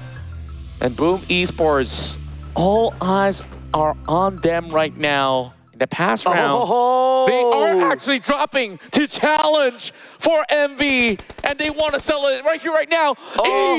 He's gonna find the first knock, and perhaps this is to their own demise. For MV, they're all scattered across. Palmbit now needs to deal with ease. Welcome to the hard drop, ladies and gentlemen. Yummy currently down. Palmbit with an MK3. Can it pull off the unthinkable here to win against an M4? But looks like Palmbit currently down. 2 more members of Boom. What can they do? They're on the higher ground. 2 members knocked out. And all hopes might be crushed right here. It's down to Achul as well as Razy to ace out 4 members of 4MV. They're still on their loot. Barrel in the hand for the side of Akul. And 4MV should have already known their position by now. They're just trying to get quick loots before they take on the full squad. And 4MV, they're definitely feeling great, full of confidence to close off this tournament right here, right now, with the championship battle happening in moments' time. Okay, so 2v4. I mean, we're talking about Boom. They have a lot of firepower in them. So things could turn. But we're going to get a result really, really early. Yeah, it's a little bit of a...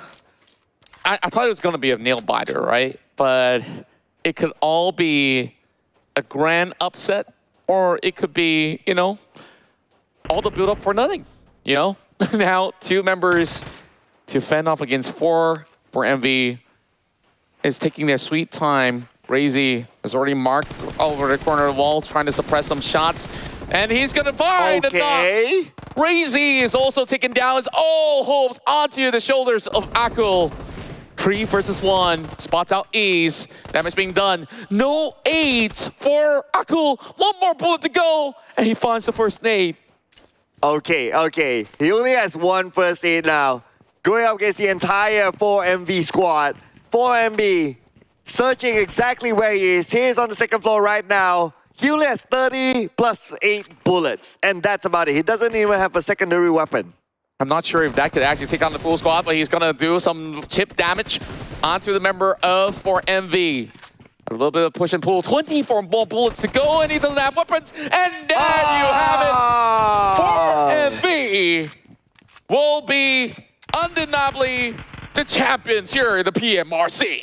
Well, that was pretty anticlimactic, not gonna lie. Anticlimactic indeed. Yeah, I was hoping for it to be a nail-biting finish, just like what you mentioned. But hey, you know what? The show must go on. The show, well, that's one. Secondly, we still have the regional points to talk about. Yeah, so it's all about that. And of course, we do have somebody here that might want to compare this.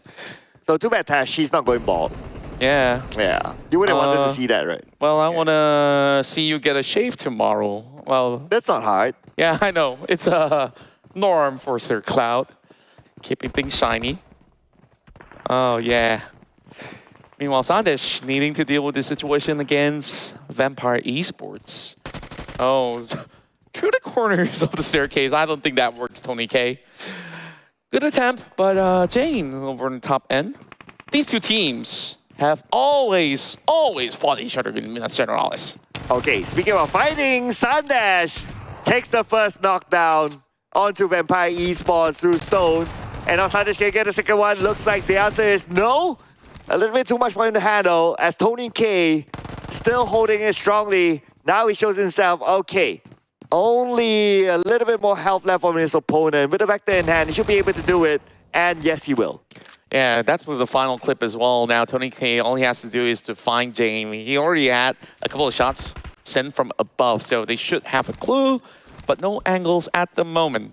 Vampire Esports, no pressure on them. They've already secured those 3 points. And Jane has just got to work his way out of Minas Generalis. Looking at loots, he's got the M4, level 1 vest. Not many troubles to work around. 1 frag grenade, sure, that's decent, but going up against Vampire Esports, that's no way that he could basically challenge.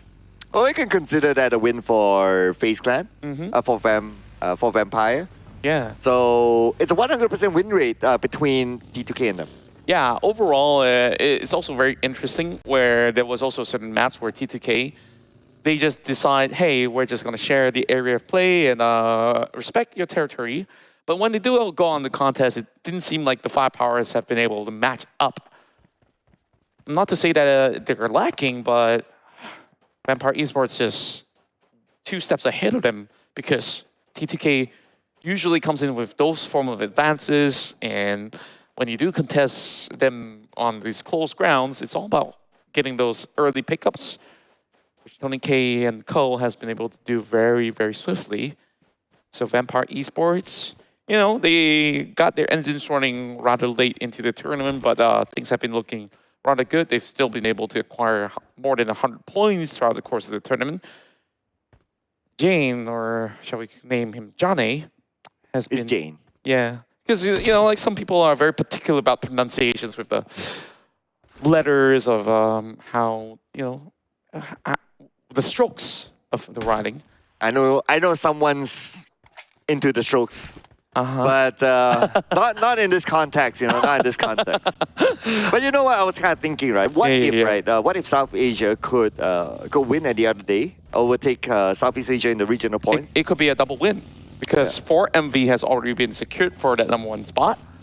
Now, the rest of the South Asia so let's get to my point. Oh, well, sorry. Yeah. Okay, get to it. Oh, gosh.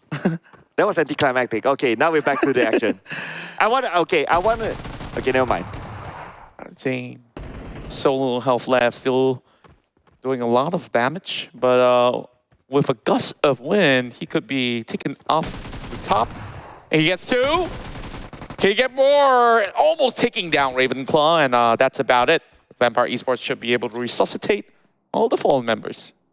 Anyways, back to what you were saying about SEA. Yeah, so if SA can be the champions, as in regional point champions, can we get Tash to do burpees on live stream? Burpees on live stream. Yeah. Does she need to climb the table to do that? A good point though. I don't know. Maybe a star jump will be. Star jump. Yeah. Gotta ask production, man. Like, I'm getting stares. I see 2 thumbs up. They want to see the star jumps up. or Okay. burpees. South Asia, let's go. Hell Esports, though. This is a team that got so many chicken ears, and they definitely have put Southeast Asia back on track. And I want to see how much more can they actually do here inside of Miramar, because yesterday's run, we've seen them securing the top 2, almost getting a chicken dinner for themselves. And okay, so right now on average, right, if we okay, there's not enough points for NBE to take number 2. Okay, so that's pretty much done, right? Yeah. Up there, assuming that ST and MAB being the top performing teams amongst some of the top performing teams among the South Asia teams, if they can perform well this round, there's a possibility that South Asia could be overtaking Southeast Asia. But this sort of clash is definitely not going to help them. But anyway, we're still going to settle the score between NBE as well as Aegon I8. Or was it Aegon I8? Another team. Seems to be the case for MV as well as YOODO Alliance, just next to each other over down south. But the battles will happen in cross-border treatment. Leo now getting bombarded by the rest of NBeSports. And that actually connects coming in from Akaz to take down Soyam. Very swift measurement as Leo is now left with only 3. But that still suffices as they've been able to also get the knockback onto Akaz. Okay, here we go. Slipknot. As well as Haidami. Okay, Haidami, the hero of Leo yesterday. Can he pull it off again? This time around, it's going to be against NBE. But Slipknot still holding the ground. NBE taking the time to reset. Where Slipknot is not going to allow them that time. But the molly onto Slipknot. Slipknot down. It's only Haidami left. What's going on? Mondo now, 1 HP. And a dream.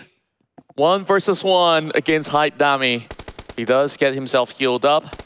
But then the run in was so unusual that we didn't really expect them to actually bypass each other. And Mondo right now going for the final few tags, and these 2 SA squads are not giving way. Haidami saves the day again. Wow, Haidami, hero for Leo. Okay, since the final round, right, and we clearly know who's going to be the champion. Leo might as well get the chicken dinner. Yeah, might as well get the final chicken dinner, or could it be Aegon I8 as well? Who have yet to actually get the chicken dinner for SA. So we'll definitely have to check that one out. Still a clear advantage for those who are around water treatment as well as the valleys of Cruz del Valle. A lot of battles taking place over the south side, setting the scores by the corners of Graveyard with 3 teams left in the vicinity. And for MV, they arrived in the scene over the top end. After crashing, boom, onto their demise, they are looking for those pickoffs. Adik Luke being tagged out by Tony K. So many points for Vampire Esports to begin the round, and now they will have to also deal with these 2 other teams that's also waiting around the wings. So he's still holding on to the grenade, but we'll have to let go. Yeah, for MV now, they'll be on a high. They want to finish up the job with a chicken dinner as well to their name, just to top things off with East on the 2nd floor. He has an idea where the rest of Utilize is at. Beautiful jump shot done by East. And he will secure another elimination point. Now down to Oleo for YOODO Alliance. A great clearance and East. Look at him go. 6 elimination points, all on top of this individual effort. And now Schweppes, pressured by his own. I don't think he can heal up in time. Oh, but Vampire Esports butting in still. Oleo gets a knockdown. Oleo will finish up the job. And that's going to be another point for them. But Stone is on the other side. Stone onto Apex. Apex and Stone 1v1. Stone now super duper low. He doesn't have any first aids. He won't have enough time to find first aids to heal up. But still, it's going to be Ease to finish up Stone. And now, 1 versus 1, Oleo versus Ease. Ease has been monstrous in this round of Miramar.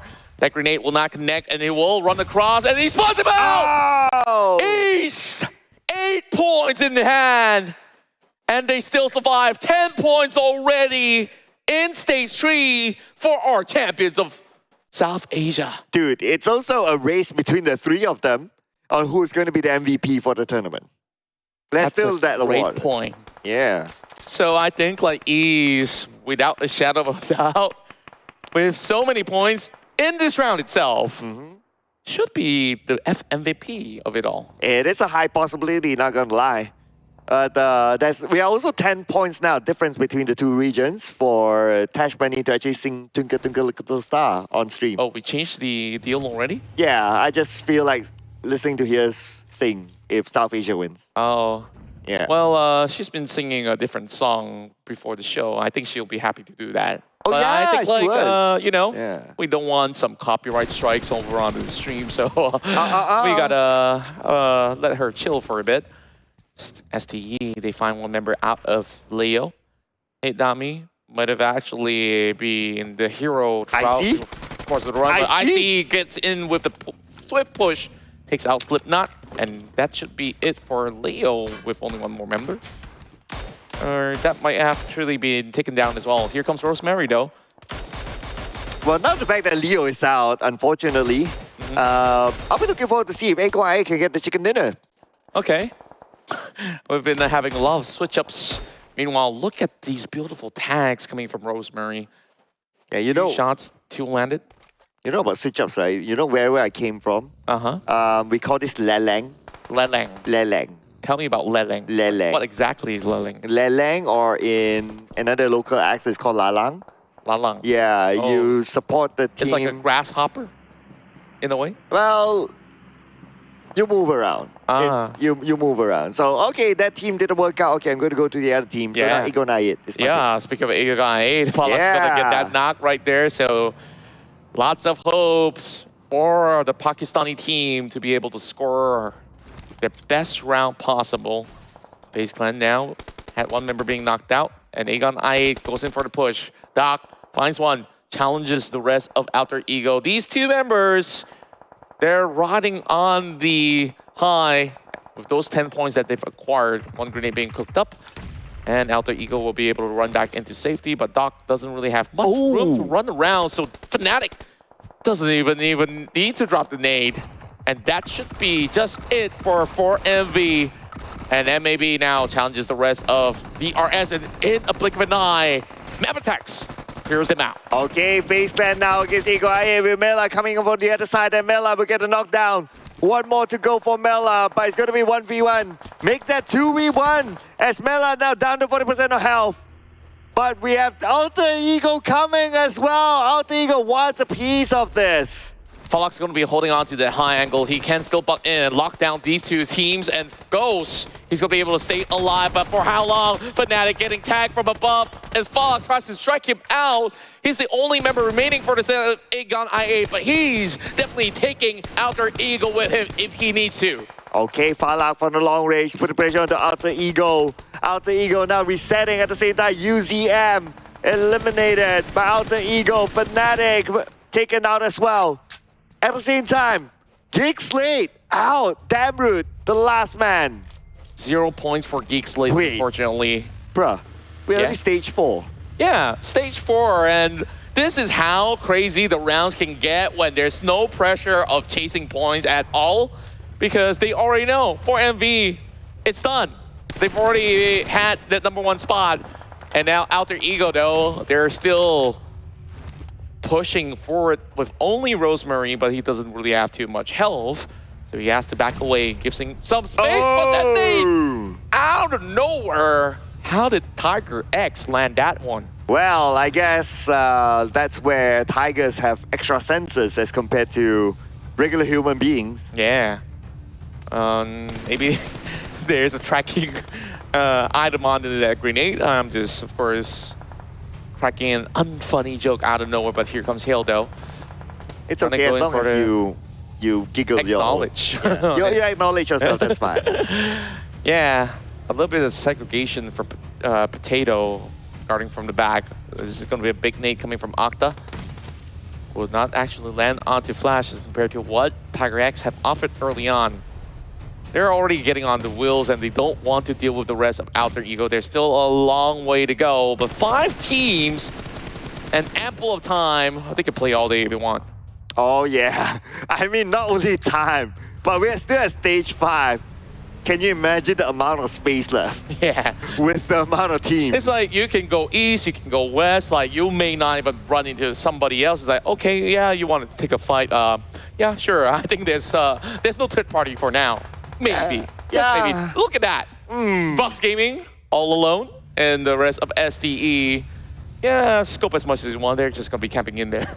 Yeah, they're gonna be in there. ST is just still going to like do nothing but look, because objectively they don't need to, because they're all in the circle now. Everyone has their own corner at this point. They can even have tea while they're at it. You have a safe space. I have a safe space. Everyone has a safe space. Do you have a Banks place, baby? Because maybe I'll write your name. Wow. Okay, I know our neighbors have been getting all these great concerts, and maybe I want in as well. But this is the final concert of a battle between all these 5 teams left remaining. And STALWART Esports, they've had some rough run-ins for today, and now takes the elevated spot. Should be able to actually challenge the rest of it. Box Gaming, they decide to take the lower grounds and taking a long range straight against Rosemary. You look like ants from afar. Yeah, I would be surprised if he can land the shot, but it's going to be a counter fire on the Trongzin instead. It's interesting that he's actually using Winchester of all things hitting into the late game as well. Ooh. Out of all these snipers, that's probably the one with the least damage. And sure, it comes in handy with a 4x scope by default, but doesn't really suffice. But take what we can get for now, and MAB definitely will be able to actually get the access for the airdrop that just came right in. And all these efforts coming in from STE to stalk Box Gaming has come into fruition by knocking down one member off of Box Gaming. And Trongzin, yeah, he's definitely going to be picked up. Yeah, but as much as IC wants to go, like he was shot by another team like from the side, so they kind of halt him there to make that decision to like call his teammates to move on. So I guess it's still going to be a staring contest between the 2 teams. And it definitely will be for the moment. Stage 5 closing out. We got about, what, 4 more stages to go, ladies and gentlemen. So we take our sweet time. But any given moment, there can be an eruption of battles that will be taking place, though it's from a distance. No heavy commitment so far, but STE, they're just taking full control over onto the west as well as the north. As we take a bird's eye view from the top, it will be Mabetex that will actually gain more of the advantage of the circle, meaning to say the rest of STALWART Esports will need to press on forward. Yeah, Hail Esports, they have an easy entry. They already have Sky only there as a marker. Alter Ego somewhat in the circle. Box Gaming, same as well. MAB, obviously. So the only team that will start to make that move, like a big move, will be STALWART Esports. Yeah, it might be less drastic as we hope it to be, but Baron now caught out in the open. Rosemary being tagged till 1 HP left. He's got the boosters here to work out. And Octa quickly goes in for an elimination point. Still damage being done, and Alter Ego continues to prod things out in the open as the rest of Hail. We see what they have been able to do with a full stack. Though they may not have found those elimination points yet, they are definitely in a good chance running for this chicken dinner against some of these squads that have been deterred. Mabetex now have action challenging them and will be moving into the compound for a full-on 4 versus 3. Okay, here we go. STALWART Esports and MAB, the 2 Mongolian teams. going against each other as Nerze opens up with a nade onto the right with the DBS in hand. He's getting closer and closer to his opponent, but the molly being tossed out to Nerze's side to buy time for them to reset. Nerze can't advance, but the DBS will be enough for him to take the knockdown. Now Wally trades it back. And the Wally's gonna go down as well. The cavalry has arrived for STALWART Esports, and they will clear the section out. STE with a couple of all this elimination, and now looking for Leo. He has to do it all by himself, but I see at least taken down. Box Gaming is gonna join into the party as well, so they will crash it from the back and deny the chance for Mabetex. Might as well, ladies and gentlemen. Here we go as Gosu comes in with the jump shot onto Leo. Leo now super duper low. Needs to get back, but Gosu being shot at by Tiger from afar. The long range from Hale Esports just to butt in. And this definitely felt like a wrestling match, and they basically jumped Boom! through. And that is a bang to seal the deal. Wow, where did that come from? And with that, and maybe will be eliminated with 5 elimination points. Alter Ego still looking at everything happening from afar. And that is just smart measurement coming in from Hill Esports as well. Why commit in the close range battle when you can just slowly pick them off? Alter Ego's been doing exactly the same, but that is going to be deterred by Tops. Very, very sharp shots coming in from the Mini 4 team, but there is still 2 more members coming in from Hill that will be able to hold onto the same ground, not really giving much space against them. But in the center of it all, Box Gaming, are they going to decide against STALWART Esports? Remain to be the question.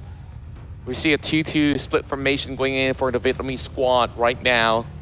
A very defensive setup, meanwhile, for the rest of STALWART Esports. Wow, next circle, here we go. And the compound is still an interesting piece of the circle. So next it could be Alter Ego coming in. Box Gaming sees exactly where they are. The long range from Kwang, stopping Alter Ego from moving. But then again, Alter Ego needs to move anyway because 30 more seconds. Well, they'll be pressured to go. Yeah, Box Gaming. They have a few members on the outskirts that will need to actually join the rest of the team. Tiger X as well as Flash will travel together, but there is Rosemary that they will have to deal with. And I just love the fact that Rosemary's doing it all alone and finds Flash in the smoke. He's going to be able to deter any form of movements coming in from Tivo, as they also do take on Hale at the same time. Alter Ego now coming into the circle with Octas knocking down Tigers. Octa, can he get a second one? Sky Only is still alive, but Sky Only will try to defend this ground, putting pressure back onto Alter Ego. Sky Only, he must remember he's still on the outside of the circle. Alter Ego grabbing that vehicle. They could crash it straight onto Hale. 3 SEA teams left remaining to battle it all out for the final chicken dinner right now. Rosemary will eventually be dropped down with a flank coming in from Gosu to take him out. And gets low, he's gonna shoot them off the vehicle. And here goes Alter Ego, claims lives, but there's still Kwang from afar. Oh man, now Boss Gaming returning fire onto them. But then again, Alter Ego has 10 elimination points in hand. Boss Gaming now wants to steal those elimination possibilities away for themselves. They still have to deal with STALWART Esports as much as they've been quiet at any given moment. When STALWART decides to strike, that could actually change the course of this battle between these 3 SEA teams. So, a good chance for SA to still claim the final chicken dinner of the night. Potato lobs another grenade towards C. Sky only gets a glimpse of his arm, but that's just about it. He's sticking the pan. I'm not sure if he's going to toss it though, but Gosu finds more and more for Box Gaming. Okay, Hill Esports out at number 4. 3 teams left. Boss Gaming, the only team with a full squad. STE with 3 players. Alter Ego with 2. But Alter Ego, they're on the other side. But the nade from Action on the 10. This could be an opening for STE to come in, and yes, they're on the move. And there's not much spacing left for the side of Box Gaming inside of the compounds. Action now dropping another grenade over on the other corner. Gosu and needs to hold it out by himself. 2 members thrusting right in. Door open. And turns right through with 1 member being knocked out. It's all down to Action right now. And Action comes in, he gets a knock, and he will reset his teammates while IC will stay guard. At the same time, the other members of Boss Gaming, they're on the other side. in the outside circle. And up till now, Kong's not letting go of that Winchester. By now, I'm not too sure he's going to actually get much out of that weapon to go up against STALWART Esports. But here comes Alter Ego, who is looking for a challenge against STALWART. They're still trying to actually get action back up on his feet. And all the battles will be all aligned for Octa to slowly pick them off. Oh, Alter Ego now! They're waiting for the right moment to come in. Now it's like playing rock, paper, scissors. Will Box Gaming move first? But then again, Box Gaming, they don't have a choice. They're still on the outside circle. The blue will be on top of them, so they have to come anyway. But Kwang is going to be knocked down by IC. At the same time, Octa wants to secure the elimination point. Kwang, 50% health left, crying up for help. But looks like it's going to be Octa securing it. And yes, he will. Big damage being done. As much as Trongzi spots out Octa, he could not be able to even land that line of spray. And all of a sudden, these two SEA teams, they're not even looking at STALWART Esports right now, giving so much more room for them to stay afloat. Trongzin, he repositions over onto the bottom of south. And this is going to zoom directly into the middle. So this is still trouble for the Vietnamese player that's still left remaining here in the top three. So STE, eventually they will have to leave the compounds as well. Smokes are now being tossed directly into the center zone. Stage 9, ladies and gentlemen, and it will all come to a closure. Is it going to be STALWART Esports Box or Alter Ego? We'll definitely have to wait for that, but Trongzi now pushes for it. Octa walking onto the hill, spots him out, and that is the end for Box Gaming. A splendid finish at top 3. Okay, 2v2 right now. STALWART Esports or Alter Ego for the final chicken dinner in this edition, PMRC. And it's a 50-50 between the two teams. Smoke blocking the view of both teams. Octa feels the damage from the nade. Action now gets himself in a little bit more of that open grounds, but I think Octa has gotten a little bit glimpse of him moving around. As he sends random spray bullets into the smoke, they won't be able to connect that grenade either inside the smoke itself. Icy's going to press on forward, and Octa is receiving a little bit more of the chip damage.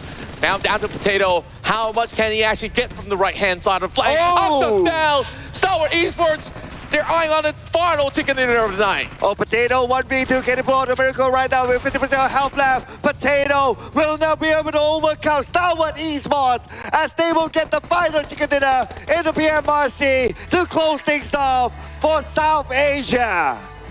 What is going to be the end result? After 4 days of play, STALWART celebrates the grand victory to close off the entire run of the tournament. And of course, we thank all the 16 teams that have been on board. But the question here remains, have SA reclaimed those points against Southeast Asia to triumph in the overalls? And also, we have 4MV undeniably at the top. In all my logical mathematical calculation, I have a feeling that we will get to listen to Tash Bunny sing. Okay, Yeah. that's the deal. Yep. That is the deal. She gotta warm those vocal cords. Yeah, I can see her doing that right now. Yeah, so anyway, this was one of the, this was actually, this could have been the fastest round of all. The fastest in Miramar for sure. As much as teams took their sweet time into phase 9, but we've seen by stage 5, there was only like, what, 5 more teams left. Like, that is the rarest occurrence that I've ever seen in competitive play. Yeah, and then everyone's like, oh, we have so much space, and everyone just hold. And then that's why we needed to wait until like stage 8, stage 9, until everything still closes. Whereas if everyone was still moving, we could have been done by stage 6. Yeah, if they're going to be that aggressive, of course. Meanwhile, the one that hold the longest, STALWART Esports, was the one that was rewarded with chicken dinner, because we saw all the Southeast Asian teams were actually going at each other's throat in order to take those elimination points. But at the end of the day, the chicken dinner gets all the attention back for STALWART Esports. Yeah, it's going to be the end for us at the Caster's Desk. I know we have a very small window, so I'd like to take this opportunity to thank everyone who's watching this show for the past 4 days, and the production crew and everyone else behind the scenes. So, Contra, Any final words? Yeah, really got to thank all of you guys for tuning in once again. Make sure you continue your support for all the teams that will be participating in the PMWI happening real soon as well. So, of course, we definitely want to see you guys next time, but make sure you stay put because we still got Chuchu as well as Tash Bunny with some words to say. Or some words to sing. Oh, perhaps so. So, with that being said, let's head back over to the analyst desk. Thank you very much, Mr. Cloud. That's the singing done. And for now, welcome back to the Analyst Desk. Tash Bunny here with Chuchu. And let's break down that very intense match. All eyes were on Boom Esports because we wanted to see whether or not they'll be able to come up on top. That didn't work out. But for now, let's have a look at the match rankings here where the chicken dinner, the final one of the day, will be taken away by STALWART Esports. And this will actually push STALWART Esports, I think, in the last minute as well, and push up the entirety rank of the accumulated points coming from South Asia.